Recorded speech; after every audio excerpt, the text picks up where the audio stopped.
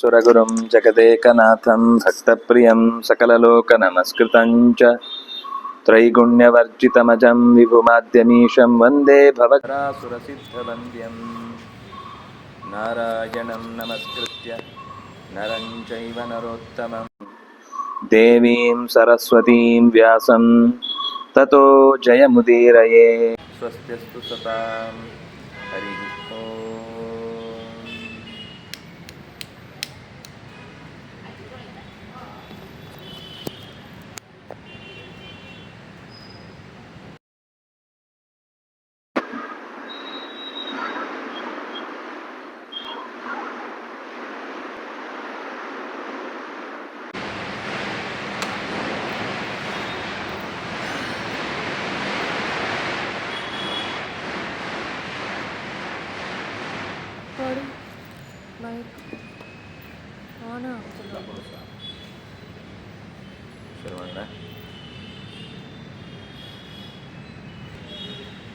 ಆರನೇ ಅಧ್ಯಾಯದ ಆರಂಭವನ್ನು ನೋಡ್ತಾ ಇದ್ದೇವೆ.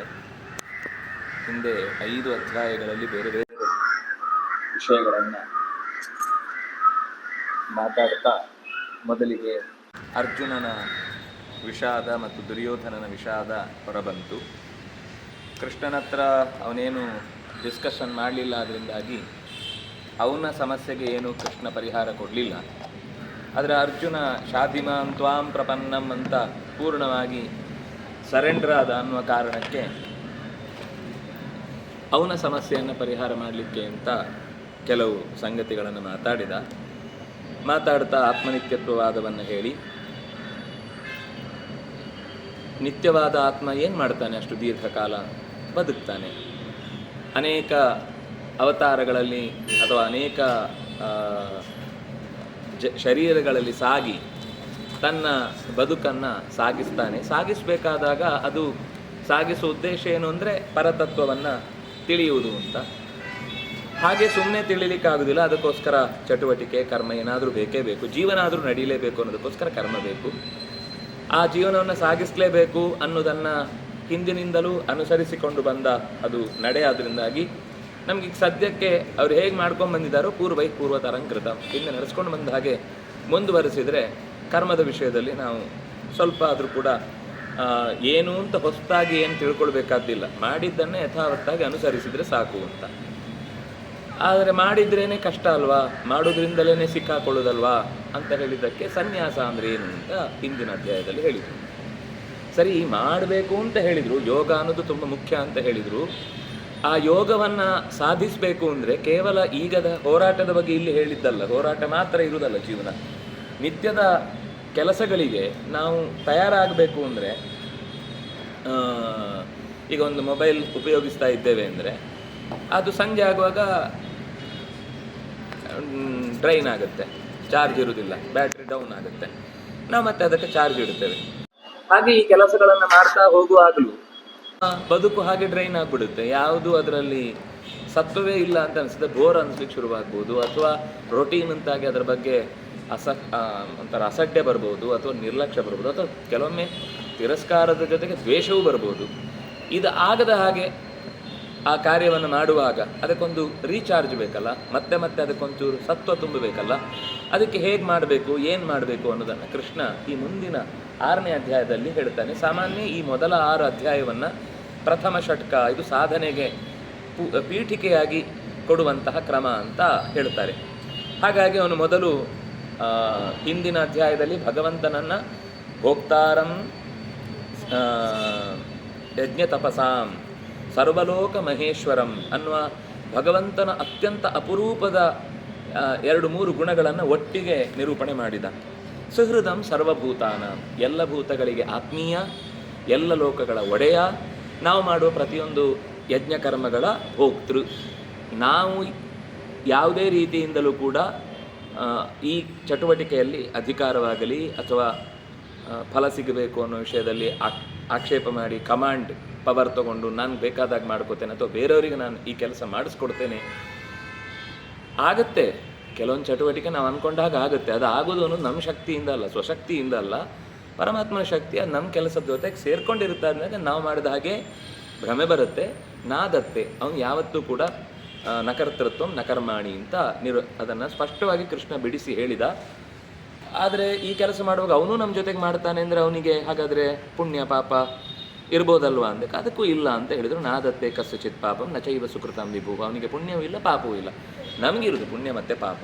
ಅದರಲ್ಲಿ ಅಲ್ಲ, ಪುಣ್ಯ ಪಾಪ ಎರಡನ್ನೂ ಉಭಯ ಸುಕೃತ ದುಷ್ಕೃತೆ ಅಂತ ಹೇಳಿಬಿಟ್ಟಿದ್ದಾನೆ. ನೀವು ಮಾಡಿಸೋದು ಯಾಕೆ ಪುಣ್ಯ ಕರ್ಮ ಪಾಪ ಕರ್ಮ, ಆಮೇಲೆ ಉಭಯ ಸುಕೃತ ದುಷ್ಕೃತೆ ತ್ಯಕ್ತ್ವ ಅಂತ ಬಿಡಿಸೋದು ಯಾಕೆ ಅಂತ ಕೇಳಿದರೆ, ಬಿಡಿಸ್ಬೇಕು ಅಂತ ಹೇಳಿದ್ದು ಪುಣ್ಯ ಪಾಪಗಳಲ್ಲಿ ಕೆಲವು ಅಂಶ ಗಮನಿಸಬೇಕಾದ್ದಿದೆ. ಯಾಕೆಂದರೆ ಪಾಪದಲ್ಲಿ ಮತ್ತೆ ಒಳ್ಳೆ ಪಾಪ ಕೆಟ್ಟ ಪಾಪ ಅಂತಿಲ್ಲ, ಪಾಪ ಒಂದೇ. ಅದರ ಪುಣ್ಯದಲ್ಲಿ ಎರಡು ಥರ ಇದೆ, ಒಳ್ಳೆ ಪುಣ್ಯ ಕೆಟ್ಟ ಪುಣ್ಯ ಅಂತ ಎರಡಿದೆ. ಕೆಟ್ಟ ಪುಣ್ಯ ಅಂದರೆ ಅದರ ಅರ್ಥ ಅನರ್ಥಕ್ಕೆ ಕಾರಣ ಆಗುತ್ತೆ ಅಂತಲ್ಲ, ಅನರ್ಥದ ಬೀಜ ಅದರಲ್ಲಿದೆ. ಸಿಗುವುದು ಸುಖವೇ, ಆದರೆ ಆ ಸುಖವನ್ನು ಅನುಭವಿಸುವಾಗ ಮೈ ಮರೆತು ನಾವು ಮತ್ತಷ್ಟು ಕರ್ಮಗಳ ಅಂಟನ್ನು ಅಂಟಿಸಿಕೊಳ್ತೇವಲ್ಲ, ಇದು ನಾಳೆ ಮತ್ತೆ ಸಂಸಾರಕ್ಕೇ ಬೀಳುವ ಹಾಗೆ ಮಾಡುತ್ತೆ ಅನ್ನೋದಕ್ಕೋಸ್ಕರ ಅದನ್ನು ಅನಿಷ್ಟ ಪುಣ್ಯ ಅಂತ ಹೇಳೋದು. ವಸುತ ಪುಣ್ಯದಿಂದ ರಾಜನೇ ಆಗ್ತಾನೆ, ಸಂಪತ್ತು ಬರುತ್ತೆ, ಬೇಕಾದಷ್ಟು ಅಧಿಕಾರ ಸಿಗುತ್ತೆ, ಅಂದ್ಕೊಂಡದ್ದೆಲ್ಲ ಹೇಳ್ದ ಹಾಗಾಗುತ್ತೆ, ಎಲ್ಲ ಆಗುತ್ತೆ. ಆದರೆ ಅದು ಮತ್ತೆ ಸಂಸಾರಕ್ಕೆ ಬಂದ ಕಾರಣದಿಂದ ಏನಾಗುತ್ತೆ ಅಂದರೆ, ಇನ್ನೊಂದು ಸರ್ತಿ ಎಲ್ಲೋ ರಾಗ ದ್ವೇಷ ಅಸೂಯೆ ದ್ರೋಹ ಇತ್ಯಾದಿಗಳ ಅವಕಾಶಗಳಿಂದಾಗಿ ಮತ್ತೆ ಮತ್ತೆ ಸಂಸಾರದ ಬಂಧನದಲ್ಲಿ ಸಿಲುಕುವ ಅಪಾಯ ಇದೆ ಅನ್ನುವ ಕಾರಣಕ್ಕೋಸ್ಕರ ಅದು ಬಿಡಬೇಕಾದದ್ದು ಅಂತ ನಿರೂಪಣೆ ಮಾಡಿದರು. ಇದೆಲ್ಲ ಹೌದು, ಇದೆಲ್ಲ ನಮಗೆ ಒಂದು ಥಿಯರಿಟಿಕಲ್ ಆಯಿತು. ಇದನ್ನು ನಮ್ಮ ಜೀವನಕ್ಕೆ ರೂಪಿಸಿಕೊಂಡು ಪ್ರಾಕ್ಟಿಕಲ್ ಆಗಿ ಅನುಭವಿಸುವುದು ಹೇಗೆ ಅನ್ನೋದರ ವಿಷಯವನ್ನು ಈ ಅಧ್ಯಾಯ ಹೇಳ್ತಾ, ಕರ್ಮಫಲವನ್ನು ಆಶ್ರಯಿಸದೆ ಯಾರು ಚಟುವಟಿಕೆಯನ್ನು ನಿರಂತರವಾಗಿ ಮಾಡ್ತಾ ಇರ್ತಾನೋ ಅವನು ನಿಜವಾಗಿ ಸನ್ಯಾಸಿ. ಇದು ಹಿಂದಿನ ಅಧ್ಯಾಯದ ಸಾರ. ಈ ಮೊದಲನೇ ಶ್ಲೋಕ ಹಿಂದಿನ ಅಧ್ಯಾಯದ ಸಮಗ್ರ ಸಾರ. ಸಸನ್ಯಾಸಿ ಸ ಯೋಗೀಚ. ಸನ್ಯಾಸಕ್ಕೂ ಯೋಗಕ್ಕೂ ಸಂಬಂಧ ಇಲ್ಲ ಅನ್ಕೋಬೇಡ. ಸನ್ಯಾಸವೇ ಯೋಗ, ಯೋಗವೇ ಸನ್ಯಾಸ ಅಂತ. ಏನ್ರಿ ಒಂದು ಕನ್ಫ್ಯೂಸ್ ಮಾಡ್ತಿರಲ್ಲ ಅಂದರೆ, ಅದಕ್ಕೆ ಆ ಕರ್ಮಫಲವನ್ನು ತ್ಯಾಗ ಮಾಡುವುದು ಒಂದು ಸನ್ಯಾಸ. ಆದರೆ ಕರ್ಮಫಲ ತ್ಯಾಗ ಮಾಡ್ತಾನೆ ಹೊರತು ಕರ್ಮತ್ಯಾಗ ಮಾಡಲಿಲ್ಲ, ಅದರಿಂದಾಗಿ ಯೋಗಿ. ಯೋಗಿ ಯಾಕೆ? ಯೋಗ ಏನು ಅಂದರೆ ಚಟುವಟಿಕೆಯಲ್ಲಿ ಸಂಬಂಧ. ಸನ್ಯಾಸ ಯಾವುದು ಅಂದರೆ ಚಟುವಟಿಕೆಯಿಂದ ಬರಬಹುದಾದ ಫಲದ ಬಗ್ಗೆ ನಿರೀಕ್ಷೆ ಇಲ್ಲದೆ ಭಗವಂತನಿಗೆ ಒಪ್ಪಿಸಿ ಮಾಡುವಂತಹ ಕ್ರಿಯೆ. ಇಲ್ಲಿ ಇನ್ನೂ ಸ್ಪಷ್ಟ ಮಾಡ್ತಾರೆ, ನ ನಿರಗ್ನಿಹಿ ನ ಚ ಅಕ್ರಿಯ. ಸನ್ಯಾಸಿ ಅಂದರೆ ನೀವು ಲೋಕದಲ್ಲಿ ಅಗ್ನಿಯ ಸಂಪರ್ಕಕ್ಕೆ ಬಾರದವನು, ಲೋಕದ ಯಾವುದೇ ವ್ಯವಹಾರದಲ್ಲಿ ಚಟುವಟಿಕೆಯಲ್ಲಿ ತೊಡಗದವನು ಅನ್ನುವ ಅರ್ಥದಲ್ಲಿ ನಾನಿಲ್ಲಿ ಸನ್ಯಾಸಿ ಅಂತ ಹೇಳಿದ್ದಲ್ಲ. ಬರೀ ಅಗ್ನಿಯನ್ನು ಬಿಟ್ಟಿದ್ದಾನೆ ಅನ್ನುವ ಕಾರಣಕ್ಕೆ ಸನ್ಯಾಸಿಯೂ ಅಲ್ಲ, ಬರೀ ಚಟುವಟಿಕೆಯಲ್ಲಿ ತೊಡಗಿಲ್ಲ, ಅವನು ಪಾಡಿದ್ದು ಮಾತ್ರ ಮಾಡಿಕೊಳ್ಳುತ್ತಾನೆ ಅನ್ನೋ ವಿಷಯದಲ್ಲೂ ಅವನು ಸನ್ಯಾಸಿ ಅಂತ ಆಗುವುದಿಲ್ಲ. ಹಿಂದೆ ಹೇಳಿದ ಕರ್ಮ ಸನ್ಯಾಸ, ಕರ್ಮ ಫಲದ ಸನ್ಯಾಸ ಮಾಡಿದರೆ ಮಾತ್ರ ಅವನು ಸನ್ಯಾಸಿಯೂ ಆಗಬಲ್ಲ, ಲೋಕದ ಚಟುವಟಿಕೆಯನ್ನು ಮಾಡುವ ಕರ್ಮಯೋಗಿಯೂ ಆಗಬಲ್ಲ. ಯಾರು ಸನ್ಯಾಸ ಅಂತ ಹೇಳ್ತಾರೋ ಅವರು ಸಂಕಲ್ಪಗಳನ್ನು ಬೇರೆ ಬೇರೆ ರೀತಿಯ ಹಾಗಾಗಬೇಕಿತ್ತು, ಹೀಗಾಗಬೇಕಿತ್ತು, ಅದಾಗಬೇಕಿತ್ತು, ಇದಾಗಬೇಕಿತ್ತು ಅಂತ 100 ಅಂದ್ಕೊಳ್ಳೋದಿದೆಯಲ್ವ, ಇದೇ ಮತ್ತಷ್ಟು ಕರ್ಮಗಳಿಗೆ ಅಡಿಪಾಯವಾಗಿ ನಿಂತು ಇನ್ನೂ ಅವನನ್ನು ಅವ್ಯವಸ್ಥೆಯ ದಾರಿಯಲ್ಲಿ ಕರ್ಕೊಂಡು ಹೋಗುತ್ತೆ. ಹಾಗಾಗಿ ಸನ್ಯಾಸ ಯಾರು ಮಾಡುವುದಿಲ್ವೋ, ಕರ್ಮದ ಫಲದ ಸನ್ಯಾಸ ಯಾರು ಮಾಡುವುದಿಲ್ವೋ ಅವನು ಯಾವತ್ತೂ ಕೂಡ ಕರ್ಮಯೋಗಿ ಆಗಲಿಕ್ಕೆ ಸಾಧ್ಯವೇ ಇಲ್ಲ. ಅದನ್ನು ಕೃಷ್ಣ ಹೇಳಿದ, ನಖ್ಯ ಸನ್ಯಸ್ತ ಸಂಕಲ್ಪೋ ಯೋಗಿ ಭವತಿ ಕಶ್ಚನ. ಯಾವ ವ್ಯಕ್ತಿಯೂ ಕೂಡ ಸನ್ಯಸ್ತ ಸಂಕಲ್ಪ ಅಲ್ಲದೆ ಹೋದರೆ ಅವನು ಯೋಗಿ ಆಗಲಿಕ್ಕೆ ಸಾಧ್ಯ ಇಲ್ಲ. ಅದನ್ನು ಬಿಟ್ಟು ಬಿಡಬೇಕು ಅದರ ಸಂಕಲ್ಪಗಳ ವ್ಯವಸ್ಥೆಯಲ್ಲಿ. ಹಾಗಾದರೆ ಏರಬೇಕು ಅಂತ ಬಯಕೆ ಇರುವವನಿಗೆ ಕರ್ಮಯೋಗದ ಸ್ವರೂಪ ಏನು? ಇಲ್ಲಿ ಆಚಾರ್ಯರು ನಾನಾ ಜನಸ ಶುಶ್ರೂಷ ಕರ್ಮಾಖ್ಯ ಕರವನ್ವಿತೇ ಅನ್ನುವ ಒಂದು ವಿಶಿಷ್ಟವಾದ ಒಂದು ಸಂದೇಶವನ್ನು ಸೇರಿಸ್ತಾರೆ. ಏನು ಕರ್ಮಯೋಗ ಅಂದರೆ, ನಾವು ಸುಖವಾಗಿದ್ದೇವೆ ಅಂತಂದರೆ ನಮ್ಮ ಸುತ್ತ ಇರುವವರನ್ನು ಸುಖವಾಗಿರುವುದಕ್ಕೆ ಏನು ಮಾಡಬಹುದೋ ಅದನ್ನು ನಾವು ಮಾಡಬೇಕು. ಅದು ಲೆವೆಲ್ ಬೇರೆ ಬೇರೆ ಇರುತ್ತೆ. ಒಬ್ಬ 100 ಜನಕ್ಕೆ ಊಟ ಹಾಕ್ಬೋದು, ಒಬ್ಬ 1000 ಜನಕ್ಕೆ ಕೆಲಸ ಕೊಡ್ಬೋದು, 1,00,000 ಜನಕ್ಕೆ ಅವನೊಬ್ಬ ಅಧಿಕಾರದಿಂದ ಅವರಿಗೆ ಬೇಕಾದ ಜೀವನದ ವ್ಯವಸ್ಥೆ ಮಾಡ್ಬೋದು. ಅವರವ್ರ ಮಟ್ಟದಲ್ಲಿ ಒಬ್ಬನಿಗಾದರೂ ಸರಿಯೇ, ಅದು ಒಳ್ಳೆಯದೇ. ಒಂದು ಹೊತ್ತಿನದ್ದಾದರೂ ಸರಿಯೇ. ಆತಿಥ್ಯ ಅಂತ ಅನ್ನೋದು ಇದೇ ಅಂಶದಲ್ಲಿ ಬರುವುದು. ನಾವು ಮನೆಗೆ ಯಾರಾದರೂ ಒಬ್ಬರು ಅತಿಥಿಗಳು ಬಂದಾಗ ಅವರನ್ನು ಚೆನ್ನಾಗಿ ನೋಡಿಕೊಳ್ಳುವುದು ಅನ್ನೋದು ಕೂಡ ಅದು ಕರ್ಮಯೋಗವೇ. ಅದು ಅತಿಥಿ ದೇವೋಭವ ಅಂತ. ಅತಿಥಿಯಲ್ಲಿ ದೇವರು ಇದ್ದಾರೆ ಎನ್ನುವ ತಿಳುವಳಿಕೆ ಉಳ್ಳವನಾಗು ಅಂತ ಅರ್ಥ ವಾಕ್ಯಕ್ಕೆ. ಅತಿಥಿ ದೇವೋಭವ ಅಂದರೆ ಅತಿಥಿಯೇ ದೇವರಾಗಿದ್ದಿ ಅಂತ ಅರ್ಥ ಅಲ್ಲ. ಅತಿಥಿಯಲ್ಲಿ ದೇವರನ್ನು ಕಾಣುವವನು ಆಗು. ಮಾತೃದೇವೋಭವ, ತಾಯಿಯಲ್ಲಿ ದೇವರನ್ನು ಕಾಣುವವನು ಆಗು. ಪಿತೃದೇವೋ ಭವ, ತಂದೆಯಲ್ಲಿ ದೇವರನ್ನು ಕಾಣುವವನು ಆಗು ಅಂತ ಅರ್ಥ. ಇವರೆಲ್ಲ ಪಿತೃದೇವೋ ಭವ ಅಂದರೆ ಪಿತರೇ ದೇವರು ಅಂತ ಕೆಲವೊಂದು ಸರ್ತಿ ಕೆಲವರು ಅದನ್ನೆಲ್ಲ ವ್ಯಾಖ್ಯಾನ ಮಾಡುವುದಿದೆ. ಆದರೆ ಯಾರು ಈ ಕರ್ಮಯೋಗದ ದಾರಿಯಲ್ಲಿರ್ತಾನೆ ಅವನು ಲೋಕದ ಜನರ ಜೊತೆಗೆ ಬೆರೀಬೇಕು. ಬೆರೆಯುವುದು ಅಂತಂದರೆ ಸತ್ಸಂಗ ಅಷ್ಟೇ. ಬೆರಿಬೇಕು ಅಂತ ಊರವ್ರ ಹತ್ರ ಎಲ್ಲ ತಿರುಗಬೇಕು ಅಂತಲ್ಲ, ಕಷ್ಟದಲ್ಲಿ ಇದ್ದೇ ಇರ್ತಾರೆ ಯಾರೋ ಒಬ್ಬರು ಯಾವುದೋ ಒಂದು ರೀತಿಯಲ್ಲಿ. ಅವರ ಸಹಾಯಕ್ಕೆ ಕೈ ಚಾಚುವಂಥದ್ದು ನಿನ್ನ ಅಗತ್ಯ ಕರ್ತವ್ಯ. ಎಲ್ಲಿವರೆಗೆ? ನಿನಗೊಂದು ಸೂಚನೆ ಸಿಗುತ್ತೆ, ಇಷ್ಟರ ತನಕ ನೀನು ಮಾಡಬೇಕು ಅಂತ. ಜನಸೇವೆಯ ಒಂದು ಹಂತ ತಲುಪತ್ತದು. ಆಮೇಲೆ ಅವನಿಗೆ ಹೇಳುತ್ತೆ, ಸಾಕು ನೀನು ಇಂಟ್ರೋವರ್ಟ್ ಆಗಿ ಇಲ್ಲಿ ತನಕ ನೀನು ಮಾಡಿದ್ದಿ, ಅದು ನಿನ್ನ ಆನಂದದ ವೃದ್ಧಿಗೆ. ಯಾರು ಈ ಕರ್ತವ್ಯ ಮಾಡುವುದಿಲ್ವೋ, ಜನಸೇವೆ ಮಾಡುವುದಿಲ್ವೋ, ಅವನಿಗೆ ಎಷ್ಟೇ ದೊಡ್ಡ ಯೋಗ್ಯತೆಯಲ್ಲಿ ದೊಡ್ಡವನಾಗಿ ಆನಂದವನ್ನು ಹೊಂದುವವನೇ ಆಗಿದ್ರೂ ಕೂಡ ಆ ಆನಂದದಲ್ಲಿ ಸ್ವಲ್ಪ ಹ್ರಾಸ ಆಗುತ್ತೆ. ಸಿಗಬೇಕಾದ ಸುಖವೇ ಅದರಲ್ಲಿ ಒಂಚೂರು ಏನೋ ಕೊರತೆ. ಯೋಗ್ಯತೆ ಕಮ್ಮಿ ಆಗೋದಿಲ್ಲ, ಅರ್ಹತೆ ಕಮ್ಮಿ ಆಗೋದಿಲ್ಲ, ಆದರೆ ಸಿಗಬೇಕಾದ ಸುಖದಲ್ಲಿ ಅದು ಉಬ್ಬುದಿರುತ್ತಲ್ಲ, ಬಲೂನ್ ಅಷ್ಟೇ ಇರುತ್ತೆ. ಆದರೆ ಗಾಳಿ ತುಂಬಿದಾಗ ದೊಡ್ಡದಾದಾಗ ಒಂದು ಆನಂದ ಏನಿರುತ್ತೆ, ಆ ಆನಂದ ಕಮ್ಮಿ ಆಗುತ್ತೆ. ಅದರ ನಿಜವಾದ ಲೆವೆಲಿಗೆ ಅದೇನು ಮುಟ್ಟಬೇಕಿತ್ತು ಆ ಅಂಶದಲ್ಲಿ ಚೂರು ಕಮ್ಮಿ ಆಗುತ್ತೆ. ಸುಖವೇ ಅದು, ಸುಖ ಅಲ್ಲ ಅಂತಲ್ಲ, ಅವನದ್ದೇ ಸುಖ, ಅಷ್ಟೇ ಸುಖ, ಅದೇ ಸುಖ. ಆದರೆ ಎಕ್ಸ್ಪ್ಯಾನ್ಷನ್ ಏನಿದೆ ಅದು ಅವನಿಗೆ ಆಗದೇ ಹೋಗುತ್ತೆ. ಅದಕ್ಕೋಸ್ಕರ ಆದರೂ ಅವನು ಜನಸೇವೆ ಮಾಡಬೇಕು ಅಂತ ಆಚಾರ್ಯರ ಮಾತು. ಆದರೆ ಎಲ್ಲಿ ತನಕ ಅಂದರೆ ಒಂದು ಹಂತದ ತನಕ ಮಾತ್ರ.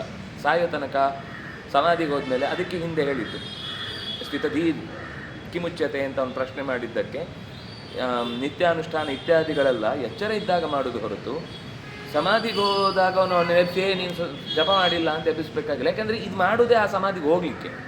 ಹೋದವ ನೀವು ಹಿಂದೆ ಕರಿತೀರಾ, ಅವ್ನು ಮುಂದೆ ಹೋಗಿ ಆಗಿದೆ, ಬಿಡಿ ಅವನನ್ನು ಮುಂದೆ ಅಂತ. ಆ ಸ್ಥಿತಿಗೆ ಒಬ್ಬ ಬಂದ ಅಂದರೆ ಧ್ಯಾನದ ಸ್ಥಿತಿಗೆ, ಆಮೇಲೆ ಅವನಿಗೆ ಈ ಜಗತ್ತಿನ ಜೊತೆಗಿನ ಸಂಪರ್ಕ. ಯಾಕೆ ಅದಕ್ಕೆ ಸಾಮಾನ್ಯರು ಕೆಲವೊಂದು ಸರ್ತಿ ಅವರು ಹಂತದಲ್ಲಿ ಭಾರೀ ಜನಸಂಪರ್ಕ ಇದ್ದವರು ಒಂದೇ ಸರ್ತಿ ಒಳಗೆ ತೊಗೊಂಡ್ಬಿಡ್ತಾರೆ ಎಲ್ಲವನ್ನು.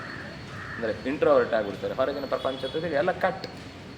ಯಾಕಂದರೆ ಅವ್ರಿಗೆ ಅನಿಸ್ಬಿಡುತ್ತೆ, ಸಾಕು ಇನ್ನು ನಾನೇನು ಮಾಡಬೇಕಾದ್ ಮಾಡಿ ಆಯಿತು. ಅಂದರೆ ಅದು ಒಂದು ಒಳಗಿನಿಂದ ಏನೋ ಸಂದೇಶ ಬರುತ್ತೆ ಅವರಿಗೆ, ಆ ಥರದ ಒಂದು ಮೆಸೇಜ್ ಬರುತ್ತೆ. ಆಯಿತು, ನಿನ್ನ ಜವಾಬ್ದಾರಿ ಆಚಾರ್ಯರಿಗೆ ಕಳಿಸ್ಕೊಟ್ರು, ಹೋಗು. ತುಂಬ ಜನ ದುಃಖ ಪಡೋರಿದ್ದಾರೆ, ಕೆಸರಲ್ಲಿ ಬಿದ್ದ ಮುತ್ತುರತ್ನಗಳುವೆಲ್ಲ. ಆ ಕೆಸರು ತೊಳೆದು ನೀನು ಅವರನ್ನು ಸರಿಯಾದ ಬೆಳಕಿನಲ್ಲಿ ನಡೆಸ್ಕೊಂಡು ಹೋಗಬೇಕಾದ ನಿನ್ನ ಕೆಲಸ, ಹೋಗು ಅಂತ ನಾರಾಯಣ ವೇದವ್ಯಾಸರು ಆಚಾರ್ಯರನ್ನು ವಾಪಸ್ ಕಳಿಸ್ತಾರೆ. ಅವ್ರು ಹೋಗಲ್ಲ ಅಂತ ಹೇಳ್ತಾರೆ. ಇವ್ರಿಗೆ ಒಬ್ರಿಗೂ ಬೇಡ ಔದಾಸೀನದ ಮುದ್ದೆಗಳು, ಇವುಗಳಿಗೆ ತೊಗೊಂಡೋಗಿ ನಾನು ಏನು ಮಾಡಲಿ ಅನ್ನೋ ರೀತಿಯಲ್ಲಿ ಅವ್ರು ಒಂದು ಸಲ ಯಾರಿಗೆ ಇಂಟ್ರೆಸ್ಟ್ ಇಲ್ಲ, ನಾನು ಇಲ್ಲೇ ಇರ್ತೇನೆ, ನಿಮ್ಮ ಸೇವೆ ಮಾಡ್ಕೊಂಡು ನಿಮ್ಮ ಪಾಠ ಕೇಳ್ಕೊಂಡು ನಿಮ್ಮ ಜೊತೆಗೆ ಆನಂದವಾಗಿರ್ತೇನೆ ಅಂತ ಹೇಳ್ತಾರೆ. ನಿನ್ನ ಭಕ್ತಿ, ನಿನ್ನ ಪ್ರಾಮಾಣಿಕತೆ, ನಿನಗಿರುವ ಆಸಕ್ತಿ, ಅವರ ಅನಾಸಕ್ತಿ ಎಲ್ಲವೂ ನನಗೆ ಗೊತ್ತು. ಆದರೂ ಕೆಲವೆಲ್ಲ ಹಾಗೆ ಮುಳುಗಿ ಹೋದಂಥವುಗಳಿವೆ, ಅವುಗಳನ್ನು ಉತ್ತರಿಸಬೇಕಾದಕ್ಕೋಸ್ಕರ ನಾನು ಕಳಿಸ್ತಾ ಇರೋದು. ಹೋಗಿ ವ್ಯವಸ್ಥೆ ಮಾಡ್ಕೊಂಡು ಮತ್ತೆ ಬಾ, ನಾನು ಇನ್ನೊಂದು ಸರ್ತಿ ಭೇಟಿ ಆಗೋದು, ಇಲ್ಲೇ ಸಿಗ್ತೇನೆ ಅಂತ ಹೇಳಿ ಕಳಿಸ್ಕೊಡ್ತಾರೆ. ಹಾಗಾಗಿ ಅವ್ರು 3ನೇ ಸರ್ತಿ ಮತ್ತೆ ಬದ್ರಿ ಪ್ರಯಾಣ ಮಾಡುವಾಗ ಶಿಷ್ಯರನ್ನೆಲ್ಲ ಅನಂತಾಸನದಲ್ಲೇ ಬಿಟ್ಟು ಒಂದು ಪಾಠ ವಿಶೇಷ ಮಂಗಳವನ್ನು ಮುಗಿಸಿ ದೇವತೆಗಳು ಮಾಡಿದಂತಹ ಅಪರೂಪದ ತುಳಸಿಯ, ದೇವಲೋಕದ ತುಳಸಿಯ ಮಾಲೆಯನ್ನು ಹಾಕ್ಕೊಂಡು ಅನಂತಾಸನದಿಂದ ಹಾಗೆ ಮಾರ್ಗಶೀರ್ಷ ಅದು ಮಾಘ ಶುದ್ಧ ನವಮಿಯ ದಿವಸ ಬದ್ರಿಯನ್ನು ಸೇರಿಕೊಂಡ್ರು ಅನ್ನುವ ಸಂಗತಿ ನಮಗೆ ಆಚಾರ್ಯರ ಜೀವನ ಚರಿತ್ರೆಯಲ್ಲಿ ಕಾಣಲಿಕ್ಕೆ ಸಿಗುವಂಥದ್ದು. ಹೀಗೆ ಮನುಷ್ಯನ ಪ್ರತಿಯೊಂದು ಜೀವನದ ಹಂತವನ್ನು ಕೂಡ ಎಲ್ಲ ಕಾಲದಲ್ಲೂ ಮತ್ತೆ ಮತ್ತೆ ವಿಶ್ಲೇಷಣೆಗೆ ಒಳಪಡಿಸಿದರೆ ಅದರಲ್ಲಿ ಈ ಕರ್ಮಯೋಗದ ಅನಿವಾರ್ಯತೆ ಪ್ರತಿಯೊಬ್ಬನಿಗೂ ಕಂಡೇ ಕಾಣುತ್ತೆ.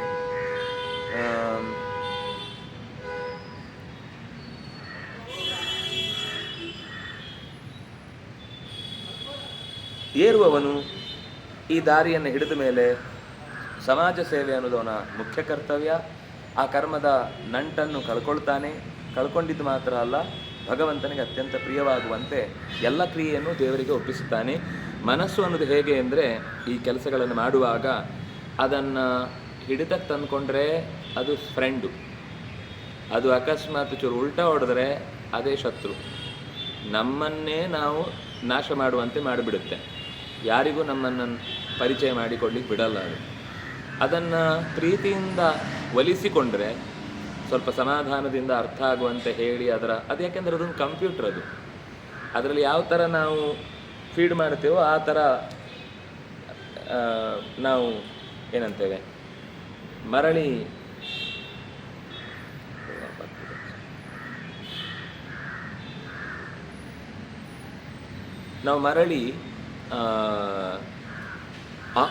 ಓಪನ್ ಮಾಡಿದರೆ ಅಥವಾ ಆನ್ ಮಾಡಿದರೆ ನಾವು ಫೀಡ್ ಮಾಡಿದ್ದೇ ಹೊರಗೆ ಬರುತ್ತೆ. ನಾವು ಎಂಥದ್ದನ್ನು ಯೋಚನೆ ಮಾಡ್ತೇವೋ ಅಂಥದ್ದೇ ಅದನ್ನೇ ಹಿಂದೆಯೂ ಕೃಷ್ಣ ಹೇಳಿದ್ದಾನೆ. ವಿಷಯ ವಿನಿವರ್ತಂತೆ ನಿರಾಹಾರಸ್ಯ ದೇಹಿನಃ. ಅದರ ಒಳಗಿದ್ದನ್ನು ನಾವೀಗ ಸ್ಟೋರೇಜ್ ಜಾಸ್ತಿ ಆಯಿತು ಅಂತ ಡಿಲೀಟ್ ಮಾಡ್ತೇವಲ್ಲ, ಹಾಗೆ ಮನಸ್ಸಿನಿಂದಲೂ ಒಂದಿಷ್ಟು ಡಿಲೀಟ್ ಮಾಡ್ತಾ ಬರಬೇಕು. ಬೇಡವಾ, ಇದು ಬೇಡ, ಈ ವಿಷಯದಲ್ಲಿ ನನಗೇನು ಆಸಕ್ತಿ ಇಲ್ಲ, ಇದು ಉಪಯುಕ್ತ ಅಲ್ಲ ಅಂತ ಅದನ್ನು ಹೊರಗೆ ತಂದರೆ ಮಾತ್ರ ಅದು ಖರ್ಚಾಗುತ್ತೆ. ನೀವು ಒಳಗಿಂದೊಳಗೇ ಅದು ಹ್ಯಾಕ್ ಆಗಿಯೋ ಕ್ರ್ಯಾಶ್ ಆಗಿಯೋ ತಾನೇ ನಷ್ಟ ಆಗೋದೇ ಇಲ್ಲ. ಈ ಏನದು ಹಾರ್ಡ್ ಡಿಸ್ಕ್ಗಳಲ್ಲಾದರೂ ಕೆಲವೊಂದು ಸರ್ತಿ ಆದರೆ ಸ್ಪೇಸ್ ಸಿಗಲ್ಲ, ಅದು ಹೊರಟೋಯ್ತು, ಅದು ಕ್ರ್ಯಾಶ್ ಆಗಿ ಏನು ಸಿಗಲ್ಲ ಅಂತ ಅನ್ನೋ ಸ್ಥಿತಿಗೆ ಬರುತ್ತೆ. ಆದರೆ ಮನಸ್ಸಾಗಲ್ಲ, ಅದು ಜನ್ಮಾಂತರದ್ದೆಲ್ಲ ಇದೆ ಅದರಲ್ಲಿ. ಇದು ಕ್ರ್ಯಾಶ್ ಆಗದೇ ಇರುವಂಥ ಮಿಕ್ಸಪ್ ಆಗಿ ಏನೇನೋ ಆಗುತ್ತೆ, ಎಲ್ಲೆಲ್ಲೋ ಆಗಿ ಯೋಚನೆಗಳು ಯಾವುದೋ ಜನ್ಮದ್ದು ಇಲ್ಲಿದ್ದು ಮಿಕ್ಸ್ ಆಗಿ ಅವನಿಗೆ ಏನು ಮಾತಾಡಬೇಕು, ಯಾರೋ ನನ್ನ ಪಕ್ಕ ಕೂತಿದ್ದಾನೆ ಅಂತ ಅನ್ನಿಸ್ಬೋದು, ಅಥವಾ ಎಲ್ಲ ಜನ ನನ್ನನ್ನು ವಿರೋಧಿಸಲಿಕ್ಕೆ ಇದ್ದ, ಕೆಲವರಿಗೆ ಹಾಗೆ ಏನೇನೋ ಅನಿಸುತ್ತೆ. ಯಾರು ಮಾತಾಡಿದ್ರು ನನ್ನನ್ನು ಬಹುಶಃ ಅವರು ಅಡ್ಡ ಹಾಕಲಿಕ್ಕೆ ಬಂದಿದ್ದಾರೆ, ನನ್ನನ್ನು ವಿರೋಧಿಸಲಿಕ್ಕೆ ಬಂದಿದ್ದಾರೆ, ಯಾರನ್ನು ಕಂಡರೂ ಅವ್ರಿಗೆ ಆಗಲ್ಲ. ಈ ಯಾಕೆ ಹೋಗುತ್ತೆ ಅಂದರೆ ಅವರು ಸ್ವಸ್ಥ ಸ್ಥಿತಿಯಲ್ಲಿ ಇರುವುದಿಲ್ಲ ಮನಸ್ಸು. ಎಲ್ಲವನ್ನು ಉಲ್ಟಾ ತಗೊಳ್ಳೋದು ಅಥವಾ ಅರ್ಥವೇ ಮಾಡಿಕೊಳ್ಳದೇ ಇರುವುದು, ಈ ಸ್ಥಿತಿಗೆ ಹೋಗುತ್ತೆ. ಇಂಥದ್ದನ್ನು ಸಹಿಸ್ಕೊಳ್ಬೇಕು ಅಂತಂದರೆ ನಾವು ಮನಸ್ಸು ಮತ್ತು ಬುದ್ಧಿ ಎರಡಕ್ಕೂ ಕೂಡ ಚಿಕಿತ್ಸೆಯನ್ನು ಆಗಾಗ ಮನವ ಶೋಧಿಸಬೇಕು ನಿಚ್ಚ ಪಾಪ ಪುಣ್ಯಗಳ ವೆಚ್ಚ ಅಂತ ದಾಸರು ಈ ವಿಷಯವನ್ನು ಬಹಳ ಎಚ್ಚರಿಕೆಯಿಂದ ನಮ್ಮ ಮನಸ್ಸನ್ನು ನಾವು ಅಬ್ಸರ್ವ್ ಮಾಡಬೇಕು ಅಂತ ಹೇಳ್ತಾರೆ.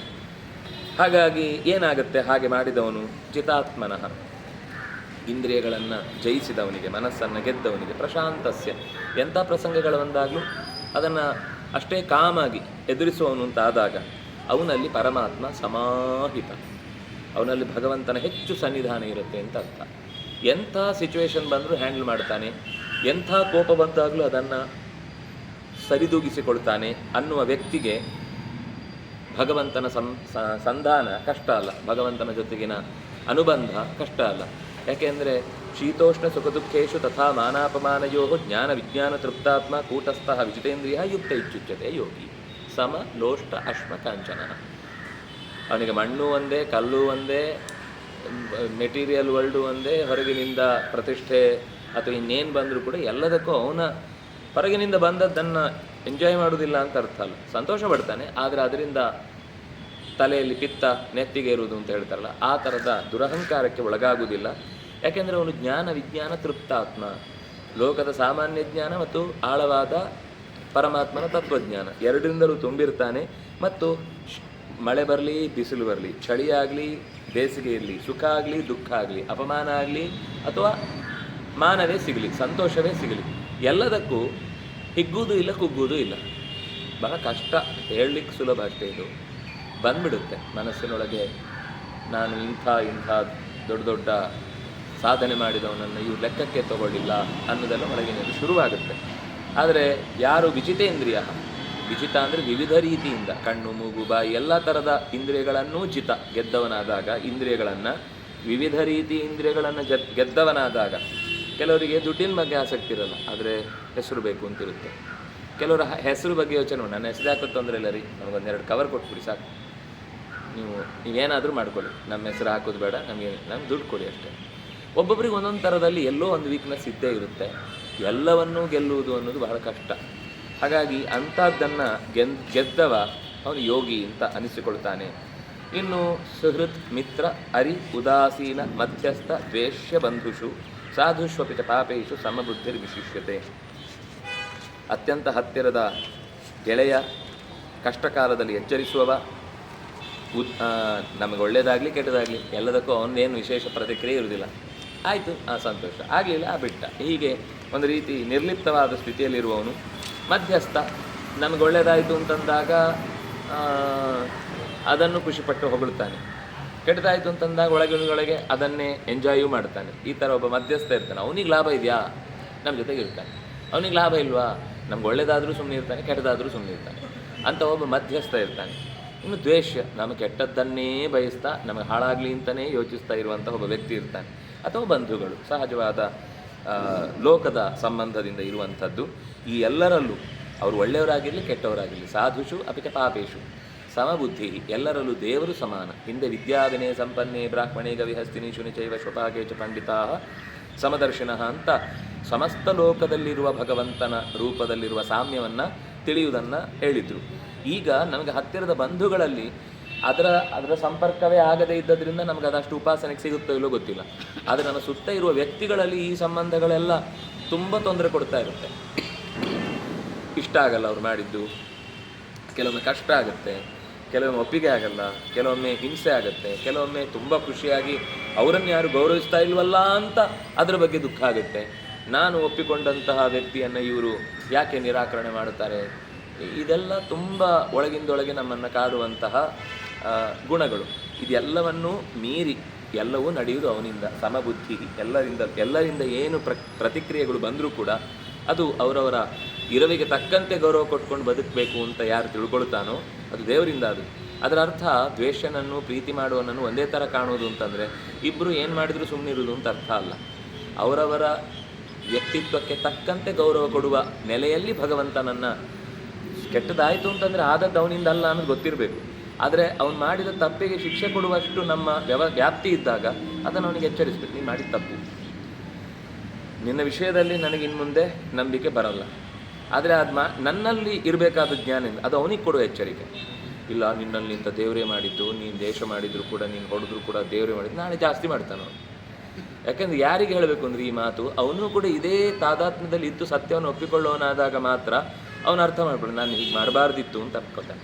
ಆದರೆ ಇದು ಯಾರಿಗೆ ಅದರ ಬಗ್ಗೆ ಅರ್ಥವೂ ಆಗೋದಿಲ್ಲ, ಇಂಟ್ರೆಸ್ಟೂ ಇರೋಲ್ಲ, ಮತ್ತು ಅದನ್ನು ತನ್ನ ದುರುದ್ದೇಶಕ್ಕೆ ಬಳಸಿಕೊಳ್ಳುವ ಸಾಧ್ಯತೆ ಜಾಸ್ತಿ ಇದ್ದಾಗ ನಿನ್ನಲ್ಲೂ ನಿಂತು ನನಗೆ ದೇವರೇ ತೊಂದರೆ ಕೊಟ್ಟದ್ದಾದ್ದರಿಂದ ನಾನು ನಿನ್ನ ಬಗ್ಗೆ ಕೋಪ ಮಾಡಿಕೊಳ್ಳಲ್ಲ, ಅದು ಹೇಳುವುದಲ್ಲ, ಅದು ಅಂದ್ಕೊಳ್ಳೋದು. ಅದು ನಮ್ಮಲ್ಲಿ ಒಳಗಿನಿಂದ ಇರಬೇಕಾದ್ದು.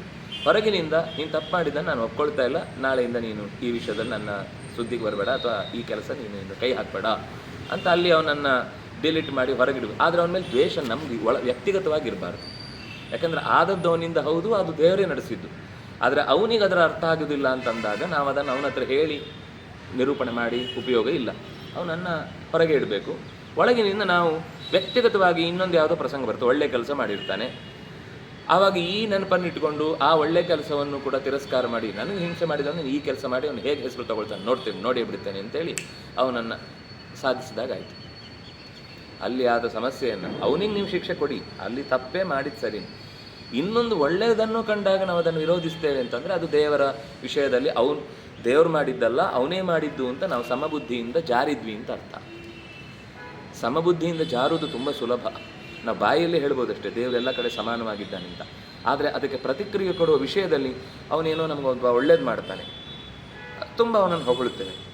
ಆಮೇಲೆ ಯಾವುದೋ ಒಂದು ಅವನು ತಪ್ಪು ಮಾಡ್ತಾನೆ, ನಮಗಿಷ್ಟ ಅನ್ನುವ ಕಾರಣಕ್ಕೆ ಅವನ ತಪ್ಪನ್ನು ಅಲ್ಲೇ ಬಿಡು ಇದೆಲ್ಲ ಆಗ್ತಾ ಇರುತ್ತೆ, ನೀನೇನು ಯೋಚನೆ ಮಾಡಬೇಡ, ನನ್ನ ಹತ್ರ ಅಧಿಕಾರ ಇದೆ, ನೋಡ್ಕೊಂಡ್ಬಿಡ್ತೇನೆ ಅಂತ ಹೇಳಿ ಅವನ ತಪ್ಪನ್ನು ತಿದ್ದದೆ ಅಕಸ್ಮಾತು ದೇವರ ಎಚ್ಚರ ಇಲ್ಲದೆ ಅವನಿಗೇನೆ ಇನ್ನಷ್ಟು ಫೇವರ್ ಆಗಿ ನಡ್ಕೊಳ್ಳೋದು ಅನ್ನೋದು ತಪ್ಪೆ. ತಪ್ಪು ಮಾಡಿದಾಗ ತಪ್ಪು, ಇದು ನೀನು ಮಾಡಿದ ತಪ್ಪೆ. ಆದರೆ ಹಿಂದಿನ ನೀನು ಮಾಡಿದ ಒಳ್ಳೆಯ ಕೆಲಸಕ್ಕೋಸ್ಕರ ಇನ್ನೊಮ್ಮೆ ತಿದ್ದಿಕೊಳ್ತೀವಿ ಅನ್ನೋದಕ್ಕೋಸ್ಕರ ಒಂದೆರಡು ಸಲ ಕ್ಷಮಿಸಬಹುದು. ಬಿಟ್ಟರೆ 100 ಸರ್ತಿ ತಪ್ಪು ಮಾಡಿದಾಗಲೂ ಧೃತರಾಷ್ಟ್ರನ ಹಾಗೆ ದುರ್ಯೋಧನಾದಿಗಳನ್ನು ಅವನು ಹೇಳ್ತಾನೆ, ನೀವು ನಂಬುವ ದೇವರಿಂದಲೇ ನಾನು ತಪ್ಪು ಮಾಡುತ್ತಾ ಇರುವುದು, ಅದರಿಂದಾಗಿ ನೀವು ನನ್ನನ್ನು ತಪ್ಪಿತಸ್ಥ ಅಂತ ಹೇಳೋದ್ರಲ್ಲಿ ಏನೂ ಅರ್ಥ ಇಲ್ಲ, ಎಲ್ಲ ಶಿಕ್ಷೆ ದೇವರಿಗೆ ಹೋಗಲಿ ಅಂದರೆ ಇದು ಅಬದ್ಧ ಮಂದಿಗೆ ವೇದಾಂತ ತಿಳಿಸಿದರೆ ಅದರಿಂದ ಆಗುವ ಅನರ್ಥ. ಅಂದರೆ ಆ ವಿಷಯವನ್ನು ಅವನು ದುರುಪಯೋಗ ಮಾಡಿಕೊಂಡು, ಅದಕ್ಕೆ ಬುದ್ಧ ತಾನು ವೇದದ ಚಿಂತನೆಯನ್ನು ದುರುದ್ದೇಶದಿಂದ ಬಳಸಿಕೊಳ್ಳುವಂತಹ ದುಷ್ಟರ ಕೈಯಿಂದ ಅದನ್ನು ಅಪಹಾರ ಮಾಡಲಿಕ್ಕೋಸ್ಕರನೇ ಅವರಿಗೆ ಇನ್ನೂ ಒಂದು ಚಿಂತನೆ ಇದಕ್ಕಿಂತ ವೇದದ ಪರಂಪರೆಗಿಂತ ಮಿಗಿಲಾದದ್ದಿದೆ ಎನ್ನುವ ಭ್ರಮೆ ಬರುವುದಕ್ಕೋಸ್ಕರ ಮಾಡಲಿಕ್ಕೆ ಬುದ್ಧಾವತಾರದಿಂದ ಮೋಹಗೊಳಿಸುವುದು ಅವನ ಉದ್ದೇಶ ಅಲ್ಲ. ಅವ್ರಿಗೆ ಬೇಕಿರುವುದು ಅದೇ ಆಗಿತ್ತು. ಅವರಿಗೆ ವೇದ ಒಪ್ಪಿಕೊಂಡೇನೋ ಅವರು ವೇದದ ಫಲವನ್ನು ಪಡೀತಾ ಇದ್ದದಲ್ಲ, ವೇದವನ್ನು ದುರುಪಯೋಗಪಡಿಸಿಕೊಂಡು ವೇದದ ಮೇಲೆ ಆಕ್ರಮಣಕ್ಕೋಸ್ಕರನೇ ವೇದವನ್ನು ಬಳಸ್ಕೊಳ್ತಾ ಇದ್ದಿದ್ದು. ಅವರ ಕೈಗೆ ಅದು ದಕ್ಕುವುದು ಯೋಗ್ಯ ಅಲ್ಲ ಅಂತ ಬುದ್ಧ ಆ ರೂಪದಿಂದ ಅವರಿಗೆ ವೇದಕ್ಕಿಂತ ಅಧಿಕವಾದ ಒಂದು ತತ್ವ ಇದೆ ಅಂತ ತಿಳಿಸುವಂತೆ ಮಾಡಿ. ಆದರೆ ವೇದವನ್ನು ನಿರಾಕರಿಸಲಿಲ್ಲ ಬುದ್ಧ ಎಲ್ಲೂ. ಆದರೆ ವೇದದಲ್ಲಿ ನಿರೂಪಿಸಲ್ಪಟ್ಟ ಎಲ್ಲ ದೇವತೆಗಳಿಗಿಂತ ತಾನು ಮಿಗಿಲೂ, ಅದು ಸ್ವತಃ ವಿಷ್ಣುವನ್ನು ಕೂಡ, ತಾನೇ ವಿಷ್ಣುವಾಗಿದ್ದರೂ ವಿಷ್ಣುವನ ಎದುರಿಸಿಯೂ ಅವನನ್ನು ಸೋಲಿಸಿದ, ಆಗ ಇವರಿಗೆ ಅನ್ನಿಸ್ತು ವೇದದಲ್ಲಿರುವ ದೇವತೆಗಳಿಗಿಂತ ಮಿಗಿಲಾದ ದೇವತೆ ಇದು ವೇದದಲ್ಲಿ ಎಲ್ಲೂ ಇಲ್ಲ ಈ ರೂಪದ ಬಗ್ಗೆ. ಹಾಗಾದರೆ ಇವನು ಹೇಳಿದ ಮಾತೆ ನಮಗೆ ಇನ್ನು ಹೆಚ್ಚು ಉಪಕಾರಕ ಅಂತ ಭಾವಿಸಿ ವೇದವನ್ನು ತಿರಸ್ಕಾರ ಮಾಡಿಬಿಟ್ರು. ಹೊರತು ಅವರಲ್ಲಿ ಆ ಅರ್ಹತೆ ಇಲ್ಲದೆ ಆ ಶಾಸ್ತ್ರವನ್ನು ದುರುಪಯೋಗಪಡಿಸ್ಕೊಂಡದ್ದಕ್ಕೋಸ್ಕರ ಭಗವಂತ ಅವರಿಗೆ ದಕ್ಕಬೇಕಾದ ಆಹಾರ ಕೊಟ್ಟ ಹೊರತು ಅವರನ್ನು ಮೋಸ ಮಾಡಿದ್ದಲ್ಲ. ಯಾರಿಗೆ ಯಾವ ಪದಾರ್ಥ ತಿಂದರೆ ಸಂತೋಷ ಆಗುತ್ತೋ ಆ ಪದಾರ್ಥ ಭರಿಸುವುದೇ ಭಗವಂತನ ಒಂದು ಸಹಜವಾದ ಪ್ರವೃತ್ತಿ, ತಾಯಿಯ ಹಾಗೆ. ಹೀಗೆ ಸರಿ, ಇಷ್ಟು ಎಚ್ಚರ ಕೊಟ್ಟರು. ಯಾರು ಪರಮಾತ್ಮನನ್ನು ನಿರಂತರವಾಗಿ ಸಂಪರ್ಕದಲ್ಲಿ ಇಟ್ಟುಕೊಂಡು ಏಕಾಂತದಲ್ಲಿ ಇದ್ದು ಮನಸ್ಸನ್ನು ನಿಯಂತ್ರಿಸಿ ಕೆಟ್ಟ ಆಸೆಗಳಿಗೆ ಬಲಿಯಾಗದೆ ಬೇರೆಯವರ ಸೊತ್ತನ್ನು ತಾನು ಸ್ವೀಕರಿಸದೆ, ಅಂದರೆ ಯಾವಾಗಲೂ ಇನ್ನೊಬ್ಬರ ಹತ್ರನೇ ಸ್ಕ್ಯಾನ್ ಕೋಡ್ ಇಟ್ಕೊಂಡೇ ತಿರುಗಾಡೋದು. ನನಗೆ ಕಷ್ಟ ಆಗಿದೆ, ನನಗೆ ನಷ್ಟ ಆಗಿದೆ, ನಾನು ಆಸ್ಪತ್ರೆಯಲ್ಲಿದ್ದೀನಿ, ವರ್ಷ ಇಡೀ. ಯಾರೋ ಮೊನ್ನೆ ಒಬ್ಬರು ಫೋನ್ ಮಾಡಿ ಕೇಳಿದರು, ದಾನ ಮಾಡಬೇಕು ಅಂತ ಹೇಳ್ತಾರೆ, ಸರಿ ನಮಗೆ ತುಂಬ ಕಷ್ಟ ಆಗಿದೆ, ನಾವು ಯಾರನ್ನೋ ಒಬ್ಬರನ್ನು ಗುರುಗಳು ಅಂತ ಅವ್ರ ಹತ್ರನೇ ತುಂಬ ವ್ಯವಹಾರ ಮಾಡ್ತಿದ್ವಿ. ಅವರು ನಮ್ಮ ಹತ್ರ ವಾರಕ್ಕೊಮ್ಮೆ ನಾನು ಕಷ್ಟದಲ್ಲಿದ್ದೀನಿ, ನನಗೆ ನೀವು ದುಡ್ಡು ಕೊಡಬೇಕು, ಈ ಗುರುಗಳಾಗಿ ನೀವು ಹೀಗೆ ಮಾಡದೇ ಇದ್ದರೆ, ಗುರುಗಳಿಗೆ ನೀವು ಸೇವೆ ಮಾಡದೇ ಇದ್ದರೆ ನಿಮಗೆ ಅನರ್ಥ ಆಗುತ್ತೆ ಅಂತ ನನಗೆ ಹೇಳ್ತಿದ್ದಾರೆ. ನನಗೆ ತುಂಬ ಕಷ್ಟ ಆಗಿದೆ, ನಾನು ಏನು ಮಾಡಬೇಕು, ತಪ್ಪಾಗುತ್ತಾ ನಾನು ಅವರ ಈ ಕೋರಿಕೆಯನ್ನು ಈಡೇರಿಸದಿದ್ದರೆ? ನನಗೆ ಅನ್ನಿಸ್ತಿದೆ ಅವ್ರು ಯಾವತ್ತೂ ಕೂಡ ಒಂದು ದಿವಸ ಆಸ್ಪತ್ರೆ ಫೋಟೋ ಕಳಿಸ್ಲಿಲ್ಲ. ಅದೇ ಆಸ್ಪತ್ರೆಯ ಚೀಟಿಯನ್ನು ಬೇರೆ ಬೇರೆ ಆ್ಯಂಗಲಿಂದ ತೆಗೆದು ಇಷ್ಟು ಖರ್ಚಾಯಿತು ಅಂತ ನನಗೆ ತೋರಿಸ್ತದೆ. ನಮ್ಗೆ ಗೊತ್ತಾಗುತ್ತೆ, ಡೇಟ್ ಇರುತ್ತೆ ಅಥವಾ ಇನ್ನೇನೋ ಒಂದು ವ್ಯತ್ಯಾಸ ಇರುತ್ತೆ. ಹಾಗೆ ಹೇಳಿದೆ, ಬಿಡಿ ನೀವೇನು ಯೋಚನೆ ಅಲ್ಲ, ನಂಗೆ ಪಾಪ ಬರುತ್ತೆ. ಯಾಕ್ರಿ ಪಾಪ ಬರುತ್ತೆ? ಕೇಳುವನು ಅವನು ನಿಜವಾಗಿ ಗುರುನೇ ಅಲ್ಲ. ಯಾವುದೋ ಒಂದು ಸರ್ತಿ ಕೇಳಿದಾನೆ ಅಂದರೆ ಕಷ್ಟ ನಿಜವಾಗ್ಲೂ ಇರುತ್ತೆ, ಕೇಳುವುದೇನು ತಪ್ಪಲ್ಲ, ನೀವು ನಿಮ್ಮಿಂದ ಸಹಾಯ ಆಗ್ಬೋದು. ಅದು ಒತ್ತಾಯ ಮಾಡದೆ ಆದರೆ ಕೊಡಿ ಅಂತ ಕೇಳುವ ಒಂದು ಪರಿಸ್ಥಿತಿ ಅವನಿಗೆ ಎಷ್ಟು ಕಷ್ಟ ಇರುತ್ತೆ ಯಾರಿಗೆ ಗೊತ್ತು. ಕೇಳಲಿಕ್ಕೆ ಬರುವ ಒಂದು ದುಸ್ಥಿತಿ ಇದೆಯಲ್ವಾ ಪ್ರಾಮಾಣಿಕರಿಗೆ, ಅದಕ್ಕಿಂತ ಜೀವನದಲ್ಲಿ ಇನ್ನೊಂದು ಕಷ್ಟ ಇಲ್ಲ. ಬಡತನದಿಂದ ಸತ್ತೋದ್ರೂ ಬೇಜಾರಾಗಲ್ಲ ಅವರಿಗೆ. ಆದರೆ ಸ್ವಾಭಿಮಾನದಿಂದ ಬದುಕಿದವನಿಗೆ ಇನ್ನೊಬ್ಬನ ಮುಂದೆ ₹1 ನಂಗೆ ಬೇಕಿತ್ತು ಅಂತ ಕೇಳಬೇಕು ಅಂದರೆ ನಾಳೆಗೆ ಕತ್ತರಿಸ್ಕೊಂಡ್ಬಿಡೋಣ ಅನ್ನೋಷ್ಟು ನೋವಾಗುತ್ತೆ. ಕೇಳಬಾರ್ದು ಅಂತ ಆ ಅಭಿಮಾನಕ್ಕಾಗುವ ತೊಡಕಿನ ಮುಂದೆ ಬೇರೆ ಯಾವ ನೋವಲ್ಲ. ಆದರೂ ಒಂದೆರಡು ಸರ್ತಿ ಕೇಳ್ತಾರೆ ಅಂದರೆ ಅವ್ರಿಗೆ ಏನೋ ಕಷ್ಟ ಇರುತ್ತೆ, ಅಲ್ಲಿ ಸರಿ. ಉಳಿದಂತೆ ನೀವು ಮತ್ತೆ ಅದಕ್ಕೆ ಕೊಡಬೇಕಾಗಿಲ್ಲ, ಏನು ಯೋಚನೆ ಮಾಡೋದು ಬೇಡ. ನೀವು ಒಂದು ಕೆಲಸ ಮಾಡಿ, ನನಗೆ ಈ ವಿಷಯದಲ್ಲಿ ನನ್ನ ಕಷ್ಟವೇ ದೊಡ್ಡದಾಗಿದೆ. ಮತ್ತು ಒಂದು ವಿಷಯ ಹೇಳಿದೆ, ಯಾರೂ ಕೂಡ ಅವ್ರ ಮನೆ ಮಾರಿ ಇನ್ನೊಬ್ಬರಿಗೆ ಸಹಾಯ ಮಾಡಿ ಅಂತ ಎಲ್ಲೂ ಹೇಳಿಲ್ಲ. ನಿನ್ನ ಅಗತ್ಯಕ್ಕಿಂತ ಹೆಚ್ಚಿನದ್ದಿದ್ದರೆ ಅಗತ್ಯ ಇದ್ದವರಿಗೆ ಕೊಡು ಅಂತ ಹೇಳಿದ್ದು. ಅದು ದಾನ ಆಗೋದಿಲ್ಲ, ಸಹಾಯ ಆಗುತ್ತೆ. ಸಹಾಯಕ್ಕೂ ಪುಣ್ಯ ಇದೆ. ಆ ಕೆಲಸ ನೀವು ಮಾಡಿದ್ದೀರಿ ಹಿಂದೆ, ಇನ್ನು ಮುಂದೆ ನೀವು ಅದರ ಬಗ್ಗೆ ಏನು ತಲೆ ಕೆಡಿಸ್ಕೊಂಡು ಬಿಟ್ಬಿಡಿ. ಆಮೇಲೆ ಸ್ವಲ್ಪ ಸಮಾಧಾನ ಆಯಿತು ಅವರಿಗೆ. ನನಗೆ ನಾನು ಏನೋ ಕೆಟ್ಟ ಕೆಲಸ ಮಾಡ್ತಾ ಇದ್ದೇನೆ ಅಥವಾ ಅವರಿಂದ ನನಗೇನೋ ಕೆಲವು ಸಂದರ್ಭ ಬಂದಾಗ ಅವರು ನನಗೆ ಒಳ್ಳೆಯ ವಿಷಯಗಳನ್ನು ಹೇಳಿ ನನಗೆ ಖುಷಿಪಡಿಸಿದ್ದಾರೆ ಅನ್ನೋ ಕಾರಣಕ್ಕೆ ನಾನು ತುಂಬ ಸಹಿಸ್ಕೊಂಡಿದ್ದೆ. ಆದರೆ ಈಗ ವಿಪರೀತ ಮತ್ತೆ ಕೇಳ್ತಾ ಇದ್ದಾರೆ. ನನಗೆ ಪ್ರತಿ ಸರ್ತಿ ಒಂದು ಕೇಳೋದಿಲ್ಲ, ಸ್ಕ್ಯಾನ್ ಕೋಡ್ ಹಾಕೋದು, ಆಸ್ಪತ್ರೆ ಅದು ಯಾವುದೋ ಒಂದು ಬಿಲ್ಲಿದ್ದು ಫೋಟೋ ಹಾಕೋದು, ನಮಸ್ಕಾರ ಹಾಕೋದು. ಅವ್ರಿಗೆ ಪಾಪ ಟೆನ್ಷನ್, ಏನು ಮಾಡಲಿ ಅಂತ. ಅಂದರೆ ಈ ಬೋರ್ಡ್ ಹಾಕ್ಕೊಂಡು ತಿರುಗುವವರ ಕೆಲವು ಕಷ್ಟಗಳಿದೆಯಲ್ಲ, ಅವ್ರನ್ನ ಹೇಳಲಿಕ್ಕೆ ಸಾಧ್ಯ ಇಲ್ಲ. ನಿನ್ನೆ ಇನ್ಯಾರೋ ಒಬ್ಬರು ಹಾಗೆ ನಾನು ರೆಕಾರ್ಡಿಂಗ್ ಹೋದಾಗ ಅವರು ಹೇಳ್ತಿದ್ರು, ನಂಗೆ ಕಷ್ಟ ಆಗಿಬಿಟ್ಟಿದೆ, ಎಲ್ಲ ಒಂದು 4 ದಿವಸ ಏನೋ ಸಮಾಜ ಉದ್ಧಾರ ಮಾಡ್ತೇನೆ ಅಂತ ಹೊರಡ್ತಾರೆ ಧರ್ಮದ ಹೆಸರು ಹೇಳ್ಕೊಂಡು. ಆಮೇಲೆ ನಾವು ನಮ್ಮ ಧಾರ್ಮಿಕ ಕೆಲಸ ಮಾಡಲಿಕ್ಕೆ ದುಡ್ಡಿನ ಅಗತ್ಯ ಇದೆ, ನೀವು ಇಷ್ಟು ದುಡ್ಡು ಕೊಡದೇ ಇದ್ದರೆ ನಾವು ಧರ್ಮ ಮಾಡೋದು ಹೇಗೆ, ನಾವು ಧರ್ಮಕ್ಕೋಸ್ಕರ ನಿಂತಿದ್ದೇವೆ, ಅದಕ್ಕೆ ನೀವು ಸಹಾಯ ಮಾಡಲೇಬೇಕು, ಇದು ನಿಮ್ಮ ಕರ್ತವ್ಯ ಅಂತ ನಮಗೆ ವಾಪಸ್ ಮೆಸೇಜ್ ಹಾಕ್ತಾರೆ. ಒಂದು ಸರ್ತಿ ಯಾವುದೋ ಒಂದು ದೊಡ್ಡ ಕಾರ್ಯಕ್ರಮ ನಮ್ಮ ಕಣ್ಣ ಮುಂದೆ ಆ ಕಾರ್ಯಕ್ರಮ ನಡೀತಾ ಇದೆ, ಇದರ ನೀವು ಭಾಗಿದಾರರು ಮಾಡಿದಾಗ ನಾವು ನಂಬಿ ಮಾಡ್ಬೋದು. ಅವರು ಊರು ತಿರುಗಲಿಕ್ಕೆ ಇನ್ನೇನೋ ಮಾಡಲಿಕ್ಕೆ ನಾವು ಪ್ರತಿ ಸರ್ತಿಯೂ ಕೊಡಬೇಕು ಅಂದರೆ ಎಲ್ಲಿಂದ ಕೊಡಬೇಕು? ನನಗೆ ಇವರಿಂಥವ್ರನ್ನು ಕಂಡ್ರಾಗಲು ಚಂದ ಎತ್ತರನ್ನು ಕಂಡ್ರೆ ಸಿಟ್ಟು ಬರುತ್ತೆ ಅಂತ ಬೈಕಿದ್ರು. ಇದರಿಂದ ಏನಾಗುತ್ತೆ ಗೊತ್ತಾ, ಪಾಪ ಪ್ರಾಮಾಣಿಕವಾಗಿ ಅಂಥ ಕೆಲಸ ಮಾಡೋರಿಗೂ ಕಷ್ಟ ಆಗಿಬಿಡುತ್ತೆ, ಅವರನ್ನು ಡೌಟ್ಫುಲ್ಲಾಗಿ ನೋಡುವ ಹಾಗಾಗುತ್ತೆ. ಅಂದರೆ ಈ ಥರ ಸಮಾಜದಲ್ಲಿ ಕೆಲವೊಂದು ಸರ್ತಿ ದುರುಪಯೋಗಪಡಿಸಿಕೊಳ್ಳುವಂತಹ ಆಸೆ ಬುರುಕತನ ಅತ್ಯಂತ ಹೆಚ್ಚಿರುತ್ತೆ. ಯಾರು ಆ ಆಸೆಯ ಸಂಕೋಲೆಯಿಂದ ಕಳಚಿಕೊಳ್ತಾನೋ, ಇನ್ನೊಬ್ಬರ ಸೊತ್ತಿಗಾಗಿ ಯಾರು ಆಸೆ ಪಡುವುದಿಲ್ವೋ, ಮತ್ತೆ ನನಗೆ ಆ ವಸ್ತುಗಳು ಬೇಕು ಅಂತ ಅದರ ಬೆನ್ನ ಹಿಂದೆ ಬೀಳುವುದಿಲ್ವೋ, ಅವನು ಮಾತ್ರ ನಿಜವಾಗಿಯೂ ಯೋಗಿ ಆಗ್ತಾನೆ ಹೊರತು ಇಲ್ಲಾಂದ್ರೆ ಅವನು ಭೋಗಿ ಆಗ್ತಾನೆ ಅಷ್ಟೇ. ಲೋಕದ ಭೋಗಗಳಿಗೋಸ್ಕರವೇ ತನ್ನ ಬದುಕನ್ನು ಹಂಚಿಕೊಳ್ತಾನೆ ಅಂತಾಗುತ್ತೆ. ಹಾಗಾದರೆ ಅಲ್ಲಿ ಒಂದು ಮಾತು ಹೇಳಿದ್ದು, ಆತ್ಮಾನಂ ಸತತಂ ಯುಂಜೀತ ಅಂತ ಹೇಳಿದ. ಇದು ಹೇಗೆ? ಭಗವಂತನನ್ನು ನಿರಂತರ ಸಂಪರ್ಕದಲ್ಲಿ ಇಟ್ಟುಕೋ. ಹೇಗೆ ಇಟ್ಕೊಳ್ಬೇಕು ನಮ್ಗೆ ಗೊತ್ತಿಲ್ಲ. ಅದಕ್ಕೆ ಮುಂದೆ ಒಂದು 10-12 ಶ್ಲೋಕಗಳಲ್ಲಿ ಕೂಡುವ ಬಗೆ, ಕೂಡುವಾಗ ವಸ್ತುಗಳನ್ನು ಏನು ಬಳಸಬೇಕು, ಹೇಗೆ ಕೂಡಬೇಕು, ಆಸನವನ್ನು ಹೇಗೆ ಜಯಿಸಬೇಕು, ಉಸಿರಾಟದ ನಿಯಂತ್ರಣ ಹೇಗಿರಬೇಕು, ಅಲ್ಲಿ ನಾವು ಚಿಂತಿಸಬೇಕಾದ ಭಗವಂತನ ಹೃದಯದಲ್ಲಿರುವ ಮಧ್ಯದ ರೂಪ ಹೇಗೆ ಬರಬೇಕು ಅನ್ನೋದನ್ನೆಲ್ಲ ತುಂಬ ಅದ್ಭುತವಾಗಿ ಈ ಮುಂದಿನ ಮಾತುಗಳು ಹೇಳ್ತಾರೆ. ಶುಚಿಯಾದ ಪ್ರದೇಶ, ಫಸ್ಟು ಶುಚಿಯಾದ ದೇಶ. ದೇಶವೇ ಇಲ್ಲ ಅಂದರೆ ಜಪ ಮಾಡೋದು ಹೇಗೆ? ಎಲ್ಲ ಈ ಧರ್ಮವನ್ನೇ ನಿರಾಕರಿಸುವ ಅಥವಾ ಇದರ ಮೇಲೆ ದಾಳಿ ಮಾಡಬೇಕು ಅಂತ ನಿರಂತರ ಭುಗಿಲೆದ್ದು ಕಾಯುವ. ನಿನ್ನೆನೋ ಮೊನ್ನೆನೋ ಯಮುನೆಯ ತೀರದಲ್ಲಿ ಒಂದು ಆರತಿ ಇತ್ತು, ನೆನಪಿಲ್ಲ, ಡೇಟ್ ಆಚೀಚೆ ಆಗಿರ್ಬೋದು. ಆಗ ಒಂದು ಹೆಂಗಸು ಮಾತಾಡ್ತು, ನಾವೊಂದು 10 ವರ್ಷ ಯಮುನಾ ತೀರದ ಹತ್ರ ಬರಲಿಕ್ಕೂ ಬಿಡ್ತಿರ್ಲಿಲ್ಲ, ಬಂದು ನಾವು ನಮ್ಮ ಶ್ರದ್ಧೆಯಿಂದ ಏನೋ ಮಾಡ್ತೇವೆ ಅಂತಂದರೂ ಅವಕಾಶ ಕೊಡ್ತಿರಲಿಲ್ಲ. ಈಗ ಒಂದು ಸುಮಾರು ಹೊಸ ವ್ಯವಸ್ಥೆ ಬಂದ ಮೇಲೆ ಯಮುನೆಯ ಶುದ್ಧಿಯ ಕಾರ್ಯ ಎಲ್ಲ ಏನೇನೋ ಒಂದು ಸುಲಭದಲ್ಲಿ ಆಗೋದಿಲ್ಲ. ಯಾಕೆಂದರೆ ಈ ಕಾರ್ಖಾನೆಗಳು ನಮ್ಮ ನಿತ್ಯದ ಊಟ ತಿಂಡಿಯ ನೀರು ಅಲ್ಲಿಗೆ ಹೋಗಿ ಬೀಳುವ ತನಕವೂ ಶುದ್ಧಿ ಮಾಡೋದು ತುಂಬ ಕಷ್ಟ ಉಂಟು. ಅದಕ್ಕೆ ಬೇರೆ ದಾರಿ ಹುಡುಕದೆ ನಮಗೆ ನದಿ ಶುದ್ಧಿ ಮಾಡಲಿಕ್ಕೆ ಸಾಧ್ಯವೇ ಇಲ್ಲ. ಫಸ್ಟು ನಮ್ಮ ಬ್ರಷ್ಷು, ಪೇಸ್ಟು, ಸೋಪು, ಬಟ್ಟೆ ಒಗೆಯೋ ಸೋಪು ಅಥವಾ ಬಟ್ಟೆಗೆ ಹಾಕುವ ಪುಡಿ, ಇನ್ನು ಪಾತ್ರೆ ತೊಳೆಯುವಂಥದ್ದು, ಇಂಥದ್ದು ಏನೆಲ್ಲ ನಾವು ಕೆಮಿಕಲ್ ಯೂಸ್ ಮಾಡ್ತೇವೆ ಇದು ಪರ್ಸೆಂಟೇಜ್ ವೈಸ್ ನೋಡಿದ್ರೆ 75% ಇದರಿಂದ. ನೀರು ಮಾತ್ರ, ಗಾಳಿ ಗೀಳಿಗೆಲ್ಲ ನಮ್ಮ ವಾಹನ ಇದೆ, ಕಾರ್ಖಾನೆಗಳಿವೆ, ಎಲ್ಲ ಇದೆ. ನಾವು ಬಳಸುವ ಈ ಮಾಧ್ಯಮ ಕೂಡ ಇದರಲ್ಲೂ ಗಾಳಿ ಕೆಡುವಂಥದ್ದಿದೆ. ಪ್ರಮಾಣ ಕಮ್ಮಿ ಇರ್ಬೋದು. ಯಾವುದು ಯಂತ್ರವಾಗಿ ಬಳಕೆ ಆಗುತ್ತೋ ಎಲ್ಲದರಲ್ಲೂ ಆ ಅಂಶ ಇದೆ, ಗೊತ್ತಿರಬೇಕು ಅಂತ ಹೇಳಿದ್ದು. ನಾನೀಗ ಬಿಡ್ಲಿಕ್ಕಾಗುತ್ತೆ ಅಂತ ಹೇಳಿದ್ದಲ್ಲ. ಇದರಲ್ಲೂ ಕೂಡ ನಾವೇನು ಪ್ರಕೃತಿ ಹಾನಿ ಮಾಡ್ತಾ ಇಲ್ಲ ಅಂತ ನಾವು ಹೆಮ್ಮೆ ಪಡುವ ಹಾಗಿಲ್ಲ. ಇದು ಒಂದು ರೀತಿಯಲ್ಲಿ ಇಲ್ಲಿಯ ವಾತಾವರಣದಲ್ಲಿ ಎಳೆಯುವ ಸಿಗ್ನಲ್ಸ್ಗಳಿಂದ ಪಕ್ಷಿಗಳು, ಪ್ರಾಣಿಗಳು, ಎಷ್ಟೋ ಕ್ರಿಮಿಕೀಟಗಳು, ಮರಗಳಲ್ಲಿ ಉಳಿಯುವಂಥವುಗಳೆಲ್ಲ ಇವತ್ತಿಲ್ವೇ ಇಲ್ಲ. ಎಲ್ಲ ಹೋಗಿರೋದಕ್ಕೆ ಕಾರಣ ಇದು.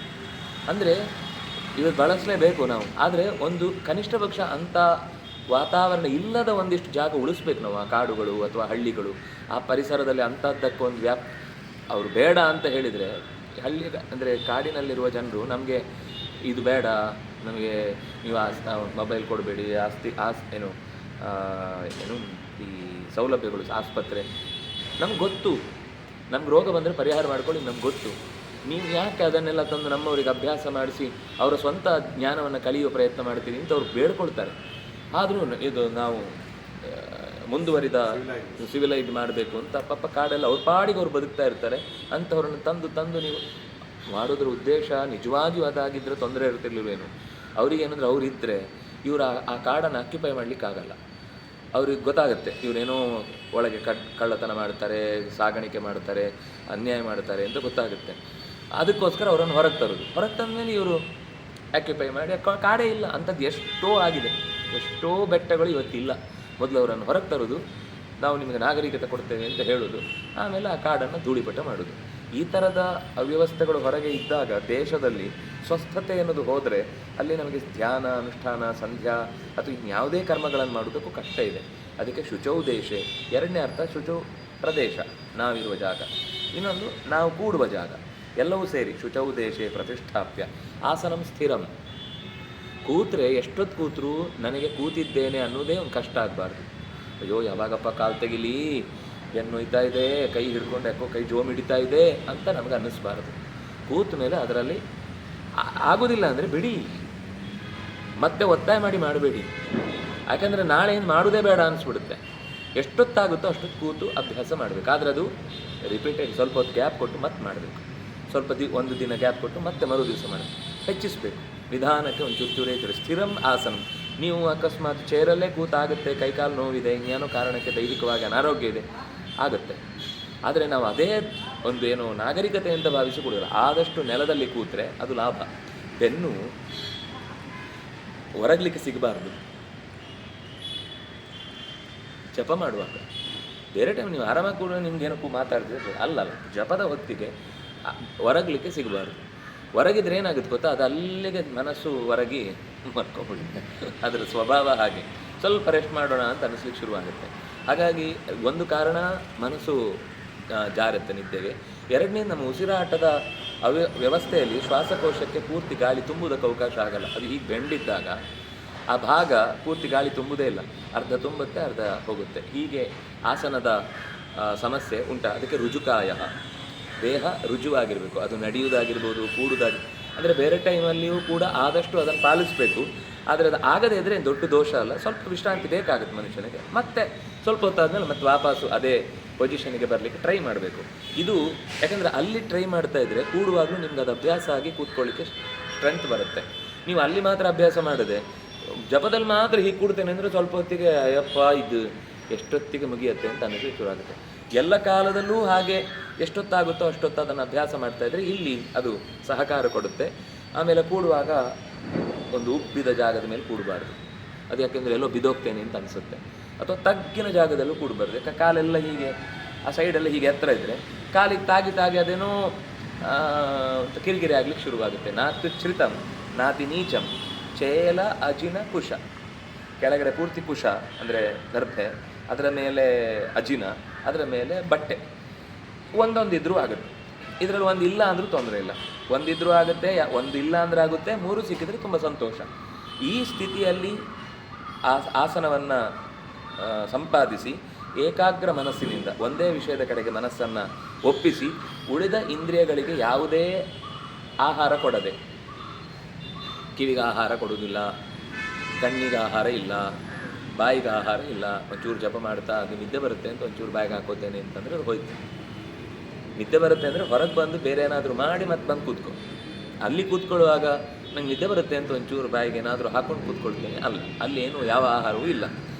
ಯಥ ಚಿತ್ತ, ಚಿತ್ತ ಮತ್ತು ಇಂದ್ರಿಯ, ಚಿತ್ತ ಅಂದರೆ ಮನಸ್ಸು, ಇಂದ್ರಿಯ ಅಂದರೆ ಉಳಿದ ಇಂದ್ರಿಯಗಳು. ಆಸನೆ ಉಪವಿಶ್ಯ ಆತ್ಮವಿಶುದ್ಧಯೇ ಯುಂಜ್ಯಾತ್. ದೇವರ ಹತ್ರ ಕೇಳ್ಕೊಳ್ಬೇಕಾದ್ದು ನನ್ನ ಮನಸ್ಸಿನ ಶುದ್ಧಿಗೋಸ್ಕರ ಬಂದು ಕೂಡು ಬಾ. ನನ್ನ ಹೃದಯದಲ್ಲಿ ನೀನು ಕೂಡಬೇಕಾದ ಉದ್ದೇಶ ಏನಂದರೆ ಬೆಳಕು ಬಂದಲ್ಲಿ ಕತ್ತಲೆ ಓಡುತ್ತೆ. ನೀನು ಆನಂದ ಸ್ವರೂಪ, ನೀನು ಜ್ಞಾನ ಸ್ವರೂಪ. ನನ್ನೊಳಗಿನ ದುಃಖವನ್ನು, ನನ್ನೊಳಗಿನ ಅರಿವುಗೇಡಿತನವನ್ನು ಅಂದರೆ ಅಜ್ಞಾನವನ್ನು ಕಳಿಲಿಕ್ಕೋಸ್ಕರ ಬಾ ಅಂತ ದೇವರನ್ನು ಆತ್ಮಶುದ್ಧಯೇ ಯುಂಜ್ಯಾತ್. ಪರಮಾತ್ಮನಿಂದ ನನ್ನ ಒಳಗಿನ ಜೀವಕ್ಕೆ ಅಂಟಿಕೊಂಡಿರುವ, ಮನಸ್ಸಿಗೆ ತಾಗಿಕೊಂಡಿರುವ ಎಲ್ಲ ಥರದ ದೋಷ ಪಾಪಗಳನ್ನು ಕೂಡ ಕಳೆಯುವುದಕ್ಕೋಸ್ಕರ ದೇವರೇ ನೀನು ಬಂದು ಬಾ, ನೀನು ಬಂದು ಕೂಡು ಅಂತ ಕೇಳಿಕೊಳ್ಬೇಕು. ಹಾಗೆ ಹೇಳಿದ್ದು ಸಮಂ ಕಾಯ, ಕಾಯ ಅಂದರೆ ಶರೀರ, ಶಿರ ತಲೆ ಮತ್ತು ಬೆನ್ನು ಕುತ್ತಿಗೆ ಎಲ್ಲವೂ ಒಂದೇ ಲಂಬಾಕಾರದಲ್ಲಿರಬೇಕು. ಸಮಂ ಕಾಯ ಶಿರೋ ಗ್ರೀವಂ, ಗ್ರೀವ ಅಂದರೆ ಇದು. ಧಾರಯನ್ ಅಚಲಂ, ಮಧ್ಯದಲ್ಲಿ ಕೆಲವರಿಗೆ ಕೂತು ಅದು ನಿಧಾನಕ್ಕೆ ಒಂದು ರುಬ್ಬುದು ಶುರುವಾಗುತ್ತೆ, ಗೊತ್ತಾಗಲ್ಲ ಅವರಿಗೆ. ಮಾತಾಡ್ತಾನೂ ಹಾಗೆ ಇರ್ತಾರೆ, ಓದ್ತಾನೂ ಹಾಗೆ ಇರ್ತಾರೆ, ಜಪ ಮಾಡುವಾಗಲೂ ಹಾಗೆ ಹೀಗೆ ಜಪ ಮಾಡ್ತಾ ಇರ್ತಾರೆ. ಅಲ್ಲಾಡಬಾರ್ದು. ಅದು ದೇಹ ಅಚಲಂ ಮತ್ತು ಸ್ಥಿರ. ಒಳಗಿನಿಂದ ಏನಾಗ್ತದೋ ಮಾಡಲೋಬೇಡ. ಹೊರಗಿನಿಂದ ಅಲ್ಲಾಡದಿರೋದು ಒಂದು, ಒಳಗಿನಿಂದ ಅಲ್ಲಾಡದೇ ಇರೋದು ಇನ್ನೊಂದು. ಹೊರಗೆ ಸ್ಟ್ರೈಟ್ ಕೂತಿರ್ತಾನೆ, ಅದ್ರ ಒಳಗೆ ಅದು ಆಗಬೇಕಿತ್ತು, ಅದು ಆಗಲಿಲ್ಲ, ಇದು ಮಾಡಬೇಕಿತ್ತು, ಅದು ಇದು ಅಂತ ಹೀಗೆ 100 ಥರದ ಪ್ರಶ್ನೆಗಳನ್ನು ಮನಸ್ಸಿನಲ್ಲಿ ಇಟ್ಟುಕೊಂಡು ಕೂತಿದ್ರೆ ಅದು ಅವ್ಯವಸ್ಥೆ ಉಂಟಾಗುತ್ತೆ. ಆಮೇಲೆ ಉಪವಿಶ್ಯಾಸನೆ ಯುಂಜ್ಯಾತ್ ಯೋಗಂ ಆತ್ಮವಿಶುದ್ಧಯೇ ಸಂಪ್ರೇಕ್ಷ್ಯ ನಾಸಿಕಾಗ್ರಂ. ಈ ಹುಬ್ಬಿನ ಮಧ್ಯದ ಭಾಗವನ್ನು ನೋಡುವುದಕ್ಕೆ ಪ್ರಯತ್ನ ಪಡಬೇಕು. ಯಾಕಂದರೆ ಅದು ನೋಡುವುದು ಅಂದರೆ ಈ ಮೇಲೆ ನೋಡುವುದು ಅಂತಲ್ಲ, ಈ ಭಾಗವನ್ನು ನೋಡುವಾಗ ಅದರ ಒಳಗಿನ ಒಂದು ಬಲ ಹುಬ್ಬಿನ ಮೇಲ್ಭಾಗದಲ್ಲಿ ಒಂದು ಆಜ್ಞಾಚಕ್ರ ಅಂತಿದೆ. ಅದಕ್ಕೆ ಸಂಬಂಧಪಟ್ಟಂತೆ ವಿಶ್ವ ಅನ್ನುವ ಭಗವಂತನ ರೂಪ ಅಲ್ಲಿ ನಾವೀಗ ನೋಡ್ತಾ ಇದ್ದೇವೆ, ಕೇಳ್ತಾ ಇದ್ದೇವೆ ಅಂತೆಲ್ಲ ಮಾಡ್ತೇವಲ್ಲ, ಇದಕ್ಕೆ ಸಹಕಾರ ನೀಡುವ ಭಗವಂತನ ರೂಪ ಅದು. ಅವನ ಸಹಕಾರದಿಂದ ನಮಗಿಷ್ಟು ಓದಲಿಕ್ಕೆ, ಕೇಳಲಿಕ್ಕೆ, ತಿನ್ನಲಿಕ್ಕೆ, ಉಣ್ಲಿಕ್ಕೆ, ಹತ್ತಲಿಕ್ಕೆ, ಇಳಿಲಿಕ್ಕೆ, ಓಡಲಿಕ್ಕೆ ಎಲ್ಲದಕ್ಕೂ ಸಾಧ್ಯ ಆಗ್ತಿರೋದು ಆ ವಿಶ್ವರೂಪದಿಂದ. ಸರ್ವತ್ರ ವಿಶತಿ. ನಮ್ಮ ಕಣ್ಣನ್ನು ಪ್ರವೇಶಿಸುವಂತೆ ಮಾಡುತ್ತೆ, ಕಿವಿಯನ್ನು ಪ್ರವೇಶಿಸುವಂತೆ ಮಾಡುತ್ತೆ, ನಾಲಿಗೆ ರುಚಿಯೊಳಗೆ ಪ್ರವೇಶಿಸುವಂತೆ ಮಾಡುತ್ತೆ. ಹೀಗೆ ಎಲ್ಲ ಇಂದ್ರಿಯಗಳಿಗೂ ಕೂಡ ಆ ವೈಷಯಿಕ ಸುಖ ಭೋಗಗಳ ಕಡೆಗೆ ಪ್ರವೇಶಿಸುವುದಕ್ಕೆ ಕಾರಣ ಮಾಡುವ ಶಕ್ತಿ ವಿಶ್ವ. ಅದರಿಂದಾಗಿ ಆ ವಿಶ್ವನಲ್ಲಿ ನನ್ನ ಈ ಹೊರಗಿನ ಇಂದ್ರಿಯಗಳೆಲ್ಲ ಹೋಗಿದ್ದು ಸಾಕಾಯ್ತು. ಅವನಲ್ವ ಕಳಿಸಿದ್ದು, ವಾಪಸ್ ಕಳಿಸ್ಬೇಕಾದ್ದು ಅವನ ಹತ್ರನೇ ಕೇಳಬೇಕು. ಅದಕ್ಕೆ ಸಂಪ್ರೇಕ್ಷ ನಾಸಿಕಾಗ್ರಂ ಸ್ವಂ ದಿಶಶ್ಚ ಅನವಲೋಕಯನ್.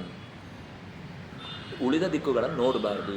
ಅಂದರೆ ಸ್ವಲ್ಪ ಹೊತ್ತು ಅಲ್ಲೇನೋ ಶಬ್ದ ಆಯಿತು, ಅದೇನು ಅಂತ ನೋಡೋದು. ಅದು ಒಂದು ಸರ್ತಿ ಹೀಗೆ ಹೋಯ್ತು ಅಂದರೆ ಮನಸ್ಸು ಅದಕ್ಕಿಂತ 10 ಪಟ್ಟು ದೂರ ಹೋಗಿಟ್ಟಿರ್ತದೆ. ಯಾಕಂದರೆ ಅದಕ್ಕೆ ಒಂದು ಸರ್ತಿ ಹೀಗೆ ನೋಡಿದ ತಕ್ಷಣ ಅಲ್ಲೇನೋ ಒಂದು ನೋಡಿದ್ವಲ್ಲ, ಅದು ಇಲ್ಲಿಗೆ ಬಂದರೂ ತಲೆಯೆಲ್ಲ ಅದು ಕೂತಿರುತ್ತೆ. ಮುಖ ಮಾತ್ರ ಈ ಕಡೆ ಬಂದಿರುತ್ತೆ, ಕಣ್ಣು ಮಾತ್ರ ಈ ಕಡೆ ಬಂದಿರುತ್ತೆ. ಅಲ್ಲಿ ನೋಡಿದ್ದು ಯಾವುದೋ ಒಂದು ಅಕ್ಕಿ ಗೋಣಿ, ಅಯ್ಯೋ ಅದು ಅರ್ಧನೇ ಯೂಸೇ ಮಾಡಿಲ್ಲ, ಹಾಗೆ ಅದರಲ್ಲಿ ಇನ್ನು ಹುಳ ಬಂದರೆ ಏನು ಮಾಡೋದು, ಏನೋ ಒಂದು ಅಲ್ಲಿ ಏನು ನೋಡಿರ್ತಾನೆ ಅದ್ರ ಬಗ್ಗೆ ಚಿಂತನೆ ಶುರುವಾಗುತ್ತೆ ಒಳಗೆ. ಅದರಿಂದಾಗಿ ದಿಶಶ್ಚ ಅನವಲೋಕೆ, ಯಾವ ದಿಕ್ಕಿನತ್ತವೂ ಏನೇ ಆದರೂ ಇಷ್ಟು ಹೊತ್ತು ನಾನು ಬೇರೆ ಅಲ್ಲಾಡುವುದಿಲ್ಲ, ಕಣ್ಣಿಗೆ ಬೇರೆ ಆಹಾರವನ್ನು ಕೊಡುವುದಿಲ್ಲ, ಕಿವಿಗೆ ಬೇರೆ ಆಹಾರ, ಅದು ಟಿಂಗ್ನಲ್ಲಿ ಡಮ್ಮಲ್ಲಿ ಏನಾದರೂ ಅಲ್ಲಿ ಮೊಬೈಲ್ ಅದು ಆಗದಾಗ ಮಾಡಿದರೆ ತುಂಬ ಒಳ್ಳೆಯದು. ಇಲ್ಲ ಅದೇನೋ ನಾವೇನೋ ಜಗತ್ತನ್ನೇ ಉದ್ಧಾರ ಮಾಡಿ ದೇಶಗಳ ಯುದ್ಧಗಳನ್ನು ನಿಲ್ಲಿಸೋರು ಅಂತ ಆಗಿಬಿಟ್ರೆ ಸರಿ, ಏನೋ ಕೆಲವೊಂದು ಅನಿವಾರ್ಯ, ನೀವೇ ಹಣೆ ಬರಹ, ಅದನ್ನು ಒಪ್ಕೊಂಡ ಮೇಲೆ ಇದನ್ನು ಬಿಡಬೇಕು, ಅದನ್ನು ಬಿಟ್ಟರೆ ಮಾತ್ರ ಇದನ್ನು ಒಪ್ಕೋಬೇಕು. ಆ ಸ್ಥಿತಿಯಲ್ಲಿ ಮನುಷ್ಯನಿಗೆ ಬೇರೆ ದಿಕ್ಕುಗಳಿಂದ ಯಾವುದೇ ಇಂದ್ರಿಯಗಳಿಗೆ ಆಹಾರ ಸಿಗದಂತೆ ತಡೆದು ನಿಲ್ಲಿಸಿದರೆ ಆಗ ತಾನಾಗಿ ಮನಸ್ಸು ಪ್ರಶಾಂತ ಸ್ಥಿತಿಗೆ ಬರುತ್ತೆ. ಅದರ ಒಂದು ಆನಂದವೇ ಬೇರೆ. ಯಾವುದಕ್ಕೂ ಸಿಕ್ಕದೆ ಅವನಿಗೆ ಮಾತ್ರ ನಾನು ಸಿಗುವವನು, ಅವನಿಗೋಸ್ಕರನೇ ನಾನು ಕೂತದ್ದು, ಅವನು ಮಾತ್ರ ನನಗೆ ಸಂಬಂಧಪಟ್ಟವನು ಅಂತ ಸಪರಿವಾರನಾಗಿ ಭಗವಂತನನ್ನು ನಾವು ಚಿಂತಿಸಿದರೆ ಆವಾಗ ವಿಗತ ಭೀಹಿ, ಅವನ ಆಶ್ರಯದಲ್ಲಿದ್ದೇನೆ, ಅವನು ನನ್ನನ್ನು ಯಾವ ಕಾರಣಕ್ಕೂ ಬಿಟ್ಟುಕೊಡಲ್ಲ. ಭಯ ಯಾವುದ್ಯಾವುದೋ ಭಯ ಇರುತ್ತೆ, ಕೆಲಸ ಹೋಗ್ಬೋದು ಅಂತ ಭಯ, ನನ್ನನ್ನು ಅವಮಾನಿಸ್ತಾರೆ ಅಂತ ಭಯ, ಅಥವಾ ನನಗೆ ಇವತ್ತು ಸಂಜೆಗೆ ಸರಿಯಾದ ಪದಾರ್ಥ ಸಿಗುತ್ತೋ ಇಲ್ಲೋ ಭಯ, ಯಾವ್ದು ಬೇಕಾದರೂ ಇರ್ಬೋದಲ್ಲ. ಇವತ್ತು ನಾನು ಹೋಗುವಾಗ ಕೆಲವರಿಗೆ ಒಂದೊಂದು ಥರ ಭಯ ಇರುತ್ತೆ. ಅವ್ರು ನಡೆಯುವಾಗ ನಾನೆಲ್ಲ ಬಿದ್ದೋಗ್ಬಿಟ್ರೆ, ಈಗ ತಲೆ ತಿರುಗಿ ಬೆಳಿಗ್ಗೆಯಿಂದ ಉಪವಾಸ ಮಾಡ್ತಾ ಇದ್ದೇನೆ, ಬಿದ್ದೋದ್ರೆ, ಅಥವಾ ಯಾರಾದರೂ ಹಿಂಬಾಲಿಸ್ತಾನೆ ನನ್ನನ್ನೇನಾದರೂ ಕಿಡ್ನಾಪ್ ಮಾಡಿಬಿಟ್ರೆ, ಅವರು ಒಬ್ಬೊಬ್ರಿಗೆ ಒಂದೊಂದು ಥರದ ಏನೋ ಫೀಲಿಂಗ್ ಇರುತ್ತೆ, ನನಗೇನೋ ಹಾಗಾಗುತ್ತೆ ಹೀಗಾಗುತ್ತೆ. ನೀವು ಅವ್ರು ಕೇಳಿದರೆ ಯಾಕೆ ಅಂತ ಅವರಿಗೂ ಗೊತ್ತಿಲ್ಲ, ಏನೋ ಒಂದು ಕಾರಣ ಇರ್ಬೋದು ಅವ್ರ ಜೀವನದ್ದು. ಆದರೆ ಈ ಭಯಗಳೆಲ್ಲ ಇದ್ದಾಗ ನೀವು ಧ್ಯಾನ ಮಾಡಲಿಕ್ಕೆ ಆಗೋದಿಲ್ಲ. ಧ್ಯಾನಕ್ಕೆ ವಿಗತ ಭೀಹಿ, ನಿರ್ಭಯನಾಗಿರ್ಬೇಕು. ಯಾಕೆಂದರೆ ಭಗವಂತನನ್ನು ಆಶ್ರಯವಾಗಿ ಪಡೆದರೆ ಈ ಉಳಿದ ಯಾವ ಭಯವೂ ಕೂಡ ಭಯವೇ ಅಲ್ಲ. ಯಾಕೆಂದರೆ ಅವನು ಅಭಯ, ಅವನು ನನ್ನಲ್ಲಿ ನೆಲೆಸಿದ್ದ ಅಂದಮೇಲೆ ಇನ್ನು ಉಳಿದ ಯಾವುದರ ಭಯ? ವಿಗತ ಭೀಹಿ ಬ್ರಹ್ಮಚಾರಿ ವ್ರತೇ ಸ್ಥಿತ. ಪರಮಾತ್ಮನ ಒಂದರ ಕಡೆಗೆ, ಅಂದರೆ ಅದು ವ್ರತ ಅಂತ ತೆಗೆದುಕೊಂಡಾಗ ಎರಡು, ಒಂದು ದೈಹಿಕವಾಗಿ ಯಾವುದೇ ಭೋಗಗಳಲ್ಲಿ ಇಲ್ಲದೇ ಇರುವುದು, ಎರಡನೇದು ಶಾಸ್ತ್ರದಲ್ಲಿ ಹೇಳಿದ ರೀತಿಯಲ್ಲೇ ಅವನ ಚಿಂತನೆ. ಯಾರೋ ಹೇಳ್ತಾರೆ ಅವನಿಗೆ ಗುಣ ಇಲ್ಲ, ಅವನಿಗೆ ಅದಿಲ್ಲ ಇದಿಲ್ಲ ಅಂತ ಒಂಥರ ಏನೋ ಚಿತ್ರಣ ಮಾಡಿದ್ದಾರೆ ಅಂತ ಇಟ್ಕೊಳ್ಳಿ. ಅದನ್ನು ಧ್ಯಾನ ಮಾಡಿದರೆ ಏನು ಉಪಯೋಗ ಇಲ್ಲ. ಯಥಾ ಉಪಾಸತೆ ತಥೈವ ಹೋತಿ. ನೀವು ಭಗವಂತನಲ್ಲಿ ಗುಣ ಇಲ್ಲ ಅಂತ ಚಿಂತಿಸಿದರೆ ದೇವರು ನಮಗೆ ಗುಣ ಇಲ್ಲದ ರೀತಿಯಲ್ಲೇ ನಾವು ನಿರ್ಗುಣರಾಗ್ತೇವೆ. ನಿರ್ಗುಣರಾಗುವುದು ಅಂದರೆ ಏನರ್ಥ ಅಂದರೆ ಜೀವನದಲ್ಲಿ ಆಸಕ್ತಿ ಹೋಗುತ್ತೆ, ಒಂದು ನಗು ಬರಲ್ಲ, ಎಲ್ಲ ಏನಂತೇವೆ ಆ್ಯಂಗ್ರಿ ಬರ್ಡ್ ಥರನೇ ಇರ್ತಾರೆ ಉಪಾಸನೆ ಮಾಡುವಾಗ ದೇವರನ್ನು. ನೋಡಿ, ನಾನು ಯಾವುದನ್ನು ಎಕ್ಸಾಗ್ರೇಟ್ ಮಾಡಿ ಹೇಳ್ತಿಲ್ಲ. ಯಾರಿಗೆ ದೇವರ ನಿರಂತರವಾದ ನಗುಮುಖದ ಚಿಂತನೆ ಇರುತ್ತೆ ಅವ್ರ ಮುಖದಲ್ಲಿ ಸದಾ ನಗು ಇರುತ್ತೆ, ಅವರು ಆನಂದವಾಗಿರ್ತಾರೆ. ಇಲ್ಲ ಅಂದರೆ ನಕ್ಕರೆ ಕೆಲವೊಂದು ಸರ್ತಿ ಯಾಕೆ ಅದನ್ನು ಬಹಳ ಸ್ಪೆಷಲ್ ಮೂಮೆಂಟ್ ಅಂತ ಅಂದ್ಕೊಳ್ತಾರೆ ಅಂದರೆ ಅದು ಒಂದೇ ಟೈಮ್ ಸಿಕ್ಕಿರುತ್ತೆ ನಗುದು, ಬೇರೆ ಟೈಮಲ್ಲಿ ಯಾವಾಗಲೂ ಗುಮ್ ಅಂತ ಮುಗುಮ್ಮಾಗಿ ಕೂತಿರ್ತಾರೆ. ಅದು ದೇವರಿಗೆ ಪಾಪ ಪ್ರೀತಿ. ಹೀಗೆ ಮನಸ್ಸಂಯಮ್ಯ, ಇಂದ್ರಿಯವನ್ನು ನಿಗ್ರಹಿಸಿ, ಮಚ್ಚಿತ್ತ ಅವನ ನೆನಪಿನಲ್ಲೇ ಯುಕ್ತ ಆಸೀತ, ಅವನೇ ನನಗೆ ಮುಖ್ಯ ಅಂತ, ಪರಮಾತ್ಮನೇ ಎಲ್ಲದಕ್ಕಿಂತ ಹಿರಿಯ ಅಂತ ಆ ಸಮಾಧಿಯನ್ನು ಸಾಧಿಸ್ತಾನೆ. ಯಾರು ಈ ರೀತಿ ಆತ್ಮವನ್ನು ಭಗವಂತನಲ್ಲಿ ಜೋಡಿಸಿ ಮನಸ್ಸನ್ನು ಹಿಡಿದು ಶರೀರದ ಬಗ್ಗೆ ಯಾವುದೇ ತಲೆಕೆಡಿಸಿಕೊಳ್ಳದೆ, ಶರೀರದಿಂದ ಆಗುವ ಪ್ರತಿಯೊಂದು ಚಟುವಟಿಕೆಯೂ ಕೂಡ ಅದು ಅವನ ನಿಯಂತ್ರಣದಲ್ಲೇ ಆಗ್ತಾ ಇದೆ ಅಂತ ಭಾವಿಸಿ, ಪರಮಾತ್ಮನೇ ಪ್ರಧಾನ ನೆಲೆದಾಣ ಅಂತ ಭಾವಿಸಿ ನಿಂತಿದ್ದರೆ ಅವನಿಗೆ ಸುಖ ಸಹಜವಾಗಿ ಒದಗಿ ಬರುತ್ತೆ. ಆದರೆ ಒಂದು ಸಾಧನೆ ಮಾಡುವ ತನಕ ಈ ಮಾತಿನ ಬಗ್ಗೆ ಆಚಾರ್ಯರು ಹೇಳದೆ ಹೋದರೆ ತುಂಬ ಕನ್ಫ್ಯೂಷನ್ ಇರ್ತಿತ್ತು. ಇಲ್ಲಿ ಏನಿದೆ ಅಂದರೆ ಮಾತು, ಊಟ ಮಾಡದವನಿಗೆ ಯೋಗ ಇಲ್ಲ, ಅತಿಯಾಗಿ ಊಟ ಮಾಡುವವನಿಗೂ ಯೋಗದ ದಾರಿ ತೆರ್ಕೊಳ್ಳಲ್ಲ, ನಿದ್ದೆ ಮಾಡದೇ ಇದ್ದರೂ ಅವನಿಗೆ ಕಷ್ಟ ಆಗುತ್ತೆ, ತುಂಬ ಎಚ್ಚರ ಇದ್ದರೂ ಕಷ್ಟ ಆಗುತ್ತೆ. ಆದ್ದರಿಂದಾಗಿ ಯಾರು ಜೀವನದಲ್ಲಿ ಎಲ್ಲ ಟೈಮ್ ಟು ಟೈಮ್ ಮಾಡಬೇಕು, ಟೈಮ್ ಟು ಟೈಮ್ ಊಟ ಮಾಡಬೇಕು, ಅಲ್ಲದ ಟೈಮಲ್ಲಿ ಊಟ ಮಾಡಬಾರ್ದು, ಈ ಥರ ಎಲ್ಲ ಒಂದು ನಿಯಮ ಇದೆ. ಆದರೆ ನಾವು ಚ್ಯವನನ ಕಥೆಯೋ ಅಥವಾ ದುರ್ವಾಸರ ಕಥೆಯೋ, ಇದೆಲ್ಲ ರಾಮಾಯಣದಲ್ಲಿ ಮಹಾಭಾರತದಲ್ಲಿ ಬೇರೆ ಬೇರೆ ಪ್ರಸಂಗಗಳಲ್ಲಿ ಬರುವ ಕಥೆಗಳನ್ನು ನೋಡಿದರೆ 16 ದಿವಸ ಊಟ ಮಾಡದೇ ಇರ್ತಾರೆ ಅವರು. ನೀವು ಹೇಳಿದರೆ ಯುಕ್ತ ಆಹಾರ ಅಂತ, ಯುಕ್ತ ವಿಹಾರ ಅಂತ. ಅವರು ಒಬ್ಬ ದುಷ್ಟನ ಮನೆಗೆ ಹೋದರು. ಈಗ ಉದಂಕ, ದುರ್ವಾಸರು ದುರ್ಯೋಧನನ ಮನೆಗೂ ಹೋಗಿದ್ದು, ಆದರೆ ಅವರೇನು ದಾರಿ ಕಟ್ಟಲಿಲ್ಲ. ನೀವು ಹೇಳೋದೇನು? ಯುಕ್ತ ವಿಹಾರ ಅಲ್ಲ ಅದು. ವಿಹರಣ ಅಂತಂದರೆ ಕೇವಲ ಯಾವುದೋ ಒಂದು ವಾಯು ವಿಹಾರ ಮಾತ್ರ ವಿಹಾರ ಅಲ್ಲ, ಅದು ವಿಹಾರವೇ ಅಲ್ಲ. ನಿಜವಾಗಿ ಹೇಳಬೇಕು, ವಿಹರಣ ಅಂದರೆ ಮನಸ್ಸಿಗೆ ಬೇರೆ ಬೇರೆ ವ್ಯಕ್ತಿಗಳ ಜೊತೆಗೆ ಸಂಬಂಧ, ಮಾತುಕತೆ, ಕಷ್ಟ ನಷ್ಟಗಳನ್ನು ಹೇಳಿಕೊಳ್ಳೋದು ಇತ್ಯಾದಿಗಳೆಲ್ಲವೂ ವಿಹಾರ. ಅವನು ಅಂಥವನ ಜೊತೆಗೆ ಹೋಗಿ ಊಟ ಮಾಡಿ ಬಂದಿದ್ದಾನೆ. ಕೃಷ್ಣ ತಿರಸ್ಕರಿಸಿದ್ದ, ನಿನ್ನ ಮನೇಲಿ ಊಟ ಮಾಡಲ್ಲ ಅಂತ. ಆದರೆ ಉದಂಕಾರ ದುರ್ವಾಸನೆಲ್ಲ ಹೋಗಿ ಚೆನ್ನಾಗಿ ಊಟ ಮಾಡಿ ಬಂದಿದ್ದಾರೆ. ಅಂದರೆ ಈ ನಿಯಮಕ್ಕೆ ಏನರ್ಥ? ಕೃಷ್ಣ ಬಿಡಿ, ಅವನು ಲೋಕಕ್ಕೆ ಪಾಠಕ್ಕೋಸ್ಕರ ತೋರಿಸಿದ್ದು. ದುಷ್ಟನ ಮನೆಯಲ್ಲಿ ಎಂದೂ ಕೂಡ ನಮ್ಮ ಸಾಧನೆ ಆಗುವ ತನಕ ಅಥವಾ ನಮ್ಮ ಒಂದು ಕೆಲಸ ಆಗುವ ತನಕ ನಾವೊಂದು ಪ್ರತಿಪಕ್ಷಿ ಅಂತ ಅವನನ್ನು ಇಟ್ಟುಕೊಂಡಾಗ ಅವನ ಮನೇಲಿ ಊಟ ಮಾಡಬಾರು, ತಪ್ಪು ಅಂತ ಲೋಕದ ರಾಜಕಾರಣದ ನಿಯಮವನ್ನು ತೋರಿಸ್ಲಿಕ್ಕೋಸ್ಕರ ಅವನು ಹಾಗೆ ಮಾಡಿದ. ಮತ್ತು ಸ್ವತಃ ದೇವರಾಗಿ ಅವನಿಗೆ ಇಡೀ ಜಗತ್ತನ್ನೇ ನುಂಗುವವನಿಗೆ ದುರ್ಯೋಧನನ್ನೇ ಕೊನೆಗೆ ಯುದ್ಧದಲ್ಲಿ ನುಂಗ್ಬಿಡ್ತಾನೆ. ಅಲ್ಲಿ ಇಡೀ ಆ ಪ್ರಳಯವನ್ನು 11ನೇ ಅಧ್ಯಾಯದಲ್ಲಿ ತೋರಿಸುವಾಗ ಈ ಎಲ್ಲರೂ ಅವನ ಹೊಟ್ಟೆಯೊಳಗೆ ಹೋಗಿದ್ದಾರೆ. ಮತ್ತು ಈಗ ದುರ್ಯೋಧನ ಮನೇಲಿ ಊಟ ಮಾಡಲ್ಲ ಅಂದರೆ ಏನರ್ಥ? ಅದೊಂದು ಲೋಕದ ದೃಷ್ಟಿ. ಹಾಗಾದರೆ ಇವರೆಲ್ಲ ಏನು? ಸಾಧಕರಾದವರು ದಿನಗಟ್ಟಲೆ ಊಟ ಬಿಡ್ತಾರೆ, ಕೆಲವೊಂದು ಸರ್ತಿ ಬಂಡಿಗಟ್ಟಲೆ ಊಟ ಮಾಡ್ತಾರೆ. ಈಗ ಭೀಮಸೇನನ್ನು ಏನು ಹೇಳೋದು? ಬಂಡಿ ಅನ್ನವನ್ನುಂಡಿತು ಕೂಸು ಅಂತ. ನೀವು ಇಲ್ಲಿ ಯೋಗದ ದಾರಿ ಹೇಳುವಾಗ ಹೀಗೆ ಹೇಳ್ತೀರಿ, ಅವನು ನೋಡಿದ್ರೆ ಹೀಗೆ ತಿಂದವನು ಭಾರಿ ಭಕ್ತ ಅಂತ ಹೇಳ್ತೀರಿ. ಏನರ್ಥ? ಆಚಾರ್ಯ ಹೇಳ್ತಾರೆ ಅಶಕ್ತ ಸೇವ. ಇದು ಶಕ್ತಿ ಇಲ್ಲದವನಿಗೆ ಹೇಳಿದ್ದು ಹೊರತು ಈಗಾಗಲೇ ಸಿದ್ಧಿಯನ್ನು ಪಡೆದವನಾಗಿದ್ದರೆ ಈ ಯಾವ ನಿಯಮವೂ ಇಲ್ಲ ಅವನಿಗೆ. ಯುಕ್ತವಾದ ಆಹಾರ, ಯುಕ್ತವಾದ ವಿಹಾರ, ಯುಕ್ತ ಚೇಷ್ಟ, ಯುಕ್ತ ಕರ್ಮ ಯಾವುದೂ ಇಲ್ಲ ಅವನಿಗೆ. ಆದರೆ ಅವನು ಯಾವುದು ಅನ್ಯಾಯ ಮಾಡುವುದಲ್ಲ. ಅವನಿಗೆ ಬೇಡ ಅನಿಸುತ್ತೆ. 16 ದಿವಸ ಅವನು ಒಳಗಿನಿಂದಲೇ ಅವನಿಗೆ ಅಮೃತದ ಸೆಲೆ ತುಂಬಿಕೊಂಡು ಇಟ್ಟಿರುತ್ತೆ. ಅಂದರೆ ಹಸಿವೆನೇ ಆಗಲ್ಲ. ಕೆಲವರು ಈ ಭೀಷ್ಮ ಪಂಚಕ ಅಂತ ಮಾಡ್ತಾರೆ. ಅಂದರೆ ಏಕಾದಶಿಯಿಂದ ಆ ಪಕ್ಷ ಮುಗಿಯುವ ತನಕ 5 ದಿವಸ ಒಂದು ಹನಿ ನೀರು ಕುಡಿಯಲ್ಲ.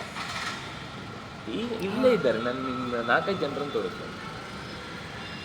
ಹೇಗೆ ಕೇಳಿದರೆ ಕಷ್ಟ ಆಗುತ್ತೆ. ಮೊದಲನೇ ದಿವಸ, 2ನೇ ದಿವಸ ಚೂರು ಕಷ್ಟ ಆಗುತ್ತೆ. 3ನೇ 4ನೇ ದಿವಸ 5ನೇ ದಿವಸ ಸುಸ್ತಿರುತ್ತೆ. ತುಂಬ ದೊಡ್ಡ ದೊಡ್ಡ ಪದಾರ್ಥಗಳನ್ನು ಎತ್ತುವುದಾಗಲಿ ಅಥವಾ ತುಂಬ ದೂರ ಪ್ರಯಾಣ ಆಗಲಿ ಅಥವಾ ತುಂಬ ಮಾತಾಡೋದಾಗಲಿ ಸ್ವಲ್ಪ ಕಷ್ಟ ಆಗುತ್ತೆ. ಅದರಲ್ಲಿ ಹೇಗೆ ಮಾಡಬೇಕು ಅಂತಂದರೆ ಆ 5 ದಿವಸವೂ ನಿರಂತರ ಪಾರಾಯಣ, ಜಪ, ಪೂಜೆ, ಅನುಷ್ಠಾನ ಹಾಗೆ ಮಾಡಿದ್ರು ಅವರು. ಮಾಡಿ ಕೇಳಿದೆ ನಾನು, ಹೀಗೆ ಏನಾಗುತ್ತೆ? ಇಲ್ಲ, ತೊಂದರೆ ಇಲ್ಲ. ಅದೇ ನೀವು ಅದನ್ನು ಕಟ್ಟುನಿಟ್ಟಾಗಿ ಯಾರಿಗೂ ಮಾಡಲಿಕ್ಕೆ ಆಗೋದಿಲ್ಲ. ನನಗನ್ಸಿದ್ದೇನು ಅಂದರೆ ದೇಹಕ್ಕಿಂತ ಹೆಚ್ಚು ನನಗಾಗತ್ತೆ ಅನ್ನೋ ಮನಸ್ಸಿದ್ರೆ ಅವನು ನೋಡಲಿಕ್ಕೆ ಏನೂ ಇರಲ್ಲ ದೇಹದಲ್ಲಿ. ಆದರೆ ಅವರು 5 ದಿವಸ ಉಪವಾಸ ಮಾಡಿ ಆರಾಮಾಗಿ ಓಡಾಡ್ತಿರ್ತಾರೆ, ಏನು ಕಷ್ಟಪಡೋದಿಲ್ಲ. ಅಷ್ಟಕ್ಕೂ ಏನು ಗೊತ್ತಾ, ಆ 5 ದಿವಸವೂ ಅತಿಥಿಗಳನ್ನು ಕರೆದು ಊಟ ಹಾಕಿ ಅವನು ಊಟ ಮಾಡಲಿಕ್ಕಿಲ್ಲ. ಚೆನ್ನಾಗಿ ಅವರನ್ನು ಆತಿಥ್ಯ ಮಾಡಿ ಒಬ್ಬ ದಂಪತಿಯನ್ನಾದರೂ ಅಥವಾ ಒಬ್ಬ ಯಾರಾದರೂ ಯೋಗಿಯನ್ನು ಅಥವಾ ಜ್ಞಾನಿಯನ್ನಾದರೂ ಕರೆದು ಊಟ ಹಾಕಿ ಅವರಿಂದ ಆಶೀರ್ವಾದ, ನನಗೆ ಇನ್ನೂ 2 ದಿವಸ ಇದೆ, ನೀವು ನನಗೆ ಆ ಉಪವಾಸ ಮಾಡುವ ಶಕ್ತಿ ಬರಬೇಕು ಅಂತ ಆಶೀರ್ವಾದ ಮಾಡಬೇಕು ಅಂತ ಅವ್ರ ಕೈ ಮಂತ್ರಾಕ್ಷತೆ ಕೊಟ್ಟು ತಗೊಂಡು ಅವ್ರು ಮಾಡಿದರು. ನಾನು 5ನೇ ದಿವಸನೇ ಹೋಗಿದ್ದು ಅವ್ರ ಹತ್ರ ಮಾತಾಡಲಿಕ್ಕೆ. ಗುರುಗಳ ಅನುಗ್ರಹದಿಂದ ಆಯಿತು, ನಾನೇನು ಮಾಡಿಲ್ಲ. ಅವರು ಇಡೀ ಅನುಶಾಸನ ಪರ್ವ, ಮಧ್ವವಿಜಯ, ಆಮೇಲೆ ಗೀತೆ, ಆಮೇಲೆ ಇನ್ಯಾವುದೋ ಸ್ತೋತ್ರಗಳು, ಸ್ತೋತ್ರ ಮಾಲಿಕೆಯಲ್ಲಿರುವ ಎಲ್ಲ ಸ್ತೋತ್ರಗಳು, ಒಂದು ಕ್ಷಣ ಬಿಡದೆ ನಿದ್ದೆ ಬಂದಂಗೆ ನಿದ್ದೆ ಬಿಟ್ಟರೆ ಯಾರ್ದಾದ್ರೂ ಉಪನ್ಯಾಸ ಹಾಕೊಂಡು ಕೇಳೋದು. ಮನೆಯ ಅನಿವಾರ್ಯವಾದ ಕೆಲಸ ಅದು, ತಮ್ಮ ಔದ್ಯೋಗಿಕ ಕ್ಷೇತ್ರಕ್ಕೆ ಹೋಗಿ ಅಲ್ಲೇನು ಮಾಡಬೇಕು ಅಷ್ಟನ್ನು ಮಾಡಿ ವಾಪಸ್ ಬಂದುಬಿಡ್ತಿದ್ದು. ಹೆಚ್ಚಿನದನ್ನು ಮಾಡಲಿಕ್ಕೆ ಆಗ್ತಿಲ್ಲ ನನಗೆ, ಇವತ್ತಿಷ್ಟೇ ಆಯಿತು. ಆರಾಮಾಗಿ ಮಾಡಿದ್ದು ಆಯಿತು. ಅಂದರೆ ಅದಕ್ಕೆ ಕಾರಣ ಅವ್ರ ಮನಸ್ಸಿನಲ್ಲಿ ಮಾಡಲೇಬೇಕು. ಅವರ ಪ್ರಾರ್ಥನೆ ಏನಿತ್ತು ಅಂದರೆ, ನನಗೆ ಶಾಸ್ತ್ರವನ್ನು ಇನ್ನೂ ಚೆನ್ನಾಗಿ ಓದಲಿಕ್ಕೋಸ್ಕರ ಮನಸ್ಸು ದೃಢ ಆಗಬೇಕು ಅಂತ ನಾನು ಈ ವ್ರತ ಮಾಡ್ತಾ ಇದ್ದೇನೆ, ನಿಮಗೆ ಆಶೀರ್ವಾದ ಮಾಡಿ ಅಂತ ಕೇಳಿಕೊಂಡು. ಅಂದರೆ ಆ ರೀತಿ ಮನಸ್ಸಿಗೆ ದೃಢತೆ ಬಂದಾಗ ಈ ನಿಯಮ ಹೊಟ್ಟೋಯ್ತು. ಅಯ್ಯೋ, ಟೈಮ್ ಟು ಟೈಮ್ ಡಾಕ್ಟರ್ ಹೇಳಿದ್ದಾರೆ 1 ಗಂಟೆಗೆ ತಿನ್ನಬೇಕು ಹೇಳಿದ್ದಾರೆ, ಇಲ್ಲಾಂದರೆ ನಿಮ್ಗೆ ಅಸಿಡಿಟಿ ಆಗುತ್ತೆ, ನಿಮ್ಮ ಪ್ರಾಣ ಹೋಗುತ್ತೆ, ನಿಮ್ಗೆ ಅನರ್ಥ ಆಗುತ್ತೆ, ನಿಮ್ಗೆ ತೊಂದರೆ ಆಗುತ್ತೆ ಅಂತ ಹೀಗೆ ಹೇಳಿದ್ದನ್ನು ನಾವು ತಲೆಯಲ್ಲಿ ಇಟ್ಕೊಂಡ್ರೆ ಈ ಉಪವಾಸ ಮಾಡಿದವ್ರ ಕಥೆ ಏನು? ಅವರಿಗೆ ನಿಯಮ ಇಲ್ಲ ಅಂತನ. ಅದಕ್ಕೆ ಅಶಕ್ತ ಸೇವ. ಈ ನಿಯಮವನ್ನು ಆಚಾರ್ಯ ಹೇಳಿದ್ದು. ನಮಗೆ ಕೆಲವು ನಿಯಮ ಇರುತ್ತೆ, ನಾನು 2 ಹೊತ್ತು ತಿನ್ನೋದು ಅಂತ. ಇಲ್ಲ 3 ಹೊತ್ತು ತಿನ್ನಬೇಕು ಅಂತ ಶಾಸ್ತ್ರ ಹೇಳಿದೆ. ಶಾಸ್ತ್ರ ಎಲ್ಲೂ ಹೇಳಿಲ್ಲ, ಹಿಂಗೆ ಹಸುವಾದಾಗ ತಿನ್ನು ಅಂತ ಹೇಳಿದೆ. ಸಮಯ ಒಂದು ದಿವಸ ಒಂದು ಪಾಲಿಸಿದ ಮೇಲೆ ಅದೇ ಸಮಯ ಪಾಲಿಸಬೇಕು ಅಂತಿದೆ. ನೀವು ಮಧ್ಯಾಹ್ನ ತೊಗೊಳ್ಳೋದಾದರೆ ಮರು ದಿವಸ ಮಧ್ಯಾಹ್ನ ತೊಗೊಳ್ಳಿ. ನೀವು ಬೆಳಿಗ್ಗೆನೇ ತೊಗೊಂಡು ಮುಗಿಸ್ತೀರಿ, ಮತ್ತೊಂದು ರಾತ್ರಿ ಮುಗಿಸ್ತೀರಿ, ಮತ್ತೆ ಅದನ್ನೇ ಮೇಂಟೈನ್ ಮಾಡಿ. ಬೆಳಿಗ್ಗೆ ತಿಂದೊಂಡು ರಾತ್ರಿನೇ ತಿಂತೇನೆ ಅಂತ ಅದನ್ನೇ ಮೇಂಟೈನ್ ಮಾಡಿ. ಒಂದು ದಿವಸ ಬೆಳಿಗ್ಗೆ, ಒಂದು ದಿವಸ ಮಧ್ಯ ಬೆಳಿಗ್ಗೆ, ಒಂದು ಸಲ ಸ್ವಲ್ಪ ಬೆಳಿಗ್ಗೆ, ಒಂದು ಸರ್ತಿ ಸಂಜೆ, ಒಂದು ಸರ್ತಿ ಮಧ್ಯಾಹ್ನ, ಒಂದು ನಿತ್ಯ ಒಂದು ವ್ಯವಸ್ಥೆ ಇಲ್ಲ ಅಂತಾದರೆ ಅದು ನಿಮ್ಗೆ ಆರೋಗ್ಯಕ್ಕೆ ತೊಂದರೆ ಆಗುತ್ತೆ. ಯಾಕೆಂದರೆ ದೇಹಕ್ಕೆ ಒಂದು ಅಭ್ಯಾಸ ಆದಮೇಲೆ ಅದು ಅದೇ ಥರ ಮೈಂಡ್ ಸೆಟ್ ಇರುತ್ತೆ. ಹೇಗೋ ಹಾಗೆ ದೇಹಕ್ಕೆ ಒಂದು ನೆನಪಿದೆ, ಬುದ್ಧಿಗೆ ಮಾತ್ರ ನೆನಪಿರುವುದಲ್ಲ. ಈ ದೇಹದ ಪ್ರತಿ ಸೆಲ್ಲಿಗೊಂದು ನೆನಪಿದೆ. ಅದರಿಂದ ನೋಡಿ, ನೀವು ಏಕಾದಶಿ ಹೊತ್ತು ಆ ಮಧ್ಯಾಹ್ನದ ಹೊತ್ತು ಒಂದು ಸಲ ಚೂರು ಚುರ್ರು ಅನ್ನತ್ತೆ ಹೊಟ್ಟೆ. ಯಾಕೆಂದರೆ ಪ್ರತಿ ದಿವಸ ಬೀಳ್ತಾ ಇತ್ತು, ಇವತ್ತು ಬೀಳಿಲ್ಲಲ್ವಾ ಅಂತ ಎಚ್ಚರಿಕೆ ಅದು. ಇವತ್ತು ಊಟ ಇಲ್ಲ ಸುಮ್ಮನಿರು ಅಂತ ನಾವು ಅದನ್ನು ನೆಗ್ಲೆಕ್ಟ್ ಮಾಡಿದರೆ ಮತ್ತೊಂದು 5 ನಿಮಿಷ ಮರ್ತೋಗುತ್ತದೆ. ಮತ್ತೆ ತಾ ಪ್ರಕಾರ ಬೇರೆ ಕೆಲಸದಲ್ಲಿ ಇರ್ತೀವಿ, ರಾತ್ರಿ ಮತ್ತೊಂದು ಸರ್ತಿ ಚುರ್ರು ಅನ್ನತ್ತೆ. ಬೇರೆಯವ್ರು ತಿನ್ನುವಾಗ ಬೇಕಿತ್ತು ಅಂತ ಒಂದ್ಸಲ ಅನಿಸುತ್ತೆ. ಆದರೆ ಆಮೇಲೆ ಸ್ವಲ್ಪ ಹೊತ್ತು ಆದಮೇಲೆ ಇಲ್ಲ ಇವತ್ತು ಏಕಾದಶಿ. ಕೆಲವೊಮ್ಮೆ ಏನಾಗುತ್ತೆ ಅಂತ ಮರ್ತೋಗಿ ಅವ್ರು ಕೊಟ್ಟರು ಅಂತ ಪ್ರಸಾದ ಪ್ರಸಾದ ಬಾಯ್, ಅಯ್ಯೋ ಇವತ್ತು ಏಕಾದಶಿ ಅಂತ ಆಮೇಲೆ ಕೆಲವೊಮ್ಮೆ ಜಾಗೃತಿ ಆಗೋದಿರುತ್ತೆ. ತಲೆ ಕೆಡಿಸ್ಕೊಳ್ಳಿಕ್ಕಿಲ್ಲ, ತಪ್ಪೇ. ಆದರೆ ಆ ಹೊತ್ತಿಗೆ ಅದು ಆಯಿತು ಅನ್ನೋ ನಮ್ಮ ಉದ್ದೇಶ ಬರೋಕೆ ಅಲ್ಲ. ಹೋಯ್ತು ಅಂತ ಅದು ತೀರಾ ಒಂದು ಡಿಪ್ರೆಷನ್ಗೆ ಹೋಗ್ಬೇಕಾಗ್ತಿಲ್ಲ. ಕೆಲವರು ವ್ರತ ಮಾಡ್ತಿರ್ತಾರೆ, ಗೊತ್ತಿಲ್ಲದೆ ಯಾವುದೋ ಪದಾರ್ಥ ಹಾಕ್ಬಿಡ್ತಾರೆ. ತಿಂದಾದ್ಮೇಲೆ ನೀವು ವ್ರತ ಅಲ್ಲ, ಅಯ್ಯೋ ಹೌದಾ ನಾನು ವ್ರತ ಎಲ್ಲ ಹಾಳಾಯ್ತು, ನನಗೇನು ಮಾಡಲಿ, ನೀನೇನು ಪಂಚಗವ್ಯನ ಕೆಜಿ ಗಟ್ಟಲೆ ಕುಡಿಬೇಕಾ? ಮರೆಯುವುದಲ್ಲ ರೀ, ತಪ್ಪೇ ಅದು. ಆದ್ರೆ ಮುಂದೆ ಮಾಡುವುದಕ್ಕೆ ಇದು ಹಾನಿಕಾರಕ ಅಲ್ಲ ಅಂತ ಹೇಳಿದ್ದು. ಈಗ ಡಿಪ್ರೆಸ್ ಮಾತ್ರ ಅಲ್ಲ, ಈಗ ಹೇಗೋ ತಿಂದಾಯ್ತಲ್ವಾ ಪೂರ ತಿಂದ್ಬಿಡ್ತೇನೆ ಅಂತ ತಿನ್ಬಾರ್ದು ಹೇಳಿದ್ ನಾನು. ಏನೋ ಬಾಯಿಗೆ ಹಾಕೊಂಡ್ಬಿಟ್ಟೆ, ವ್ರತ ಹೋಯ್ತು ಅಂತ ಅನ್ನಿಸ್ತಾ ಹೌದು ವ್ರತ ಹೋಯ್ತು. ಆದರೆ ಹಾಗಂತೇಳಿ ವ್ರತ ಹೋಯ್ತಲ್ಲ ಹೇಗೂ, ಸರಿ ಹಾಗಾದ್ರೆ 5-5 kg ತಂದು ಹಾಕಿ ಎಲ್ಲ ತಿಂದ್ಬಿಡ್ತೇನೆ ಅಂತ ತಿನ್ನುದಾ? ಹಾಗೆ ಮಾಡಬಾರ್ದು ಹೇಳಿದ್ದು. ವ್ರತ ಇವತ್ತೊಂದು ದಿವಸ ಬಿಟ್ಟು ಹೋಯ್ತು ಅಂದರೆ ನಾಳೆ ಅಯ್ಯೋ ನಿನ್ನೆ ಬಿಟ್ಟು ಹೋಯ್ತಲ್ಲ ಇನ್ನೇನು ಸರಿ ರೀ ಮಾಮೂಲು ಆಮೇಲೆ ತಿಂತೆ. ಅದು ನಿಮಗೆ ಗೊತ್ತಿಲ್ಲದೆ ಆದದ್ದಾದ್ರಿಂದ ಅದಕ್ಕೆ ದೋಷ ಇಲ್ಲ, ತಪ್ಪ ಹೌದದು. ಆದರೆ ನೀವು ಉದ್ದೇಶಪೂರ್ವಕವಾಗಿ ಮಾಡಿದಾಗ ಏನು ದೋಷ ಇತ್ತು ಆ ದೋಷ ಇಲ್ಲ. ಮರು ದಿವಸ ಮತ್ತೆ ಯಥಾ ಪ್ರಕಾರ ಮುಂದುವರಿಸುವುದಷ್ಟೇ. ಅದು ನಾನು ಪ್ರತಿ ದಿವಸ ಮರ್ತೋಯ್ತು ಅಂತ ಮಾಡಬಾರ್ದು ಅಷ್ಟೇ. ಹೀಗೆ ಅತಿ ಆಹಾರ, ಅತಿ ಉಪವಾಸ, ಅತಿ ನಿದ್ದೆ, ಅತಿ ಎಚ್ಚರ ಇರುವಿಕೆ ಎಲ್ಲವೂ ಕೂಡ ಸಾಧನೆ ಮಾಡ್ತಾ ಇರುವ ಸ್ಥಿತಿಯಲ್ಲಿ ಇರುವವನಿಗೆ ನಿಯಮ. ಸಾಧಿಸಿ ಅಭ್ಯಾಸ ಆದವನಿಗೆ ಅದು ಬೇಡ. ಅವನು 5 ದಿವಸ ಉಪವಾಸ ಇರ್ತಾನೆ, ಕೆಲವರು ಬಕೆಟ್ ಗಟ್ಟಲೆ ಆಹಾರ ತಿಂತಾರೆ. ತಿಂದರೆ ಅವರು ಇನ್ನು 2 ದಿವಸ ಉಪವಾಸ ಇರಲಿಕ್ಕೂ ಸಾಮರ್ಥ್ಯ ಇದೆ ಅವರಿಗೆ. ನಾವು ಅವರ ಬಗ್ಗೆ ಮಾತಾಡಬಾರ್ದು. ದೇವರಿಗೆ ಹೆಸರೇ ಅಮಿತಾಶನ ಅಂತ. ಈಗ ತಿಂದರೆ ಯಾವಾಗ ತಪ್ಪು ಗೊತ್ತಾ? ತಿಂದ ಮೇಲೆ ಅವರನ್ನು 4 ಜನ ಎತ್ಕೊಂಡು ಹೋಗೋಂಗಾದ್ರೆ ತಪ್ಪು. ತಿಂದು ಅವ್ರ ಕೆಲಸ ಆರಾಮಾಗಿ ಮಾಡ್ಕೊಳ್ತಾರೆ ಅಂದರೆ ಭೀಮನನ್ನು ಯಾಕೆ ನಾವು ಸಮರ್ಥಿಸುವುದು? ತುಂಬ ತಿಂದರೂ ಅವನು ತಪ್ಪಲ್ಲ ಅಂತ. ಯಾಕೆಂದರೆ ಅವನು ತಿಂದ ಮೇಲೆ ಮಲಗ್ತಿರ್ಲಿಲ್ಲ. ತಿಂದ ಮೇಲೆ ನನಗೆ ಆಗಲ್ಲಪ್ಪ ಯಾಕಾದ್ರೂ ಇಷ್ಟು ತಿಂದೇನೋ ಅಂತ ಹೊಟ್ಟೆ ಸವರ್ಕೊಳ್ತಿರ್ಲಿಲ್ಲ. ವೃಕೋದರ ಅವನು ತಿಂದದನ್ನು ಮರುಕ್ಷಣದಲ್ಲಿ ಜೀರ್ಣ ಮಾಡ್ಕೊಳ್ಳೋ ಶಕ್ತಿ ಇತ್ತು. ಆಚಾರ್ಯರನ್ನು ಗುಣವಾಗಿ ಯಾಕೆ ಹೇಳ್ತಾರೆ? 400 ಕಮ್ ಬಾಳೆಹಣ್ಣು ತಿಂದರು, ಲೀಟ್ರ್ ಗಟ್ಟಲೆ ಮಡಕೆ ಗಟ್ಟಲೆ ಹಾಲು ಕುಡಿದ್ರು ಅಂತ. ಅದು ಗುಣವ ಹೇಳ್ಕೊಳ್ಳಿಕ್ಕೆ. ಆದರೆ ಅದನ್ನು ಕುಡಿದ ಮೇಲೆ ಅವರು ಬಿದ್ಕೊಳ್ಳಿಲ್ಲ, ಮತ್ತೆ ಸಂಚಾರ ಇತ್ತು. ಸಂಚಾರಕ್ಕೆ ಆರಾಮಾಗಿ ಮತ್ತೆ ಹೊಟ್ಟೆ ಹಾಕೋ ತುಂಬ ಕೆಲವೊಂದು ತಿಂದಾಗಿರುತ್ತೆ. ಆಮೇಲೆ ಸಂಜೆ ತನಕ ಒಂದು ಒದ್ದಾಟ ಇರುತ್ತೆ. ಅಯ್ಯೋ ಇವತ್ತು ತಿಂದದ್ದು ಸ್ವಲ್ಪ ಜಾಸ್ತಿ ಆಯಿತು ಏನಾದ್ರು. ಆಮೇಲೆ ಅದಕ್ಕೊಂದು ಹೋಮ ಅಂತೆ, ಎಲಡಿಕೆ ಅಂತೆ, ಕಷಾಯ ಅಂತೆ, ಜೀರಿಗೆ ಕಷಾಯ. ಅಯ್ಯೋ ಹೊಟ್ಟೆ ಕರಗ್ತಾ ಇಲ್ಲರು ಈಗ. ಹಾಗಿದ್ರೆ ಹೋಮ ಜೀರ್ಣ ಆಗಲಿಕ್ಕೆ ಹೋಮ್ ಕಾರ್ಡ್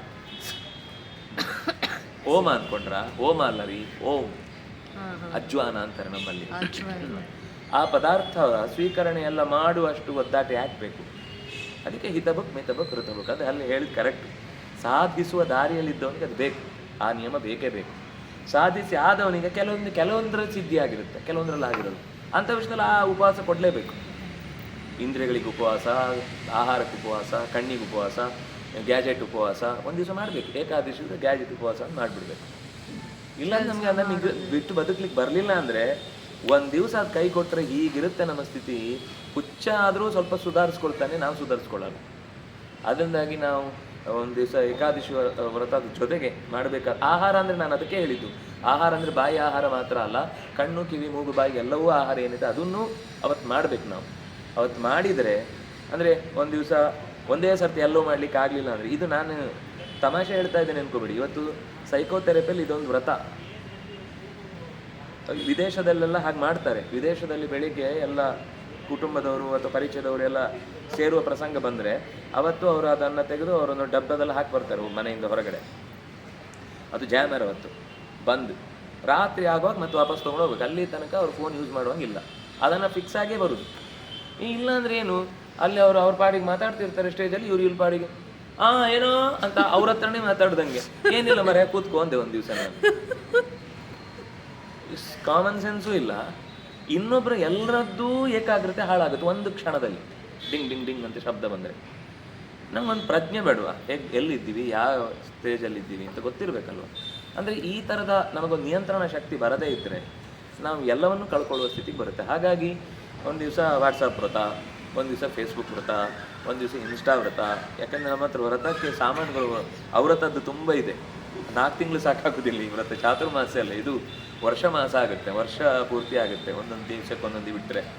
ಹಾಗೆ ಅಂಥದ್ದನ್ನು ಒಂದು ಚೂರು ಅನಿವಾರ್ಯವಾಗಿ ನಮಗೆ ಅಭ್ಯಾಸ ಮಾಡಿಕೊಂಡ್ರೆ ಆವಾಗ ನಾವು ಈ ಉಳಿದದ್ದು ಮಾಡಿದ್ದು. ಈಗ ಧ್ಯಾನಕ್ಕೆ ಕೂತು ಕೊನೆಗೆ ನೆನಪಾಗೋದು ದೇವರಲ್ಲದೆ ಮತ್ತೆ ಲೋಕವೇ ಆದರೆ ಅದು ಲೋಕವನ್ನೇ ತರುತ್ತೆ. ಯಾಕಂದ್ರೆ ನಾನು ಈಗ ಏನು ಮಾತಾಡ್ತೇನೋ ಸ್ವಲ್ಪ ಹೊತ್ತಾದಮೇಲೆ ನಾನು ಯಾವುದಾದ್ರೂ ಒಂದು ವಿಷಯ ಮಾತಾಡಿದರೆ ನಂಗೆ ಆಮೇಲೆ ಅದರ ಅಡ್ವರ್ಟೈಸ್ಮೆಂಟ್ ತೋರಿಸುತ್ತದು. ನಾನು ಯಾವುದೋ ಒಂದು ದೇವಸ್ಥಾನ ಅದು ಯಾವುದೋ ಒಂದು ಪ್ರಾಡಕ್ಟಿನ ಬಗ್ಗೆ ಮಾತಾಡಿದರೆ ಆ ಪ್ರಾಡಕ್ಟಿನ ಬಗ್ಗೆ ಅದು ತಕ್ಷಣ ತೆಗೆದು ತೋರಿಸುತ್ತೆ. ಮೊನ್ನೆ ಯಾವುದೋ ಅವ್ರೇನೋ ಮಾತಾಡ್ತಾ ಇದ್ರು, ಕಾಂತಾರದ್ದೇನೋ ಮಾತಾಡಿದ್ರು.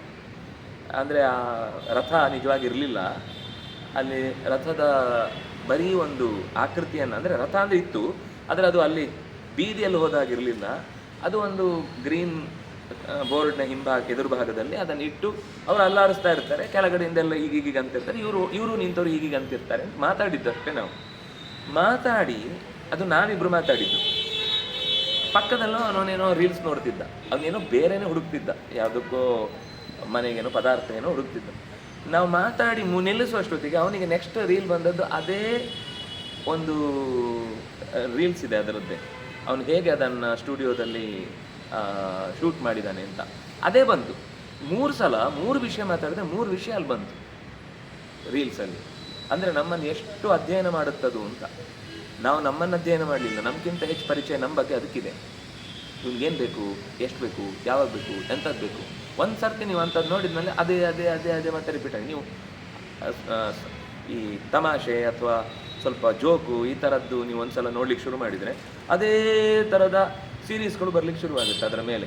ಇಲ್ಲ ನೀವು ಆ್ಯಕ್ಷನು ಡಮ್ ಡುಮ್ ಡಿಶ್ ಡು ಅಂತ ನೋಡಿದರೆ ಮತ್ತು ಅದೇ ಶುರುವಾಗುತ್ತೆ.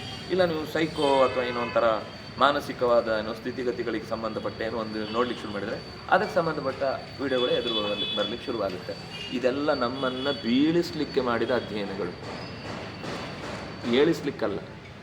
ಇದನ್ನೇ ನೋಡಿ ಹಾಳಾಗೋಗು ಅಂತ, ಇನ್ನು ಇನ್ನು ಇನ್ನು ಇನ್ನು ಇನ್ನು ಇನ್ನು ನೋಡಿ ಏಳಲೇಬೇಡ ಅಂತ. ಆದರೆ ನಾವು ಈಚೆಯಿಂದ ಗೀತೆ ಓದ್ತೀವಿ, ಆಚೆಯಿಂದ ಹಾಳಾಗ್ತೀವಿ.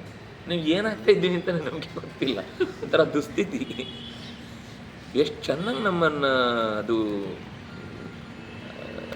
ಸೆಳೆತಕ್ಕೆ ತಂದ್ಕೊಳ್ಳುತ್ತೆ ಅನ್ನೋದು ಬಹಳ ಬಹಳ ಗೊತ್ತಿದ್ದು ಗೊತ್ತಿದ್ದು ಗೊತ್ತಿದ್ದು ನಮ್ಮನ್ನು ತೊಗೊಂಡೋಗ್ತಾ ಇರುತ್ತೆ ಆ ಜಾಗಕ್ಕೆ. ಹಾಗಾಗಿ ಯದಾ ವಿನಿಯತಂ ಹೇಳಿ. ಹಾಂ, ಅದಕ್ಕೆ ನಾನು ಹೇಳಿದೆ ಅತ್ಯಶಕ್ಯೇತ ನಿದ್ರಾದು ಅನ್ನೋದು ಕೂಡ ಅಶಕ್ತಸ್ಯೈವ. ಈಗ ನಿದ್ದೆ ಬರುತ್ತೆ ಎಂದಾಗ ನಿದ್ದೆ ಮಾಡು, ಆದಷ್ಟು ಪ್ರಯತ್ನ ಮಾಡು, ಎಷ್ಟು ಸಾಧ್ಯ ಆಗುತ್ತೋ ಅಷ್ಟು ಓದು. ಅದು ಯಾವಾಗ ಗೊತ್ತಾ, ನಾನು ನನ್ನದೇ ಆದ ಒಂದು ಜೀವನ ಕಟ್ಕೊಂಡಿದ್ದೇನೆ ಎಂದಾಗ ಮಾತ್ರ. ನಾನು ಇನ್ನೊಬ್ಬನ ಅಡಿಯಲ್ಲಿದ್ದೇನೆ ಎಂದಾಗ ರಾತ್ರಿ ಎಲ್ಲ ಓದಿ ಆಫೀಸಲ್ಲಿ ಹೋಗಿ ನಿದ್ದೆ ಮಾಡಲಿಕ್ಕಾಗುತ್ತಾ? ನಾವು ಇನ್ನೊಂದು ಸ್ವವೃತ್ತಿ ಮಾಡ್ತಾ ಇದ್ದೇವೆ, ಇನ್ನೊಬ್ಬನ ಕೈ ಕೆಳಗೆ ಸಂಬಳ ಕೆಲಸ ಮಾಡ್ತಾ ಇದ್ದೇವೆ ಎಂದಾಗ ಇದು ಯಾವುದು ಸಾಧ್ಯ ಆಗಲ್ಲ. ಆಚಾರ್ಯರು ಯಾಕೆ ಗೆದ್ದರು ಅಂದರೆ ಅವ್ರಿಗೆ ಯಾರ ಅಡಿಯಲ್ಲೂ ಇರಲಿಲ್ಲ. ಅವರಿದ್ದ ಸಂಸ್ಥೆಯು ಕೂಡ ನೀವು ಬಂದಾಗ ಮಾಡಿ ಆಚಾರ್ಯ ಅಂತ ಹೇಳುವಷ್ಟು ಅವರ ವ್ಯಕ್ತಿತ್ವ ದೊಡ್ಡದಿತ್ತು.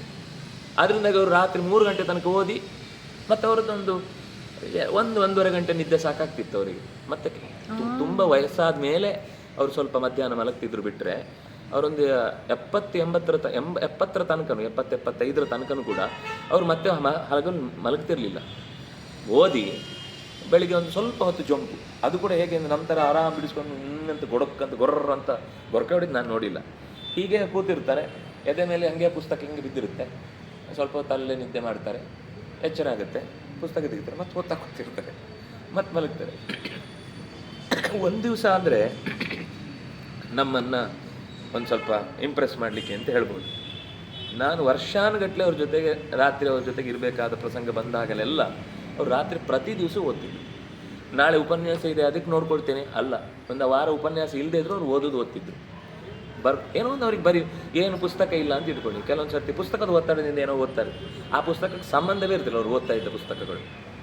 ಏನೋ ಓದ್ತಿದ್ರು, ಏನೋ ತಿಳ್ಕೊಂಡು ಅವರಿಗೆ ಒಂದು ಓದುವಾಗ ಅದು ನೆನಪಾಗುತ್ತೆ, ಆ ಪುಸ್ತಕ ತಂದು ಕೊಡು ಅಂತ ಹೇಳೋರು. ನಾನು ಮತ್ತೆ ಓಡ್ಕೊಂಡು ಬಂದು ಇಲ್ಲಿ ತಂದು ಕೊಟ್ಕೊಂಡು ಅದು ಓದ್ತಾ ಮುಗಿದು ವಾಪಸ್ ಹೋದ ತಕ್ಷಣ ಅಯ್ಯೋ ಇದು ತರಲಿಕ್ಕೆ ಹೇಳಬೇಕು. ಕೆಲವೊಮ್ಮೆ ಫೋನ್ ಮಾಡ್ತಿದ್ರು ಆ ಮನೆಯಲ್ಲಿದ್ದವ್ರ ಹತ್ರ, ಇನ್ನೊಂದು ಪುಸ್ತಕ ತನ್ನಿ. ಅಂದರೆ ತುಂಬ ಜನ ಇದ್ದರು, ನನ್ನ ಒಬ್ಬನ ಹತ್ರ ಅಲ್ಲ, ತುಂಬ ಜನ ಅವ್ರಿಗೆ ಪುಸ್ತಕ ಕೇಳಿದಾಗೆಲ್ಲ ತಂದು ಕೊಡೋರಿದ್ದರು. ಆದರೆ ಓದುವಾಗ ಅವರಿಗೆ ಏನೋ ಒಂದು ಡೌಟ್ ಬಂತು ಅಂದರೆ ಆ ಪುಸ್ತಕ ತಕ್ಷಣ ಬೇಕು. ಅವ್ರ ಮನೆಯಲ್ಲಿದ್ದರೆ ಅವ್ರದ್ದೇ ಒಂದು ದೊಡ್ಡ ಲೈಬ್ರರಿ ಇತ್ತು, ಅವರೇ ಹೋಗಿ ಇದರ ಮೇಲೆ ಸ್ಟೂಲ್ ಮೇಲೆ ಹತ್ತಿ ಎಲ್ಲ ತೆಗೆದು ಅದೇನು ಅಂದರೆ ಕೊನೆಗೆ ಎಷ್ಟು ಪುಸ್ತಕಗಳ ರಾಶಿಯಲ್ಲಿ ಅವ್ರದ್ದೊಂದು ಇಷ್ಟೇ ಜಾಗ ಇಂಟಿ ಕೂತಿರ್ತಿತ್ತು. ಈ ಕಡೆಯಿಂದ ಬೆಟ್ಟ, ಈ ಕಡೆಯಿಂದ ಬೆಟ್ಟ, ಅದು ನೋಡೋದೇ ಆನಂದ ಆಚಾರ್ಯನ ಪುಸ್ತಕದ ರಾಶಿ ಮಧ್ಯದಲ್ಲಿ. ಅಂದರೆ ಅವರು ಅದು ಅವರ ವರ್ತನೆ ಅರ್ಥ ಆಗಲ್ಲ ಕೆಲವೊಮ್ಮೆ. ಎಲ್ಲರೂ ಏನು ಹಾಸಿಗೆ ಕುತ್ಕೊಂಡು ಓದ್ತಾರೆ, ಅವರು ಮಲಗ್ತಾ ಇದ್ದದ್ದು ಕಮ್ಮಿ, ಓದ್ತಾ ಇದ್ದದ್ದು ಜಾಸ್ತಿ. ಅದರಿಂದಾಗ ಅವ್ರಿಗೆ ನಡೀತಿತ್ತು. ಅವರು ಪುಸ್ತಕಕ್ಕಿಂತ ಜಾಸ್ತಿ ಏನು ಹಾಸಿಗೆ ಅಂತಾನೆ. ಅಂದರೆ ಇದನ್ನೆಲ್ಲ ಆಡ್ಕೊಳ್ಳೋರಿಗೆಲ್ಲ ಏನು ಗಲೀಜು, ಅದ್ರ ಮೇಲೆ ಕುತ್ಕೊಂಡು ಓದ್ತಾರೆ, ಅದ್ರ ಮೇಲೆ ಕುತ್ಕೊಂಡು ಮಲಿತಾರೆ, ಅದ್ರ ಮೇಲೆ ಕುತ್ಕೊಂಡು ಎಲ್ಲ ಮಾಡ್ತಾರೆ. ಹಾಗೇನಿಲ್ಲ, ಅವ್ರು ಜಪ ಗೀಪ ಎಲ್ಲ ಮಾಡುವಾಗ ಪಕ್ಕದಲ್ಲಿ ಬಂದು ಅವ್ರಿಗೊಂದು ಬೇರೆ ಕೂತ್ಕೊಳ್ಳಿಕ್ಕೆ ಆಗ್ತಿರಲಿಲ್ಲ, ಸ್ವಲ್ಪ ವಯಸ್ಸಾದಮೇಲೆ ಇಷ್ಟು ಚೇರಲ್ಲೇ ಕೂತು ಮಾಡ್ತಿದ್ರು. ಕೆಲವರೆಲ್ಲ ಕೊನೆಗೆ ಸಾವಿನ ಭಯದಿಂದ ಮಾಡ್ತಿದ್ರು ಅಂತೆಲ್ಲ.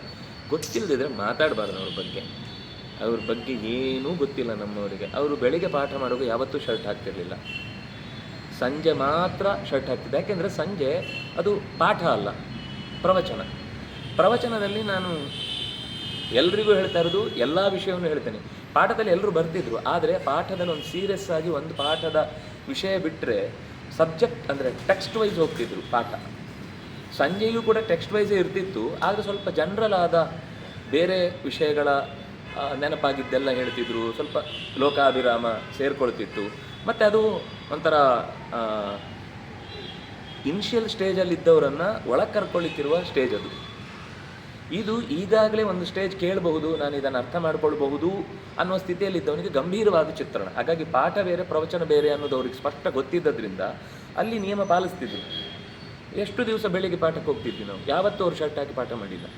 ಆದರೆ ಎಷ್ಟು ದಿವಸ ಅವರು ಸಂಜೆ ಮಾಡಿದ್ದಾರೆ, ಆಗ ಆರಾಮಾಗಿ ಶರ್ಟ್ ಹಾಕಿ. ಎಲ್ಲರೂ ನೋಡೋದು ಬೆಳಿಗ್ಗೆ ಪಾಠಕ್ಕೆ ಯಾರೂ ಬರೋರಿಲ್ಲ, ನೋಡೋದು ಬರೀ ಸಂಜೆ ಉಪನ್ಯಾಸಗಳನ್ನೇ. ಅದನ್ನು ಇಟ್ಕೊಂಡು ಏನು ಶಟಲ್ ಕೊಂಡ್ಕೊಂಡು ಅದು ಇದೊಂದು ಎಷ್ಟು ಅಲ್ಲ ಅಪ್ಡೇಟ್ ಅಂದರೆ ಅವರ ವಾತಾವರಣ ಆಗಿದೆ. ಅವ್ರನ್ನ ನಾವು ತಪ್ಪು ಅಂತ ಹೇಳುವಾಗಿಲ್ಲ, ಅವ್ರು ಬೆಳೆದು ಬಂದ ರೀತಿಯೇ ಹಾಗೆ. ಅಲ್ಲಿ ಅವರು ಅದನ್ನು ನೋಡಿದರೆ ತಾನೇ ಇಂಥ ಹೊಸ್ತಿದು.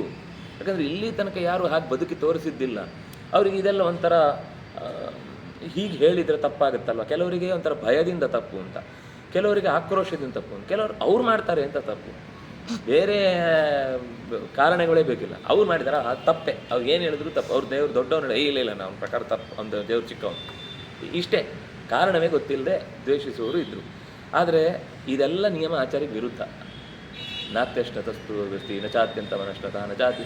ನಮ್ಮ ಗುರುಗಳಂತೂ ವಿಶ್ವೇಶತೀರ್ಥರದ್ದಂತೂ ಹೀಗೆ ಹಾಲು ಕೊಟ್ಟರೆ ಅದರಲ್ಲಿ 3/4 ವಾಸಿ ಸಕ್ಕರೆ, ಇಷ್ಟೇ ಹಾಲು, ಅದನ್ನು ಕಲಸಿ ಕುಡಿತಿದ್ರು. ಇನ್ನೊಂದು ಸಲ ಸಕ್ಕರೆನೇ ಇಲ್ಲ, ಹಾಗೆ ಕುಡಿತಿದ್ರು.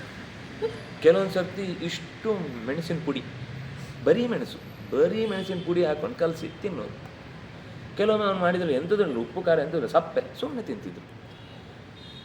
ನಮಗೆ ಒಂದು ಖಾರ ತಿಂದರೆ 9 ಇದ್ದರೂ 10ನೇ ದಾರಿ ಓಪನ್ ಹೋಗಬೇಕು, ನವದ್ವಾರ ಅಲ್ಲ, ನೆತ್ತಿಗೂ ಸಿಡ್ದೋಗ್ಬೇಕು.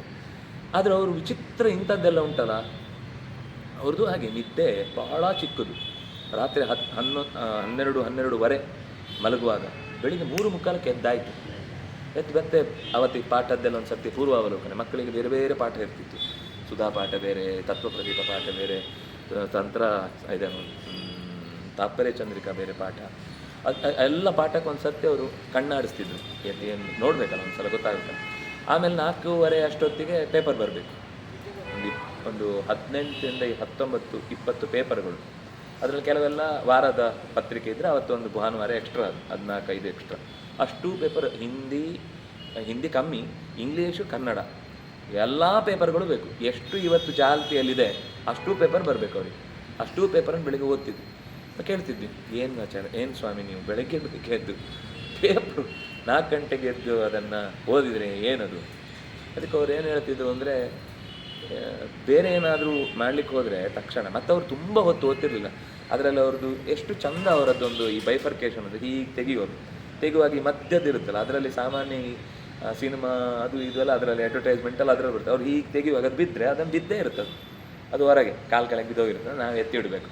ಆಮೇಲೆ ಓದುವಾಗಲೂ ಅಷ್ಟೇ, ಅದರಲ್ಲಿ ಸಿನಿಮಾದೆಲ್ಲ ಇದ್ದರೆ ಆ ಪುಟದ ಕಡೆ ಕಣ್ಣೇ ಹೋಗ್ತಿರಲಿಲ್ಲ. ಅವ್ರಿಗೆ ಹೆಡ್ಲೈನಲ್ಲಿ ಏನಿದೆಯೋ ಅದನ್ನು ನೋಡಿ ಆ ಕೊನೆಯ ಸಾಲು ತನಕ ಎಷ್ಟು ಫಾಸ್ಟ್ ಓದ್ತಿದ್ರು ಅಂದರೆ, ನಾನು ನಿಜವಾಗ್ಲೂ ಯಾವುದೋ ರೋಬೋ ಸಿನಿಮಾದೆಲ್ಲ ಅವನು ಹಿಂಗೆ ಮಾಡೋದಿತ್ತಲ್ಲ, ಆ ಅಂಶದಲ್ಲಿ ಸ್ವಾಮಿಗಳದ್ರಲ್ಲಿ ಏನೂ ಕಮ್ಮಿ ಇಲ್ಲ. ಅವ್ರು ಒಂದು ಸರ್ತಿ ಹೀಗೆ ಪೇಜು ನೋಡ್ತಿದ್ರು, ಹಿಂಗೆ ಪೇಜ್ ಓದಿ ಪಕ್ಕಕ್ಕೆ ಎಸಿತಿದ್ರು.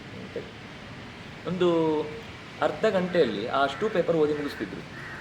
ಮತ್ತು ಅವ್ರದ್ದು ಬೆಳಿಗ್ಗೆಯ ಯಾಕೆ ಓದ್ತಿದ್ರಿ ಅಂತ ಕೇಳಿದ್ದಕ್ಕೆ ಒಂದು 2 ಕಾರಣ ಕೊಟ್ಟಿದ್ರು. ಒಂದು, ಬೆಳಗ್ಗೆ ಒಂದು ಜಾಡ್ಡೆ ಇರುತ್ತೆ, ಏನಾದರೂ ಮಾಡಬೇಕು ಅಂತಂದರೆ ಒಂಥರ ಇನ್ನೂ ಮಬ್ಬಿರುತ್ತೆ. ಆ ಪೇಪರಲ್ಲಿರೋ ಅಷ್ಟು ವಿಷಯಗಳನ್ನು ಓದಿದರೆ ಒಂದು ಸರ್ತಿ ಮನಸ್ಸು ಚುರುಕಾಗುತ್ತೆ. ಚುರುಕಾದರೆ ಆಮೇಲೆ ಬೇರೆ ಕೆಲಸ ಮಾಡುವಾಗ ನಾವು ಅಟೆನ್ಷನ್ ಇರುತ್ತೆ ಅಂತ ಒಂದು. ಎರಡನೇದು ಮತ್ತು ಅವ್ರು ಅಂಥದ್ದು ಯಾವುದು ಓದ್ತಿರಲಿಲ್ಲ. ಏನು ಕ್ರಿಕೆಟು, ಸಿನಿಮಾ ಅಥವಾ ಯಾವುದೋ ಒಂದು ಈ ಬೇಡವಾದ ಅಸಂಬದ್ಧ ವಿಷಯಗಳು ಇದು ಯಾವುದಕ್ಕೆ ತಲೆ ಆಗ್ತಿರಲಿಲ್ಲ. ಎರಡನೇ ವಿಷಯ ಅವರು ಹೇಳ್ತಿದ್ದಿದ್ದು, ನಾನು ಹಿಂದಿನ ದಿವಸ ಏನಾದರೂ ಸ್ಟೇಟ್ಮೆಂಟ್ ಕೊಟ್ಟದ್ದನ್ನು ಕೆಲವೊಮ್ಮೆ ತಿರುಗಿಸಿ ಹಾಕ್ಬಿಡ್ತಿದ್ದು.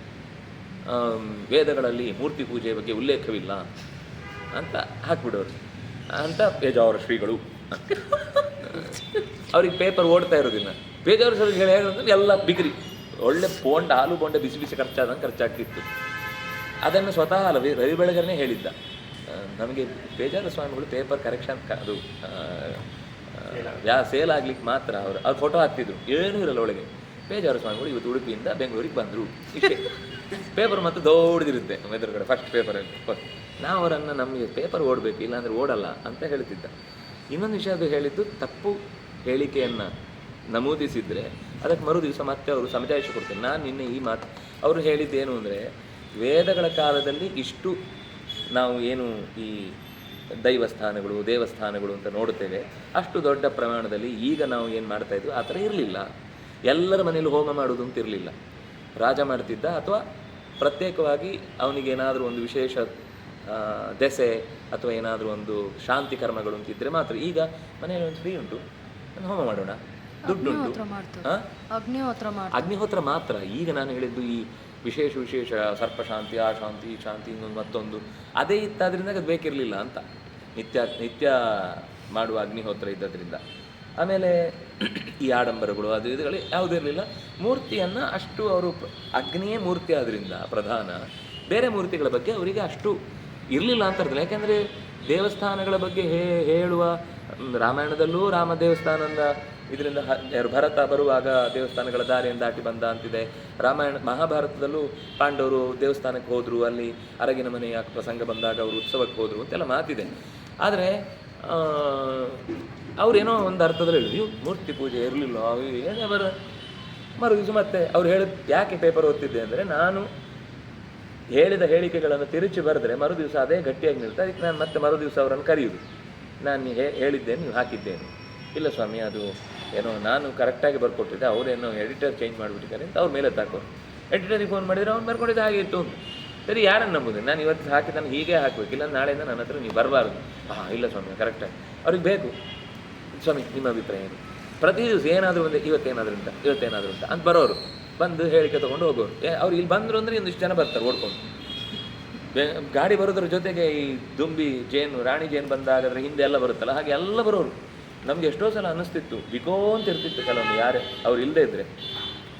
ಅವ್ರು ಬಂದ ತಕ್ಷಣ ಎಂಥ ಒಂದು ಸಂಚಾರ ಅಂದರೆ ಇದೇನು ಮಿಂಚು ಸಂಚಾರ ಆದ ಹಾಗೆ ಎಲ್ಲ ಬಂದುಬಿಡೋರು.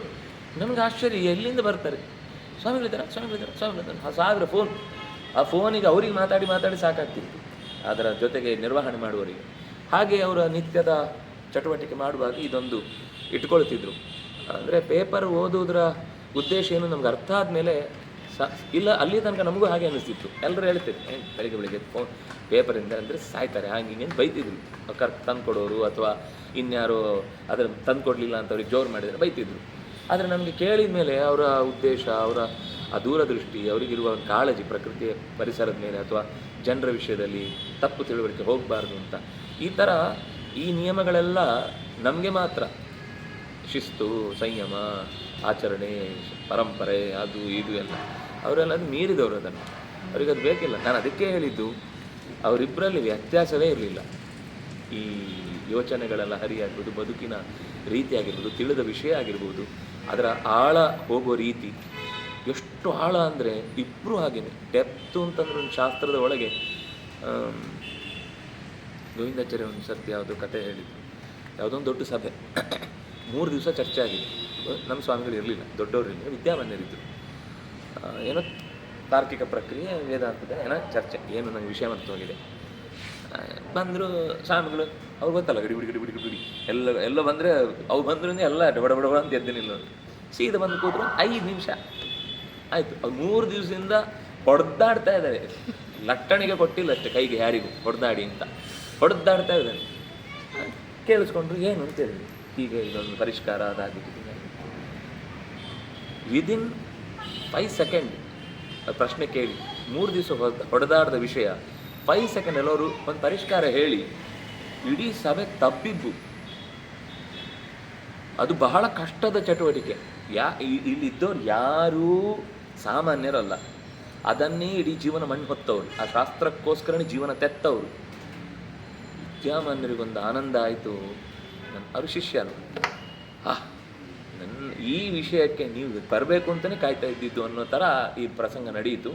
ತುಂಬ ಸಂತೋಷ ಆಯಿತು ಅಂತ ಹೊಗಳಿದ್ರು. ಆಚಾರ ಅದನ್ನು ಅಂಥದ್ದಲ್ಲ, ಇದು ಮಾತ್ರ ಅಲ್ಲ. ಅವರು ಮತ್ತು ನಮಗೆ ಏನೂ ಗೊತ್ತಿಲ್ಲ ಗೊತ್ತಾ, ಗೋವಿಂದಾಚಾರ್ಯರು ಮತ್ತು ಪೇಜಾರು ಸ್ವಾಮಿಗಳು ಒಂದು ಸುಮಾರು 60-70 ವರ್ಷದ ಬಾಂಧವ್ಯ ಇದ್ದವರು. 1 ದಿವಸ 2 ದಿವಸ ಅಲ್ಲ, ಎಷ್ಟೋ ವಿಷಯ ಒಟ್ಟಿಗೆ ಕೂತ್ಕೊಂಡು ಚರ್ಚಿಸೋರು. ಯಾಕೆಂದರೆ ಅವರು ಪೇಜಾವರ ಮಠದಲ್ಲಿ ಇದ್ದದ್ದು. ಈ ಕಡೆ ಇವರು ಅದಮಾರು ಮಠದ ಮೇಲ್ಗಡೆ ಅವ್ರ ಮನೆ ಇತ್ತು. ಅವರ ತಂದೆ ಎಲ್ಲ ಮೊದಲು ಇದ್ದದ್ದು ಅಲ್ಲಿ. ಅವರ ಅಪ್ಪ ಸಂಸ್ಕೃತ ಕಾಲೇಜಿಗೆ ಹೋಗಬೇಕು, ದಿನ ಮಧ್ವ ಸರೋವರದಲ್ಲಿ ಸ್ನಾನ ಇಲ್ಲದೆ ನಾನು ಜೀವನ ಮಾಡಲ್ಲ ಅನ್ನುವ ದೀಕ್ಷೆ ಇದ್ದವರು. ಮಧ್ವ ಸರೋವರದಲ್ಲಿ ದಿನ ಸ್ನಾನ ಆಗಬೇಕು, ಅಲ್ಲಿಂದ ನೀರು ತೊಗೊಂಡ್ಬಂದು ನಿತ್ಯ ಪೂಜೆ. ಹಾಗಾಗಿ ಅವರು ಬೆಳಿಗ್ಗೆ 4 ಗಂಟೆಗೆ ಇನ್ನು ಟೈಮ್ ಆಯಿತು ಅಂತ ಹೇಳಿ ಮಲಗು ಅಂತ ಹೇಳಿ ಹೋಗ್ತೀನಿ ಅಪ್ಪ ಸ್ನಾನಕ್ಕೆ ಹೋಗುವಾಗ. ಹಾಗೆ ಅವರು ಅಲ್ಲಿ ಅದಮಾರು ಮಠದ ಪಕ್ಕದಿಂದಲೇ ಪೇಜಾವರ ಮಠದಲ್ಲಿ ಸ್ವಾಮಿಗಳು ಬಂದಾಗಲೆಲ್ಲ ಬರ್ತಿದ್ರು. ಮತ್ತು ಸ್ವಾಮಿಗಳೇ ಎಷ್ಟೋ ಸರ್ತಿ ಗೋವಿಂದಾಚಾರ್ಯನ ಎಲ್ಲ ಕಡೆ ಕರ್ಕೊಂಡು ಹೋಗ್ತಿದ್ರು ಅವರ ಸಂಚಾರಕ್ಕೆ ಅಥವಾ ಇದಕ್ಕೆಲ್ಲ. ಇವತ್ತೊಂದು ವಾಕ್ಯಾರ್ಥ ಇದೆ ಅಥವಾ ಇವತ್ತೊಂದು ಸಭೆಯಲ್ಲಿ ನೀವು ಬರಬೇಕು, ಮಾತಾಡಬೇಕು. ಗಳಸ್ಯ ಕಂಠಸ್ಯ ಒಂಥರ. ಎಲ್ಲಿ ಒಂದು 4ನೇ ಪರ್ಯಾಯ ಆಗುವಷ್ಟೊತ್ತಿಗೆ ಅವರಿಗೂ ಬೇರೆ ಸಂಚಾರ ಜಾಸ್ತಿ ಆಯಿತು ಗೋವಿಂದಾಚಾರ್ಯರಿಗೆ. ಅಲ್ಲಿ ತನಕ 84ರ ತನಕ ಅವರು ಒಂದು ಕಡೆ ಇರ್ತಿದ್ರು, ಪೇಪರ್ ಅದು ಇದು ಮಾತ್ರ ಇರ್ತಿತ್ತು. 84-86 ಟೈಮಲ್ಲಿ ಬೆಂಗಳೂರಿಗೆ ಬರಲಿಕ್ಕೆ ಶುರುವಾಯಿತು. ಅಲ್ಲಿ ತನಕ ಬೆಂಗಳೂರಿಗೆ ಹೆಚ್ಚು ಬಂದಿಲ್ಲ ಅವರು. 40-45 ವರ್ಷ ಅಂದರೆ ಅವರ 60 ವರ್ಷದ ತನಕ ಇಲ್ಲಿಗೆ ಹೆಚ್ಚು ಪರಿಚಯ ಆಗಿಲ್ಲ ಅವರು.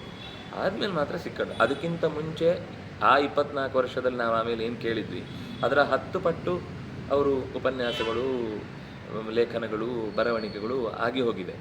ನಾವು ಅವ್ರನ್ನ ಕಂಡದ್ದು ಆಮೇಲೆ ಅಷ್ಟೇ. ಆದರೆ ಆ ಹಿಂದೆ 40 ವರ್ಷದ್ದೇನು ಸಂಬಂಧ ಇದೆ ಅದು ಎಕ್ಸ್ಟ್ರಾಡಿನರಿ. ಆಗದ ಕೆಲವು ರೆಕಾರ್ಡ್ಗಳನ್ನು ನೀವು ಕೇಳಿದರೆ ಅದು ಏನು ಸ್ಪೀಡು, ಅದು ಏನಂತೇವೆ ಅದಕ್ಕೊಂದು ಝೀಲ್ ಪುಟೀತದೆ ಒಳಗಿನಿಂದ. ಆ ಅರಿವಿನ ಗೊಂಚಲು ಕಾರಂಜಿ ಥರ. ತಕ್ಷಣ ಅದನ್ನು ತಲೆಗೆ ಬಿಟ್ಟರೆ ಈ ಕಾರ್ ವಾಶ್ ಮಾಡಲಿಕ್ಕೆ ಒಂದು ನೀರು ಬಿಡ್ತಾರಲ್ಲ, ಹಾಗೆ ಬುರ್ರ ಕ್ಲೀನ್ ಆಗಿಬಿಡ್ಬೇಕು ಒಳಗಿಂದ ಅವ್ರು ಆ ಮಾತು ಕೇಳಿದರೆ. ಹಾಗೆ ಅಷ್ಟು ಇದ್ದದ್ದು. ಮತ್ತು ಗುರುಗಳ ಜೊತೆಗೆ ನಮ್ಮ ವಿಶ್ವೇಶತೀರ್ಥರು ಅವರಿಗೊಂದು ತತ್ವನಿರ್ಣಯ ಪಾಠ ಮಾಡಿದ್ದಾರೆ. ಆ 8 ತಿಂಗಳು 6 ತಿಂಗಳು 9 10 ತಿಂಗಳು ಎಷ್ಟು. ಆಮೇಲೆ ಅವರಿಗೆ ನೀವು ಓದ್ಕೊಳ್ಳಿ ಅಂತ ಹೇಳ್ಬಿಟ್ಟಿದ್ದಾರೆ.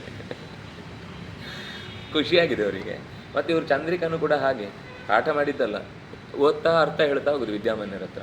ಸರಿ ಇದೆ ಅಷ್ಟೇ. ಪಾಠ ಮಾಡಿ ಆಮೇಲೆ ಒಪ್ಪಿಸ್ಕೊಳ್ಳೋದಲ್ಲ, ಬಂದು ಕೂತು ಹೇಳ್ತಾ ಹೋಗುದು. ಅವ್ರಿಗೆ ಸುಧಾಮಂಗಳ ಆಗೋ ಮುಂಚೆ ಉಳಿದವರಿಗೆಲ್ಲ ಚಿಂತನೆ ಹೇಳಿದವರು ಇವರೇ. ಆಮೇಲೆ ಸುಧಾಮಂಗಳಾಗಿದ್ದವರಿಗೆ.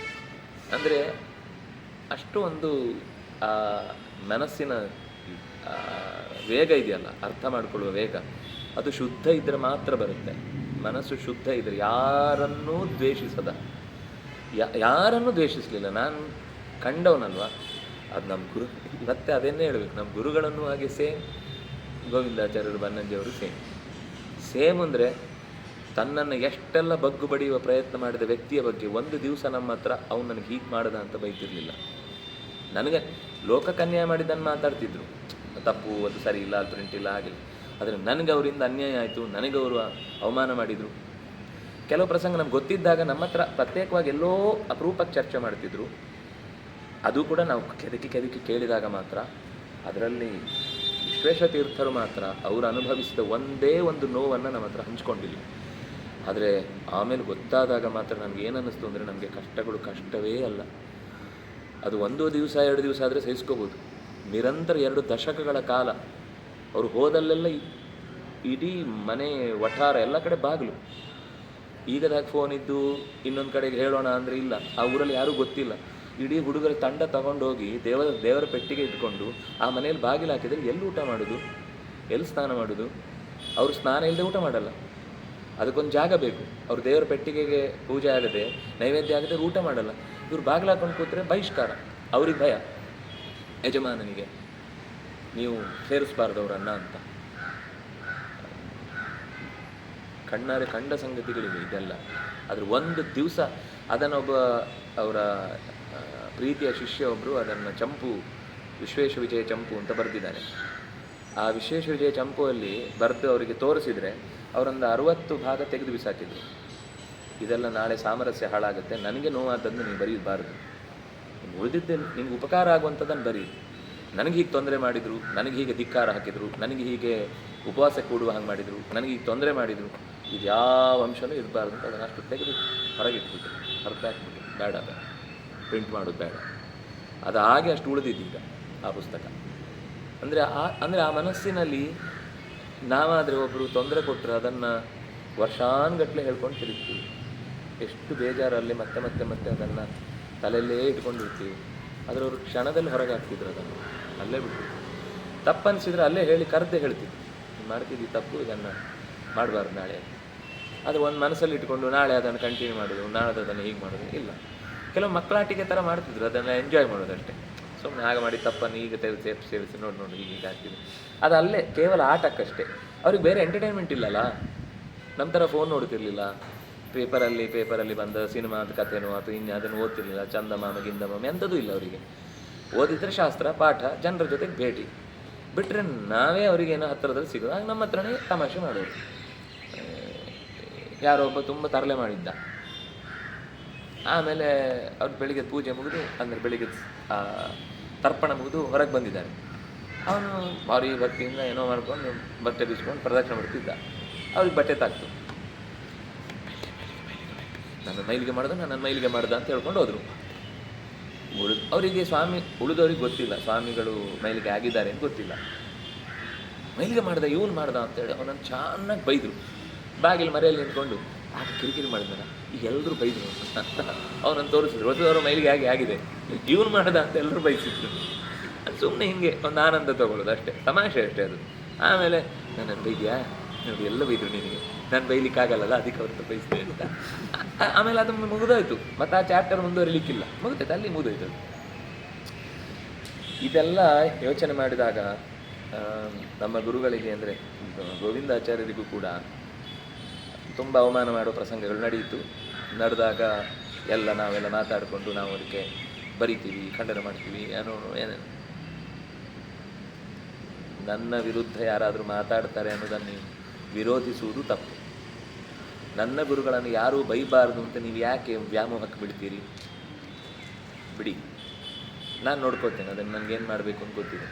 ನೀವು ಯಾರೂ ಮಾತಾಡೋದು ನನ್ನ ಶಿಷ್ಯರು ಹೌದಾದರೂ ನೀವು ಯಾರೂ ಅದರ ಬಗ್ಗೆ ತುಟಿ ಕನ್ನಬಾರ್ದು, ಬಿಟ್ಬಿಡಿ. ಅವ್ರು ನೋಡ್ಕೊಳ್ತಾರೆ, ಅವ್ರಿಗೆ ಏನು ಬೇಕೋ ಅದು. ಯಾರಿಗೆ ಉತ್ತರ ಬೇಕೋ ಅವ್ರಿಗೆ ಉತ್ತರ ಕೊಡಬೇಕು. ಯಾರು ಕಸ ಎಸ್ದು ಹೋಗೋರು ಅವ್ರ ಹತ್ರ ವಾಪಸ್ ಅವ್ರ ಬೆನ್ನಿಂದ ಕಸ ಇಟ್ಕೊಂಡು ಹೋದರೆ ಅವ್ರಿಗೇನು ತೊಗೊಳ್ಳಲ್ಲ, ಅವ್ರು ಹೋಗ್ಬಿಡ್ತಾರೆ. ಅದು ನಿಮಗೆ ಗತಿ. ಅದು ನೀವು ತೊಗೊಂಡು ಹೋದಷ್ಟು ಧೂಳು ಕುಡ್ದಂಗೆ ಕೆಟ್ಟ ಒಂದು ಅನುಭವನೇ ಆಗುತ್ತೆ.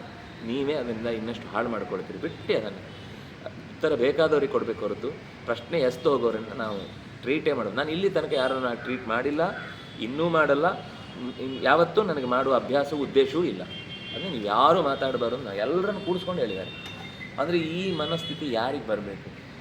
ನಮಗಾದರೆ ಯಾರಾದರೂ ನಮ್ಮ ವಿರುದ್ಧ ಮಾತಾಡಿದವರಿಗೆ ಸಮರ್ಥನೆ ಮಾಡಿ ಮಾತಾಡಿದ್ರು, ಪರವಾಗಿಲ್ಲ, ನನಗೆ ಒಬ್ಬ ಸಪೋರ್ಟ್ ಇದ್ದಾನೆ, ಸ್ವಲ್ಪ ಅಭಿಮಾನಿ ಸಂಘದ ರಿಜಿಸ್ಟ್ರೇಷನಿಗೆ ಒಬ್ಬ 4 ಜನ ಸಿಕ್ಕಿದ್ರು ಅಂತ ಸಂತೋಷ ಪಡ್ತಿದ್ವಿ ನಾವು. ಅದೆಲ್ಲ ಪಕ್ವತೆಯಿಂದ ಬರುವುದು. ಜೀವನದಲ್ಲಿ ಕಷ್ಟಗಳನ್ನು ಕಂಡು ಗೋವಿಂದಾಚಾರ್ಯರ ಜೀವನ ನಾವು ಕೊನೇ ಕಾಲದ ನೋಡಿದ್ದು ಬಿಟ್ಟರೆ ಇಬ್ಬರದ್ದು ಸೇಮ್, ಮತ್ತೆ ಅದನ್ನೇ ಹೇಳಬೇಕು. ಇಬ್ಬರ ಜೀವನನೂ ಎಷ್ಟು ಕಷ್ಟ.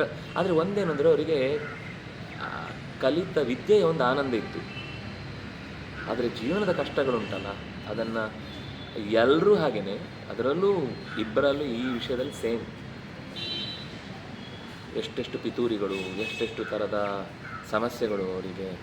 ಆದರೆ ಇದನ್ನೆಲ್ಲ ಮೀರಿದ್ದು ಯಾಕೆ ಅಂದರೆ ದೇವರವ್ರ ಜೊತೆಗಿದ್ದ, ನಾನಿದ್ದೇನೆ ಅಂತ ಅವ್ರಿಗೆ ಭರವಸೆ ಇತ್ತು. ಹಾಗಾಗಿ ಅವರು ಇದನ್ನೆಲ್ಲ ಮೀರಿ ಕೊನೆಯವರೆಗೂ ಆನಂದವಾಗಿದ್ದರು. ಕೆಲವರಿಗೆ ಏನು ಅಂದರೆ ಕಷ್ಟಪಟ್ಟ ದಿನಗಳನ್ನು ಮುಗಿದು ಸುಖ ಬಂದಾಗಲೂ ಈಗ ಸುಖ ಬಂದೇನು ಉಪಯೋಗ, ಆಗ ಕಷ್ಟದಲ್ಲೇ ಇದ್ವಲ್ಲ ಅಂತ ಈಗಲೂ ಸುಖ ಅನುಭವಿಸಲ್ಲ, ಆಗನೂ ಕಷ್ಟ ಪಡುವುದನ್ನು ತಪ್ಪಿಸ್ಕೊಳ್ಳಿಕ್ಕಾಗಲಿಲ್ಲ. ಇದು ಭಾರಿ ಕಷ್ಟ. ಒಬ್ಬ ಜಾಣ ಆದರೆ ಕಷ್ಟ ಬಂತು ಆಗದಲ್ಲ, ಒಳ್ಳೇದ್ರಿ, ತುಂಬ ಆನಂದ ಆಗುತ್ತೆ ಈಗ ಅಂತ ಅನ್ನಿಸ್ಕೊಳ್ತಾನೆ. ಕೆಲವರಿಗೆ ಅದು ತಪ್ಪಿಸ್ಕೊಳ್ಳಿಕ್ಕಾಗಲ್ಲ. ಹೇಗಿರಬೇಕು ಮನಸ್ಸು ಅನ್ನೋದಕ್ಕೆ ಮತ್ತೊಂದು ಉದಾಹರಣೆಯನ್ನು ಕೊಡ್ತಾರೆ. ದೀಪ ಗಾಳಿ ಆಡದ ಜಾಗದಲ್ಲಿ ಹೇಗೆ ಸ್ಥಿರವಾಗಿರುತ್ತೆ, ಹಾಗೆಯೇ ಮನಸ್ಸು ಕೂಡ ಭಗವಂತನಲ್ಲಿ ಸ್ಥಿರವಾಗಿರುವುದನ್ನು ಅಭ್ಯಾಸ ಮಾಡಬೇಕು. ಎಲ್ಲಿ ಮನಸ್ಸು ಅಂದರೆ ಸ್ಥಗನಗೊಳ್ಳುತ್ತೋ ಅಲ್ಲಿ ನಮ್ಮ ಸಾಧನೆಯ ಮಾರ್ಗ ಮುಂದುವರಿಯುವುದಕ್ಕೆ ಸಾಧ್ಯವಾಗುತ್ತೆ ಅನ್ನೋದನ್ನು ಹೇಳ್ತಾನೆ. ಧ್ಯಾನ ಸಾಧನೆಯಿಂದ ಮನಸ್ಸು ಒಂದು ಸ್ಥಿರವಾದ ಅಂಶಕ್ಕೆ ಬಂತು ಅಂತಾದರೆ ಆಮೇಲೆ ಅದು ಒಂದು ಸರ್ತಿ ನಿಯಂತ್ರಣಕ್ಕೆ ಬಂತು ಅಂದರೆ ಆಮೇಲೆ ಅದು ವಿಷಯ ಪದಾರ್ಥಗಳ ಬಗ್ಗೆ ಹೋಗಬೇಕು ಅಂತ ಅದಕ್ಕೆ ಅನಿಸಲ್ಲ. ಅಂದರೆ ಮತ್ತೆ ಏನಾದರೂ ಹೊಸ ಸಂಪರ್ಕ ಸಂಘ ಆಗಿ ಬರ್ಬೋದು, ಇಲ್ಲ ಅಂತಿಲ್ಲ. ಆದರೆ ಸಾಮಾನ್ಯವಾಗಿ ಭಗವಂತನಲ್ಲಿ ಒಂದು ಸರ್ತಿ ಮನಸ್ಸು ನೆಲೆಗೊಂಡ್ರೆ ಮತ್ತು ಮನಸ್ಸು ಆ ವಿಷಯಗಳ ಕಡೆಗೆ ಹೆಚ್ಚು ತಲೆ ಕೆಡಿಸ್ಕೊಳ್ಳಲ್ಲ. ಪ್ರಾರಬ್ಧವಶಾತ್ ಏನಾದರೂ ಆಗಬೇಕು ಬಿಟ್ಟರೆ ತಾನಾಗಿ ಅದೇ ಅಲ್ಲಿಗೂ ಇದು ಬೇಡ ಇತ್ತು ಅಂತ ಅನಿಸಲ್ಲ. ಒಂದು ರುಚಿ ಹಿಡಿದ್ರೆ ಅದು ಆಮೇಲೆ ಗಟ್ಟಿ ಉಳ್ಕೊಳ್ಳುತ್ತೆ. ಹೀಗೆ ಭಗವಂತನನ್ನು ತನ್ನ ಒಳಬಗೆಯಿಂದ ನಿರಂತರ ಕಾಣ್ತಾ ಅಲ್ಲಾಡದೆ ಸ್ಥಿರವಾಗಿ ನಿಂತ ಖುಷಿಯನ್ನು ಬೇರೆದರೊತ್ತಿಗೆ ಹೋಲಿಸಿದಾಗ ಅವನಿಗೆ ಇದಕ್ಕಿಂತ ಬೇರೆ ಯಾವುದೂ ಇಲ್ಲ ಅಂತ ಗೊತ್ತಾಗುತ್ತೆ. ಆದರೆ ಇದು ಒಂದು ದಿವಸ ಅಲ್ಲ. ಯಾವಾಗ ಆಗುತ್ತೆ ಅಂದರೆ ಒಳ್ಳೆ ಒಂದು ಸಾಲು, ತಂ ವಿದ್ಯಾ ದುಃಖ ಸಂಯೋಗ ವಿಯೋಗಂ ಯೋಗ ಸಂಹಿತಂ. ಈಗ ನಮಗೆ ಯಾವುದರ ಜೊತೆಗೆ ಸಂಪರ್ಕ ಇದೆಯೋ ಅದೆಲ್ಲವೂ ದುಃಖಕ್ಕೆ ಕಾರಣವಾದದ್ದು. ಅದು ಶಾಶ್ವತವಾದ ಸುಖ ಕೊಡುವುದಿಲ್ಲ, ತಾತ್ಕಾಲಿಕ ಸುಖ ಕೊಡುತ್ತೆ. ನಾವು ಅದರಿಂದಾಗಿ ಅದರ ಬೆನ್ನ ಹಿಂದೆ ಬೀಳುದು. ಆದರೆ ಈ ವಿಷಯ ಪದಾರ್ಥಗಳು ಯಾವತ್ತೂ ಕೂಡ ಅದು ಪೂರ್ಣ ಸುಖಕ್ಕೆ ಕಾರಣವಲ್ಲ ಅಂತ ಮನಸ್ಸಿಗೆ ಅರ್ಥ ಮಾಡಿಸಿ ಅದು ಹಿಂದೆ ತರಬೇಕು ಹೊರತು ನಿನ್ನನ್ನು ಬಿಡಲ್ಲ ಅಂತ ನಾವು ಮಕ್ಕಳನ್ನು ಎಳ್ಕೊಂಡು ಬಂದರೆ ನಾವು ಇಲ್ಲದೆ ಇದ್ದಾಗ ಹೋಗ್ತಾರೆ. ಚೂರು ಗ್ಯಾಪ್ ಸಿಕ್ಕಿದಾಗ ಅಲ್ಲೇ ಇರ್ತಾರೆ. ನಾವು ಎಲ್ಲಿದೆ ಅಂತ ಹುಡುಕೋಷ್ಟೊತ್ತಿಗೆ ಸಿಗುವುದೇ ಇಲ್ಲ. ಆ ಸ್ಥಿತಿಗೆ ಬರದಂತೆ ಅಭ್ಯಾಸ ಮಾಡಿಸಿ. ದುಃಖ ಸಂಯೋಗ ವಿಯೋಗಂ. ಇದು ದುಃಖ ಅನ್ನೋದು ಶಾಶ್ವತ ಅಲ್ಲ. ನಮ್ಗೆ ಉಲ್ಟ, ದುಃಖ ಅನ್ನೋದು ಶಾಶ್ವತ ಅನ್ಕೋತೀವಿ. ವಸ್ತುತಃ ದುಃಖವೂ ಶಾಶ್ವತ ಅಲ್ಲ, ಸುಖವೂ ಶಾಶ್ವತ ಅಲ್ಲ. ಎರಡೂ ಬಂದು ಹೋಗುವಂಥವುಗಳೇ. ಅದಕ್ಕೆ ಏನು ಹೇಳಿದ್ದು ಕೃಷ್ಣ ಹಿಂದೆ, ಆಗಮಾಪಾಯಿನಃ ನಿತ್ಯಾಹ ತಾನ್ ಸ್ಥಿತಿಕ್ಷಸ್ವ. ಅದನ್ನು ಸಹಿಸಿಕೊಳ್ಳೇಬೇಕು. ಆಗಮಾಪಾಯಿನಃ ಬಂದು ಹೋಗುವಂಥವುಗಳು ಅದು ಪ್ರವಾಹದ ರೂಪದಿಂದ ಇದ್ದೇ ಇರುತ್ತೆ, ಏನು ಮಾಡಲಿಕ್ಕಾಗೋದಿಲ್ಲ. ಅದರಿಂದಾಗಿ ಏನು ಮಾಡಬೇಕು? ಅದಕ್ಕೋಸ್ಕರ ಆತ್ಮಸಂಸ್ಥಂ ಮನಃಕೃತ್ವ ನ ಕಿಂಚಿದಪಿ ಚಿಂತೆಯೇ. ಮನಸ್ಸಿನ ಅಪೇಕ್ಷೆಗಳಿಂದ ಹುಟ್ಟಿದಂತಹ ಏನೇನೋ ಭೋಗಗಳನ್ನು ಅನುಭವಿಸಲಿಕ್ಕೆ ಬಯಸಿ ಮನಸ್ಸು ಬೆನ್ನು ಬಿಡದೆ ಅದರ ಹಿಂದೆ ಹೋಗುತ್ತೆ. ಅದನ್ನಾದಷ್ಟು ಸರ್ವಾನಶೇಷತಃ ತ್ಯಕ್ತ್ವ ಮನಸೈವ ಇಂದ್ರಿಯ ಗ್ರಾಮಂ. ಇಂದ್ರಿಯವನ್ನು ನಿಯಂತ್ರಿಸಿದ್ರೆ ಉಪಯೋಗ ಇಲ್ಲ, ಮನಸ್ಸಿನಿಂದ ಇಂದ್ರಿಯ ನಿಯಂತ್ರಿಸಬೇಕು. ತುಂಬ ಮುಖ್ಯವಾದ ಪಾಯಿಂಟ್ ಇದು. ನಾವು ಹೊರಗಿನಿಂದ ನಿಯಂತ್ರಿಸಿ ಬಿಡ್ತೇವೆ, ಅದು ಒಳಗೆ ಡಬಲ್ ಆಗುತ್ತೆ. ಮನಸ್ಸಲ್ಲೇ ಇರಬೇಕು, ಅಂದರೆ ಇಂದ್ರಿಯಗಳಲ್ಲೇ ಇರಬೇಕು. ಮನಸ್ಸು ಆ ಇಂದ್ರಿಯದ ನಿಯಂತ್ರಣವನ್ನು ತಂದುಕೊಂಡು ಅದು ಬೇಕಾಗಿಲ್ಲ ಅಂತ ಆಸೆ ತರಿಸ್ಬೇಕು. ಅದು ಸ್ವಲ್ಪ ಹೊತ್ತು ಬಿಟ್ಟರೆ ಮತ್ತೆ ಬೇಕು ಅಂತ ಅನ್ನುತ್ತೆ. ಆದರೆ ಹಿಡಿತಕ್ಕೆ ತರಬೇಕಾದದ್ದು ಮನಸ್ಸಿನಿಂದ ಇಂದ್ರಿಯವನ್ನು ಹೊರತು ಇಂದ್ರಿಯವನ್ನು ವಿಷಯದಿಂದ ಅಲ್ಲ. ಈಗ ವಿಷಯದಿಂದ ಈಚೆ ತರಬೇಕನ್ನೋದು ಸತ್ಯವೇ. ಆದರೆ ಆ ವಿಷಯದನ್ನು ಎಲ್ಲಿ ಕಂಡರೂ ಅತಿಯಾಗಿ ಅದನ್ನು ವಿರೋಧಿಸುವುದು, ತಿರಸ್ಕರಿಸುವುದು ಅಂತ ಯಾವಾಗ ಮಾಡ್ತೇವೋ ಆವಾಗ ಒಳಮನಸ್ಸು ಅದು ಬೇಕಿತ್ತು, ಇವನು ಯಾರ್ದೋ ಉಪನ್ಯಾಸ ಕೇಳಿ ನನ್ನನ್ನು ಪ್ರಾಣ ತಿಂತಾ ಇದ್ದಾನೆ ಅಂತ ಒಳಗಿನಿಂದ ಆ ಮನಸ್ಸು ತನ್ನ ಆಸೆಯನ್ನು ಹೀಗೆ ಮುಚ್ಕೊಂಡಿರುತ್ತೆ, ಹಿಡಿದಿಟ್ಟಿರುತ್ತೆ. ಆಮೇಲೆ ಸ್ವಲ್ಪ ಗ್ಯಾಪ್ ಸಿಕ್ಕಿ ಚೂರು ಇದಕ್ಕೂ ಕೂಡ ಇದು ಚೆನ್ನಾಗಿತ್ತು ಏನೋ ಅಂತ ಅನಿಸಿದ ತಕ್ಷಣ ಎಲ್ಲ ಜಾಲಡಿ ತಿಂದು ನುಂಗಿ ಎಲ್ಲ ತೊಗೊಂಡೋಗಿ ಅದರ ಮೇಲೆ ಹಾಕ್ಬಿಡುತ್ತೆ ಅಷ್ಟು ಭಾರವನ್ನು. ಅದರಿಂದಾಗಿ ಮನಸ್ಸಿನ ಅನೇಕ ಲೇಯರ್ಗಳಿವೆ. ಬೇರೆ ಬೇರೆ ಜಾಗಗಳಲ್ಲಿ ಬಯಕೆಗಳು ಅಡಗಿ ಕೂತಿರ್ತಾವೆ. ಅದು ಮನಸ್ಸು ತಪ್ಪಿದರೆ ಬುದ್ಧಿ, ಬುದ್ಧಿ ತಪ್ಪಿದರೆ ಚಿತ್ತ, ಚಿತ್ತ ತಪ್ಪಿದರೆ ಅಹಂ. ಯಾವುದೋ ಒಂದು ರೀತಿಯಲ್ಲಿ ನಮ್ಮನ್ನು ಮತ್ತೆ ನನ್ನ ಅಸ್ತಿತ್ವ ಇರುವುದೇ ಅದರಲ್ಲಿ. ಮನಸ್ಸು ಬೇಡ ಹೇಳುತ್ತೆ, ಬುದ್ಧಿ ಬೇಡ ಹೇಳುತ್ತೆ, ಅಹಂ ಏನು ಹೇಳುತ್ತೆ, ನನ್ನ ಇದು ಪ್ರೆಸ್ಟೇಜಿಗೆ ಭಂಗ ತರುವಂಥದ್ದು, ನಾನು ಅಲ್ಲಿ ಹೋಗೋನು ಅಂತೇಳಿ ಕರ್ಕೊಂಡು ಹೋಗುತ್ತೆ. ಮನಸ್ಸು ಬೇಡ ಹೇಳಿರುತ್ತೆ, ಬುದ್ಧಿ ಸಮಸ್ಯೆ ಹೇಳಿರುತ್ತೆ, ಅದರ ಅಹಂಕಾರ ಬಿಡದೆ ಸೀದಾ ಅಲ್ಲಿ ಕರ್ಕೊಂಡು ಹೋಗುತ್ತೆ.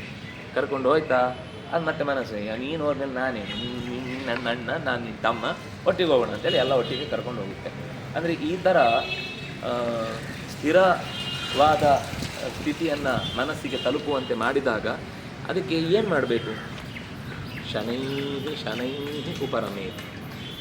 ನಿಧಾನಕ್ಕೆ ಹದವಾಗಿ ಮನಸ್ಸನ್ನು ಹಿಂದಕ್ಕೆ ತಂದುಕೊಳ್ಬೇಕು. ಹೇಗೆ ಧೃತಿಗೃಹೀತಯ ಬುದ್ಧಿಯ, ಈ ಧೃತಿ ಅನ್ನೋದು ವಿಚಲಿತಗೊಳ್ಳದೇ ಇರುವ ಸ್ಥಿತಿಯಲ್ಲಿ ಮನಸ್ಸನ್ನು ದೃಢ ಮಾಡಿಕೊಳ್ಬೇಕು, ಬುದ್ಧಿಯನ್ನು ವಿವೇಕವನ್ನು ಜಾಗೃತ ಮಾಡಿಕೊಳ್ಬೇಕು. ಆತ್ಮ ಸಂಸ್ತಂಭನಕೃತ್ವ, ಭಗವಂತನಲ್ಲಿ ಎಲ್ಲ ನಮ್ಮ ಕಾರ್ಯಭಾರಗಳನ್ನು ಹೊರಿಸಿ ನಾವೇನು ಬೇರೆ ಚಿಂತೆ ಮಾಡಬಾರ್ದು, ಅವನಿಗೆ ಬಿಟ್ಟಿದ್ದೇನೆ ಅಂತ. ದೇಶ ಕಾಲಗಳ ಬಗ್ಗೆ ಚಿಂತಿಸುವುದಾಗಲಿ, ಈ ಕೆಲಸ ಮಾಡಿದರೆ ನನಗೆ ಅನ್ನ ಸಿಗುತ್ತಾ, ಊಟ ಸಿಗುತ್ತಾ, ಕೆಲಸ ಸಿಗುತ್ತಾ, ಅಥವಾ ಜೀವನದ ಕಷ್ಟಗಳು ಪರಿಹಾರ ಆಗುತ್ತಾ, ಏನು ಉಪಯೋಗ? ದೇವರನ್ನು ಧ್ಯಾನ ಮಾಡಿ ಕಣ್ಣು ಮುಚ್ಚಿ ಕೂತ್ರೆ ಎಲ್ಲ ಪ್ರಶ್ನೆಗಳೇ ಕಾಡ್ಲಿಕ್ಕೆ ಶುರುವಾಗುತ್ತೆ. ಇದೆಲ್ಲ ಮಾಡೋದ್ರಿಂದ ಏನು ಉಪಯೋಗ? ನಾವು ಯೋಗ್ಯನೋ ಅಲ್ವೋ, ನನಗಿದೆಲ್ಲ ಸಾಧ್ಯವೋ ಇಲ್ವೋ, ಅವರೆಲ್ಲ ಮಾಡಿದ ಸತ್ಯವೋ ಸುಳ್ಳೋ, ಈ ದೇವರು ಇದ್ದಾನೋ ಇಲ್ವೋ, 100 ಪ್ರಶ್ನೆ ಬರುತ್ತೆ ಒಳಗಿನಿಂದ ಕೂತ ತಕ್ಷಣ.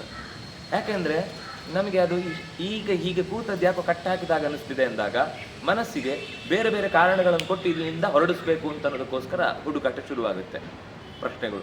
ಅದು ಮನಸ್ಸು ಅಂದರೆ ನಮ್ಮೊಳಗೆ ಸೇರಿಕೊಂಡ ನಮ್ಮನ್ನು ನಿಯಂತ್ರಿಸುವ ದೇವತೆಗಳಿರುವ ಹಾಗೆ ದೈತ್ಯರೂ ಇದ್ದಾರೆ, ಅವರು ಪ್ರೇರೇಪಿಸ್ತಾರೆ ಒಳಗಿನಿಂದ. ಯಾಕೆಂದರೆ ಕಾಮ, ಕ್ರೋಧ, ಲೋಭ, ಮೋಹ ಎಲ್ಲವೂ ಒಂದಲ್ಲ ಮನಸ್ಸಿನ ಭಾಗವಾಗಿ ಇದೆಯಲ್ವಾ? ಇದೆ ಅಂದರೆ ಅದು ರಾಕ್ಷಸರೇ ಇರುವುದು. ಆ ರಾಕ್ಷಸರೇ ತಕ್ಷಣ ಒಳ್ಳೆಯದರ ಮುಖವಾಡ ಹಾಕ್ಕೊಂಡು ನಾನು ನಿಮಗೆ ಹೆಲ್ಪ್ ಮಾಡ್ಲಿಕ್ಕೆ ಬಂದಿದ್ದೇನೆ ಅಂತ ಹೇಳಿ ಹೇಳಿ ಹೇಳಿ ಹೇಳಿ ಸೀದಾ ಆ ಕಡೆ ತೊಗೊಂಡೋಗಿ ಬಿಡುತ್ತೆ. ನಾವು ಮತ್ತೆ ಯಥಾ ಪ್ರಕಾರ ಮೊದಲಿಂದ ಶುರು ಮಾಡಿ ಓಂ ಸ್ವಸ್ತಿ ಹರಿಹಿ ಓಂ ಅಂತ ಶುರು ಮಾಡಬೇಕಾಗುತ್ತೆ. ಮನಸ್ಸು ಜಾರಿದರೆ ಬಹಳ ಬೇಗ ಜಾರುವುದು, ಹಿಡಿಲಿಕ್ಕೆ ಕಷ್ಟ, ಬಿಡೋದು ಬೇಗ. ಮತ್ತೇನು ಮಾಡಬೇಕು? ಯಥೋ ಯಥೋ ನಿಶ್ಚರತಿ ಮನಶ್ಚಂಚಲಮಸ್ಥಿರಂ ತತಸ್ತೋ ನಿಯಮ್ಯೈತದಾತ್ಮನ್ಯೇವ ವಶಂ ನಯೇತ್. ಈ ಅಧ್ಯಾಯ ತುಂಬ ಚಂದ, ನಿಜ ಹೇಳಬೇಕು ಅಂದರೆ. ಎಲ್ಲ ಅಧ್ಯಾಯನೂ ಹಾಗೆಯೇ, ಆದರೆ ಇದರಲ್ಲಂತೂ ಬಹುಶಃ ನಮಗೆ ಅಪ್ಲೈ ಆಗುವಂಥ ವಿಷಯಗಳು ತುಂಬ ಇದೆ. ಒಂದು ಶನೈಹಿಂದ, ಈಗ ಯಥೋ ಅಂತ ಒಂದು ಕಾಲದಿಂದ ವ್ಯವಧಾನ ಕೊಡಿ. ಒಂದೇ ದಿವಸಕ್ಕೆಲ್ಲ ಮಾಡಿಬಿಡ್ತೇನೆ ಅಂತ ಮಾಡಲಿಕ್ಕೆ ಹೋಗ್ಬಿಡಿ. ಇವತ್ತೇ ಧ್ಯಾನ ಮಾಡಿ, ಇವತ್ತೇ ಮೂಲಾಧಾರ ಜಾಗೃತ ಮಾಡಿ, ಕುಂಡಲಿನಿ ಶಕ್ತಿ ಜಾಗೃತ ಆಗಿ ಗುಡು ಗುಡು ಗುಡು ಗುಡು ಅಂತ ನಡುಗಿ ನೆತ್ತಿಗೆ ಜೀವ ಹತ್ತಿ, ಅದು ಜೀವ ಹತ್ತಿದ್ದೋ ಇವನಿಗೆ ಕುಡಿದಿದ್ದು ತಿಂದಿದ್ದು ಮೇಲಕ್ಕೆ ಬಂದು ನೆತ್ತಿ ಹತ್ತಿದ್ದೋ ಗೊತ್ತಿಲ್ಲ, ಒಟ್ಟಂತ ನೆತ್ತಿ ಹತ್ತಿ ಅಡ್ಡ ಮಲಗುವಂಥ ಸ್ಥಿತಿ ನಾವು ಏನೋ ಕಲ್ಪಿಸ್ಕೊಂಡು ಸಾಧನೆ ಮಾಡಿದ್ವಿ ಅಂತ ಅಂದ್ಕೊಳ್ತೀವಿ. ಆದರೆ ಅದಲ್ಲ ಸಾಧನೆ ಅನ್ನೋದನ್ನು ಕೃಷ್ಣ ಇಲ್ಲಿ 2 ಮುಖಗಳಲ್ಲಿ ಶನೈಹಿ ಉಪರಮೇ ಬುದ್ಧ್ಯ ಧೃತಿಗೃಹೀತಯ. ಬುದ್ಧ್ಯ ಅಂದರೆ ವಿವೇಕದಿಂದ. ಮನಸ್ಸಿಗೆ ಹೇಳಿದರೆ ಉಪಯೋಗ ಇಲ್ಲ, ಅರ್ಥ ಮಾಡಿಸ್ಬೇಕು ಬುದ್ಧಿಗೆ ಹೇಳಿಸಿದರೆ ಅದು ನೆನಪಿದ್ದು ಇನ್ನಷ್ಟು ಬೇರೆ ಸಮಸ್ಯೆಗಳು ಬಂದಾಗ ಮತ್ತೆ ಅದನ್ನು ಟಾರ್ಗೆಟ್ ಮಾಡುತ್ತೆ. ಮನಸ್ಸಿಗೆ ಹೇಳಿದರೆ ಈಗ ಸರಿ ಅನಿಸುತ್ತೆ, ಆಮೇಲೆ ಸ್ವಲ್ಪ ಹೊತ್ತಾದಮೇಲೆ ಅವ್ರು ತುಂಬ ಹೇಳ್ತಾರೆ ರೀ, ಎಲ್ಲ ಮಾಡಲಿಕ್ಕೆಲ್ಲ ಆಗುತ್ತೆ ನಮ್ಮ ಕೈಯಲ್ಲಿ, ಅದೆಲ್ಲ ದೇವತೆಗಳಿಗೆ ಋಷಿಗಳಿಗೆ ಹೇಳಿದ್ದು, ನಾವೆಲ್ಲ ಹುಲು ಕಟ್ಟಿ ಮಾನವರು, ನಾವೆಲ್ಲ ಇದನ್ನು ಮಾಡ್ತಾ ಕೂತ್ರೆ ಎಲ್ಲಿ ಹೋಗ್ಲಿಕ್ಕಿದೆ? ನಮ್ಮ ಕತೆ ಆ ಸ್ವರ್ಗನೋ ಅಂತೆ, ನರಕ ಅಂತ, ಅದು ಇದೆಯೋ ಇಲ್ವೋ, ಅದೇನೋ ಮೋಕ್ಷ ಅಂತೆ, ದೇವತೆಗಳಂತೆ ಎಲ್ಲಿದ್ದಾರೋ ಏನೋ ಅವನು ಕಲ್ಲಲ್ಲಿ ಒಬ್ಬ ಕೂತಿದ್ದಾನೆ, ನಾನು ಇಷ್ಟು ತಪಸ್ಸು ಮಾಡಿದ್ದೀನಿ, ಇಷ್ಟು ಪ್ರಾರ್ಥನೆ ಮಾಡಿದ್ದೀನಿ, ಇಷ್ಟು ಜಪ ಮಾಡಿದ್ದೀನಿ, ಇಷ್ಟು ಪೂಜೆ ಮಾಡಿದ್ದೀನಿ, ಒಂದು ಒಲಿ ಅದೇ ಕೂತ್ಕೊಂಡು ನಾ ಹಾಗೇ ಅದೇ 50 ವರ್ಷದ ಹಿಂದೆ ನೋಡಿದಾಗಲೂ ಅದೇ ಮುಖ, ಈಗ ನೋಡಿದ್ರು ಅದೇ ಮುಖ, ನನ್ನ ಮುಖ ನೋಡಿದಾಗ ಇನ್ನೂ ಅವನಿಗೆ ಇನ್ನಷ್ಟು ಮುಖ ಬಾಡೋಗಿದೆ ಅಂತ ಅನಿಸುತ್ತೆ. ಬಿಟ್ಟರೆ ನನ್ನ ಕಡೆಗೆ ಅವನು ಅನುಗ್ರಹದ ದೃಷ್ಟಿ ಬೀರುವಾಗ ಕಾಣ್ತಿಲ್ಲ ಅಂತ ಮನಸ್ಸು ದುರ್ಬಲವಾದ ಸ್ಥಿತಿಯಲ್ಲಿ ಹಿಂದಕ್ಕೆ ಸರಿದು ಬಿಡುತ್ತೆ. ಹಾಗಾಗಿ ಎಲ್ಲಿಗೆ ಮನಸ್ಸು ಹೋಯ್ತೋ ಅಲ್ಲಿಗೆ ಬಿಟ್ಬಿಡಿ ಅದನ್ನು. ಆದರೆ ಕೈ ಬಿಟ್ಬಿಡೋದಲ್ಲ, ಅದ್ರ ಹಿಂದೆ ಹೋಗಬೇಕು. ಹೋಗೋದಾಗ ಅದ್ರ ಜೊತೆ ಸೇರ್ಕೊಂಡು ಹೋಗಬಾರ್ದು, ಅದನ್ನು ಬಿಟ್ಟು ನಾನು ಬೇರೆಯಾಗಿ ನೋಡ್ಕೊಂಡು ಹೋಗಬೇಕು. ಮನಸ್ಸು ಹೋಗ್ತಾ ಇರುತ್ತೆ, ಅದು ಪ್ರತ್ಯಾಹಾರ, ಅದು ಒಂದು ಯಾವುದೋ ಬಂಡಲ್ ತೆಗೆದು ಹೊರಗಾಕುತ್ತೆ. ಅದರಲ್ಲಿ ಯಾವುದೋ ನಾವು ಟೂರಿಗೆ ಹೋಗಿದ್ದು, ತೀರ್ಥಯಾತ್ರೆಗೆ ಹೋಗಿದ್ದು, ಯಾವುದೋ ಒಂದು ನೆನಪುಗಳ ರಾಶಿ ಹೊರಗೆ ಬರುತ್ತೆ. ಅಲ್ಲಿ ಹೀಗಾಯಿತು, ಹಾಗಾಯಿತು, ಅದಾಯಿತು, ಹೀಗೆ ಮಾಡಬೇಕಿತ್ತು ಅಂತ ಅಲ್ಲೊಂದು ದಿವಸ ಸಂಕಲ್ಪ ಮಾಡಿದ್ದು, ಆಮೇಲೆ ಸಂಕಲ್ಪದ ಜೊತೆಗೆ ಕೃಷ್ಣಾರ್ಪಣೆ ಆಯಿತು. ಅಲ್ಲಿ ಹೋದಾಗ ಅನ್ನಿಸ್ತು, ಇಲ್ಲ ಇನ್ನು ದಿವಸ ಈ ತೀರ್ಥಕ್ಷೇತ್ರಕ್ಕೆ ಬಂದದ್ರಿಂದ ನಾನೊಂದು ನಾಳೆಯಿಂದ ದಿನ ವಿಷ್ಣು ಸಹಸ್ರನಾಮ 3 ಸಲ ಪಾರಾಯಣ ಮಾಡ್ತೇನೆ, ಅಥವಾ ಗೀತೆ 1 ಅಧ್ಯಾಯ ಪಾರಾಯಣ ಮಾಡ್ತೇನೆ ಅಂತ ಅದು ನೆನಪಾಗುತ್ತೆ. ಅದು ಸಂಕಲ್ಪ ಮಾಡಿದ ದಿವಸ ಮಾತ್ರ ನೆನಪಿದ್ದಿದ್ದು, ಮತ್ತು ವಾಪಸ್ ಬಂದಮೇಲೆ ಎಲ್ಲ ಮರ್ತೋಯ್ತು. ಕೊನೆಗೆ ಅದರಲ್ಲಿ ಯಾವ್ದು ಬೇಕು, ಇದರಲ್ಲಿ ಅಲ್ಲಿ ಇದ್ದಿದ್ದು ಬೇರೆ ಯಾವ್ದು ಬೇಡ, ಸಂಕಲ್ಪ ಏನು ಮಾಡಿದ್ದೆ, ಹಿಂಗೆ ದಿನಕ್ಕೊಂದು ಅಧ್ಯಾಯ ಮಾಡ್ತೇನೆ ಅಂತ ಅದನ್ನು ಮತ್ತೆ ಮುಂದುವರಿಸಬೇಕು ಅಂತ ತೊಗೊಂಡು, ಅದರಲ್ಲಿ ಯಾಕೆ ಬೇಡವಾದ್ದು ಇರುತ್ತೆ, ಬೇಕಾದ್ದು ಇರುತ್ತೆ, ಅದನ್ನು ಬಿಟ್ಟು ಉಳಿದಿದ್ದೆಲ್ಲ ಇದನ್ನು ಮಾತ್ರ ತೊಗೊಂಡು ಇನ್ನು ಮುಂದೆ ಮತ್ತೆ ಇದರ ಬಗ್ಗೆ ನಾನು ಯೋಚನೆ ಮಾಡಬಾರ್ದು. ಇನ್ನು ಯೋಚನೆ ಮಾಡೋದಿದ್ರೆ ಏನು, ನನ್ನ ಸಾಧನೆಗೆ ಸಂಬಂಧಪಟ್ಟದ್ದು ಮಾತ್ರ. ಯಾರ್ದು ನೋವಾದ ಘಟನೆ ನೆನಪಾಗುತ್ತೆ, ಯಾರೋ ನಮ್ಮ ಕಿರಿಕಿರಿ ಮಾಡಿ ನೆನಪಾಗುತ್ತೆ, ಹಳೇದು ಬಿಟ್ಬಿಡು, ಇದು ಬೇಡ, ಇನ್ನು ನನಗಿದು ಡಿಲೀಟೆಡ್, ಈ ಪೋಸ್ಟ್ ನಮ್ಮ ಹತ್ರ ಇನ್ನು ಇದ್ದು ಉಪಯೋಗ ಇಲ್ಲ, ಯಾವತ್ತ ಕೇಸು ಹಾಕ್ಲಿಕ್ಕಿಲ್ಲ, ಯಾರ ಹತ್ರನೂ ಗಲಾಟೆ ಮಾಡಲಿಕ್ಕಿಲ್ಲ, ಅದನ್ನು ಬಿಟ್ಟ ಬೇಕಿದ್ ಮಾತ್ರ ತಗೊಂಡ ಉಳಿಸ್ಕೊಂಡ. ಯಥೋ ಯಥೋ ನಿಶ್ಚರತಿ ಮನಶ್ಚಂಚಲ ಮಸ್ತಿರಂ ತತಸ್ತತೋ ನಿಯಮ್ಯ ಏತತ್ ಆತ್ಮನ್ಯೇವ ವಶಂನೇ. ಎಲ್ಲ ಕಡೆಗೆ ಒಂದು ಸರ್ತಿ ಬಿಟ್ಟು ಅಲ್ಲೆಲ್ಲ ಹೋಗ್ಬಾರಪ್ಪ, ಎಂಜಾಯ್ ಮಾಡು. ಆದರೆ ಅದು ನನಗೆ ಬೇಕಾದ್ದಲ್ಲ. ನನಗೆ ಬೇಕಾದದ್ದು ನಾನು ಈಗ ಹೇಳಿದ ಸಂಗತಿ. ನನಗೆ ದೇವರು ಬೇಕು, ಸತ್ವಯುತವಾದದ್ದು ಬೇಕು, ಶಾಶ್ವತವಾದದ್ದು ಬೇಕು, ಸಾರ್ವಕಾಲಿಕವಾದದ್ದು ಬೇಕು. ಆ ಸುಖವನ್ನು ಇಲ್ಲಿಂದ ಪಡೀಲಿಕ್ಕೆ ಸಾಧ್ಯ ಇಲ್ಲ. ಈಗ ನಾವು ಇನ್ನೊಬ್ರಿಗೆ ಅನ್ಯಾಯ ಮಾಡಿ ಏನೋ ಪಡ್ಕೊಂಡ್ರೂ ಕೂಡ ನಾಳೆ ಆ ವ್ಯಕ್ತಿ ನಾನೇ ಮಾಡಿದ್ದು ಆ ತಪ್ಪು ಅಂತ ಗೊತ್ತಾದಾಗ ಒಂದು ಮುಖ ಇಲ್ಲ, ಎರಡನೇದು ಆ ವ್ಯಕ್ತಿ ನನ್ನ ಕೈಯಿಂದ ತಪ್ಪಿ ಹೋಗ್ತಾನೆ, ಇಷ್ಟು ದೀರ್ಘಕಾಲದ ಸಂಬಂಧ ನಾಶ ಆಗುತ್ತೆ. ಅಥವಾ ಆ ವ್ಯಕ್ತಿಯಿಂದ ಈಗ ತಪ್ಪಿಸಿಕೊಂಡು ಪಡೆದದ್ದನ್ನು ಕೂಡ ನಾಳೆ ನನ್ನ ಅದೇ ಪದಾರ್ಥದ 2 ಪಟ್ಟು ನನ್ನ ಕಿಸೆಯಿಂದ ಇನ್ನೊಬ್ಬ ಕದ್ದು ನನಗಿಲ್ಲ ಅಂತ ಮಾಡುವಂಥ ಅಪಾಯ ಇದೆ. ಆದ್ದರಿಂದ ನಾನು ಆ ಕೆಲಸ ಮಾಡಬಾರ್ದು ಅಥವಾ ಆ ಕೆಲಸದ ಬಗ್ಗೆ ಯೋಚಿಸಬಾರ್ದು. ಆ ಕೆಲಸ ಇನ್ನೊಂದು ಸರ್ತಿ ಯಾಕಂದರೆ ಒಂದು ಸಲ ತಪ್ಪು ಮಾಡಿದ್ಮೇಲೆ ಹೇಗೂ ಆಯ್ತಲ್ಲ. ಈ ರೌಡಿಸಮ್ಗೆ ಇಳಿದವರು ಒಂದು ಸರ್ತಿ ಇಳಿದ್ರೆ ಒಂದು ಸರ್ತಿ ಹಾಫ್ ಆಯ್ತಲ್ಲ, ನೀನು ಫುಲ್ ಮಾಡಿ ತೊಂದರೆ ಇಲ್ಲ, ಎಲ್ಲ ಸರಿ ಹೋಗುತ್ತೆ, ಆಮೇಲೆ ಎಲ್ಲ ಅಭ್ಯಾಸ ಆಗುತ್ತೆ ಅಂತ ಅವರಿಗೆ ಒಳಗೆ ಪ್ರವೇಶ ಮಾಡೋದು ಸುಲಭ. ಹೀಗೆ ಅಭಿಮನ್ಯು ಥರ ಅದು. ಆಮೇಲೆ ಹೊರಗೆ ಬರಲಿಕ್ಕಿಲ್ಲ. ಅದು ಪ್ರಾತಕ ಲೋಕ, ಅದು ಅಪಾಯಕಾರಿ ಅಂತ ನಮಗೆ ಸಿನಿಮಾದಲ್ಲಿ ನೋಡುವಾಗ ರೋಚಕ ಅಂತ ಅನಿಸುತ್ತೆ. ಆದರೆ ಅದ್ರ ಒಳಗೆ ಇಳಿದವನ ಬದುಕುಂಟಲ್ಲ, ಅದು ಒಂಥರ ಈ ಸೈನಿಕರಾದರೂ ಕೆಲವೊಂದು ಸರ್ತಿ ಯುದ್ಧದ ಪ್ರಸಂಗ ಬಂದರೆ ಮಾತ್ರ ಅವರಿಗೊಂದು ಸಾವಿನ ಭಯ ಇರುತ್ತೆ. ಬಿಟ್ಟರೆ ಇವ್ರಿಗೆ ಹಾಗಲ್ಲ, ನಿತ್ಯ ಹೋರಾಟ. ಯಾರು ಯಾವಾಗ ಎಲ್ಲಿಂದ ಪಿಸ್ತೂಲ್ ತೆಗೆದು ಗುಂಡಿಗೆಗೆ ಹಾಕ್ತಾನೋ ಅಂತ ಗೊತ್ತಿಲ್ಲ ಅನ್ನೋ ಸ್ಥಿತಿಯಲ್ಲೇ ಬದುಕಬೇಕಾದ್ರಿಂದ ಅಂತಹ ಸ್ಥಿತಿಯಿಂದ ಹೊರಗೆ ಬರಲಿಕ್ಕೋಸ್ಕರ ಮನುಷ್ಯ ಮನಸ್ಸನ್ನು ಎಲ್ಲ ಕಡೆ ಕಳುಹಿಸಿಯೂ ಬೇಕಾದ್ಯಾವುದು ಬೇಡವಾದ್ಯಾವುದು. ಬೇಕಾದ್ಯಾವುದು ಅಂದರೆ ಅದಕ್ಕೆ ಗಮನ ಕೊಟ್ಟು ಅದು ಯಾಕೆ ಬೇಕು ಮನಸ್ಸಿಗೆ ಹೇಳಿಸ್ಬೇಕು. ಇದು ಯಾಕೆ ಬೇಕು ಅಂತ ಬುದ್ಧಿ ಹೇಳಬೇಕು. ಬುದ್ಧಿಯಿಂದ ಹೇಳಿಸಿ ಇನ್ನು ಮುಂದೆ ಈ ಕೆಲಸವನ್ನು ತಪ್ಪಿಸಲಿಕ್ಕಿಲ್ಲ. ಇದೊಂದು ಈ ಹೊತ್ತಿಗೆ ಈ ಟೈಮಲ್ಲಿ ಈ ಅಂಶವನ್ನು ನಾವು ಅಭ್ಯಾಸ ಮಾಡಲೇಬೇಕು, ಪಾರಾಯಣ ಮಾಡಲೇಬೇಕು, ಅನುಷ್ಠಾನಕ್ಕೆ ತರಲೇಬೇಕು ಅಂತ ಹೀಗೆ ಹೇಳಿದಾಗ ಆಗ ಶಾಂತರಜಸಂ ಉಪೈತಿ. ರಜಸ್ಸು ಅಂದರೆ ತಳಮಳ, ಶಾಂತ ರಜಸ್ಸು. ತಳಮಳಗಳಿಂದೆಲ್ಲ ಪಾರಾಗಿ ಮನಸ್ಸಿನ ಎಷ್ಟೇ ಕಷ್ಟ ಇದ್ದರೂ ಪರಿಹಾರ ಮಾಡ್ಕೊಳ್ಳಿಕ್ಕಾಗತ್ತೆ. ಇದರಿಂದ ಅಂತಹ ಕಷ್ಟಗಳನ್ನು ಪರಿಹರಿಸುವ ಪ್ರಶಾಂತ ಮನಸ್ಸು ಪ್ರಶಾಂತವಾಗಿದೆ. ಮನಸ್ಸು ಭಗವಂತನಲ್ಲಿ ಯೋಗಗೊಂಡಿದೆ. ಅಕಲ್ಮಷಂ ಬ್ರಹ್ಮಭೂತಂ, ದೋಷವೇ ಇಲ್ಲದ ಪರಮಾತ್ಮನಲ್ಲಿ ತನ್ನನ್ನು ತೊಡಗಿಸಿಕೊಳ್ಳುವುದವನಿಗೆ ಸಾಧ್ಯ ಆಗುತ್ತೆ. ಹೀಗೆ ಯಾರು ಇಂದ್ರಿಯಗಳನ್ನು ಮನಸ್ಸನ್ನು ಭಗವಂತನಲ್ಲಿ ನೆಲೆಗೊಳಿಸಿ ಅಯ್ಯೋ ಇದೊಂದು ಬೇಕಿತ್ತೋ ಏನೋ ಅಂತ ಒಳಗಿನಿಂದಲೇ ಇದ್ದ ಕೆಲವೆಲ್ಲ ಏನಂತೇವೆ ಕೌತೂಹಲ ಅಥವಾ ಆಸೆ, ಅಯ್ಯೋ ಇದೊಂದು ಆಗಲಿಲ್ಲ, ಏನೋ ವೇದಾಂತ ಅಂತ ಹೇಳಿದೆಲ್ಲ ಬಿಟ್ಟುಬಿಟ್ಟೆ ಅಂತ ಅದರ ಬಗ್ಗೆ ತೀವ್ರವಾದ ಒಳಗಿನ ಒಂದು ಅಪೇಕ್ಷೆ ಇತ್ತು ಅಂತ ಆದರೆ ಅದು ಸಾಧನೆಗೆ ಮತ್ತೆ ತೊಡಕಾಗುತ್ತೆ. ಅದನ್ನು ಬಿಟ್ಟು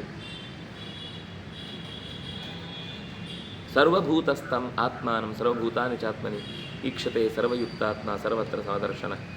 ಇದರಿಂದ ಮುಂದಕ್ಕೆ ಹೋದಾಗ ಹಿಂದೆ ಹೇಳಿದ ಆಸನ, ಪ್ರಾಣಾಯಾಮ, ಪ್ರತ್ಯಾಹಾರ, ಧಾರಣ, ಧ್ಯಾನ ಅಂತ ಹೇಳುವ ಈ ಧ್ಯಾನದ ಪರಿಸ್ಥಿತಿಗೆ ಬಂದಾಗ ಭಗವಂತನನ್ನು ಅಲ್ಲಿ ಅವನ ಹೃದಯದಲ್ಲಿ ಕಾಣ್ತಾನೆ. ಮೊದಲು ಈ ಎಲ್ಲ ವಸ್ತುಗಳನ್ನು ಯಾಕೆ ಕಂಡದ್ದು ಅಂದರೆ ಇದು ದೇವರು ಕೊಟ್ಟದ್ದು ಅಂತ.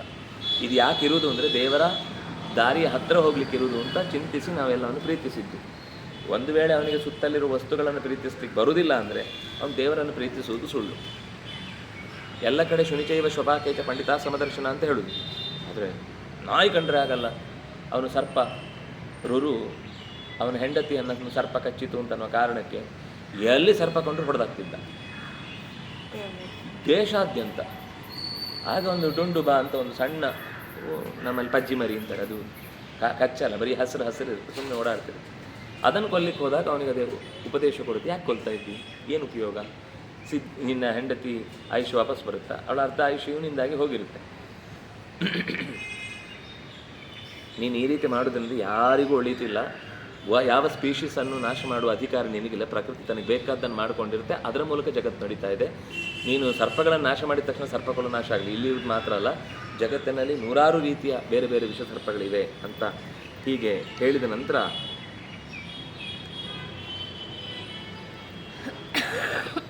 ಇಲ್ಲಿ ಆತ್ಮವನ್ನು ಗೆದ್ದು ಮನಸ್ಸನ್ನು ಪರಮಾತ್ಮನಲ್ಲಿ ಇಟ್ಟವನ ವಿವರಣೆಯೇನು ಕೊಟ್ಟರು ಅದನ್ನು ಮತ್ತಷ್ಟು ವಿವರವಾಗಿ ಹೇಳ್ತಾರೆ. ಎಲ್ಲೆಡೆಯೂ ದೇವರನ್ನು ಕಂಡವನು, ತನ್ನಲ್ಲಿಯೂ ದೇವರನ್ನು, ಎಲ್ಲವನ್ನೂ ದೇವರಲ್ಲಿ ಕಂಡು ದೇವರು ಎಲ್ಲೆಡೆ ಇದ್ದಾನೆ ಎನ್ನುವುದನ್ನು ಕಂಡು ಯಾರು ಬರ್ತಾನೋ ನಮೇ ಭಕ್ತ ಪ್ರಣಶ್ಯತಿ, ನನ್ನ ಭಕ್ತ ನಾಶ ಹೊಂದುವುದಿಲ್ಲ.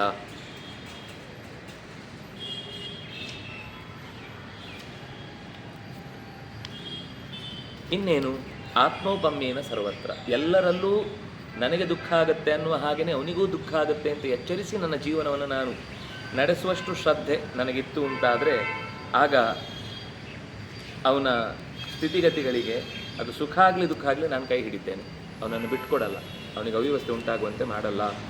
ಇಷ್ಟು ಕೇಳಿದಾಗ ಅರ್ಜುನ ಮತ್ತೆ ಕೇಳ್ತಾನೆ, ಆಗದಿಂದ ಎಲ್ಲ ಸರಿ, ಯುಂಜನ್ ಯುಂಜನ್ ಯುಂಜನ್ ಯುಂಜನ್ ಅಂತ ನಮ್ಮನ್ನೆಲ್ಲ ನುಂಗಿ ಹಾಕಿದಿ, ಆದರೆ ಈ ಯುಂಜನ್ ಅನ್ನೋದು ಹೇಗೆ ಸಾಧ್ಯ, ಯೋಗ ಹೇಗೆ ಸಾಧ್ಯ, ಸಂಬಂಧ ಹೇಗೆ ಸಾಧ್ಯ, ಮನಸ್ಸಿನ ನಿಗ್ರಹಣ ಹೇಗೆ ಸಾಧ್ಯ, ಚಂಚಲಮಿ ಮನ ಕೃಷ್ಣ ಪ್ರಮಾತಿ ಬಲವ ದೃಢಂ ತಸ್ಯಾಹಂ ನಿಗ್ರಹಂ ಮನ್ಯೆ ವಾಯೋರಿವ ಸುದುಷ್ಕರಂ. ಇದಕ್ಕೆ ಉದಾಹರಣೆ ಕೊಟ್ಟದ್ದು ಗಾಳಿಯನ್ನು ಹಿಡಿದ ಹಾಗೆ ಅಂತ. ಗಾಳಿ ಹೋಗ್ತಾ ಇದ್ರೆ ಹಿಡಿದ್ರೆ ಗಾಳಿ ಸಿಗುತ್ತಾ? ಸಿಗುವುದಿಲ್ಲ. ಹಾಗೆ ಗೀತೆಯಲ್ಲಿ ಹೇಳಿದಂತಹ ಮನಸ್ಸಿನ ಸ್ಥಿತಿಯೂ ಕೂಡ, ಮನಸ್ಸು ಅನ್ನೋದು ಸುಲಭದಲ್ಲಿ ನಾವು ತಿಳ್ಕೊಳ್ಳಿಕ್ಕೆ ಆಗುವಂಥದ್ದಲ್ಲ.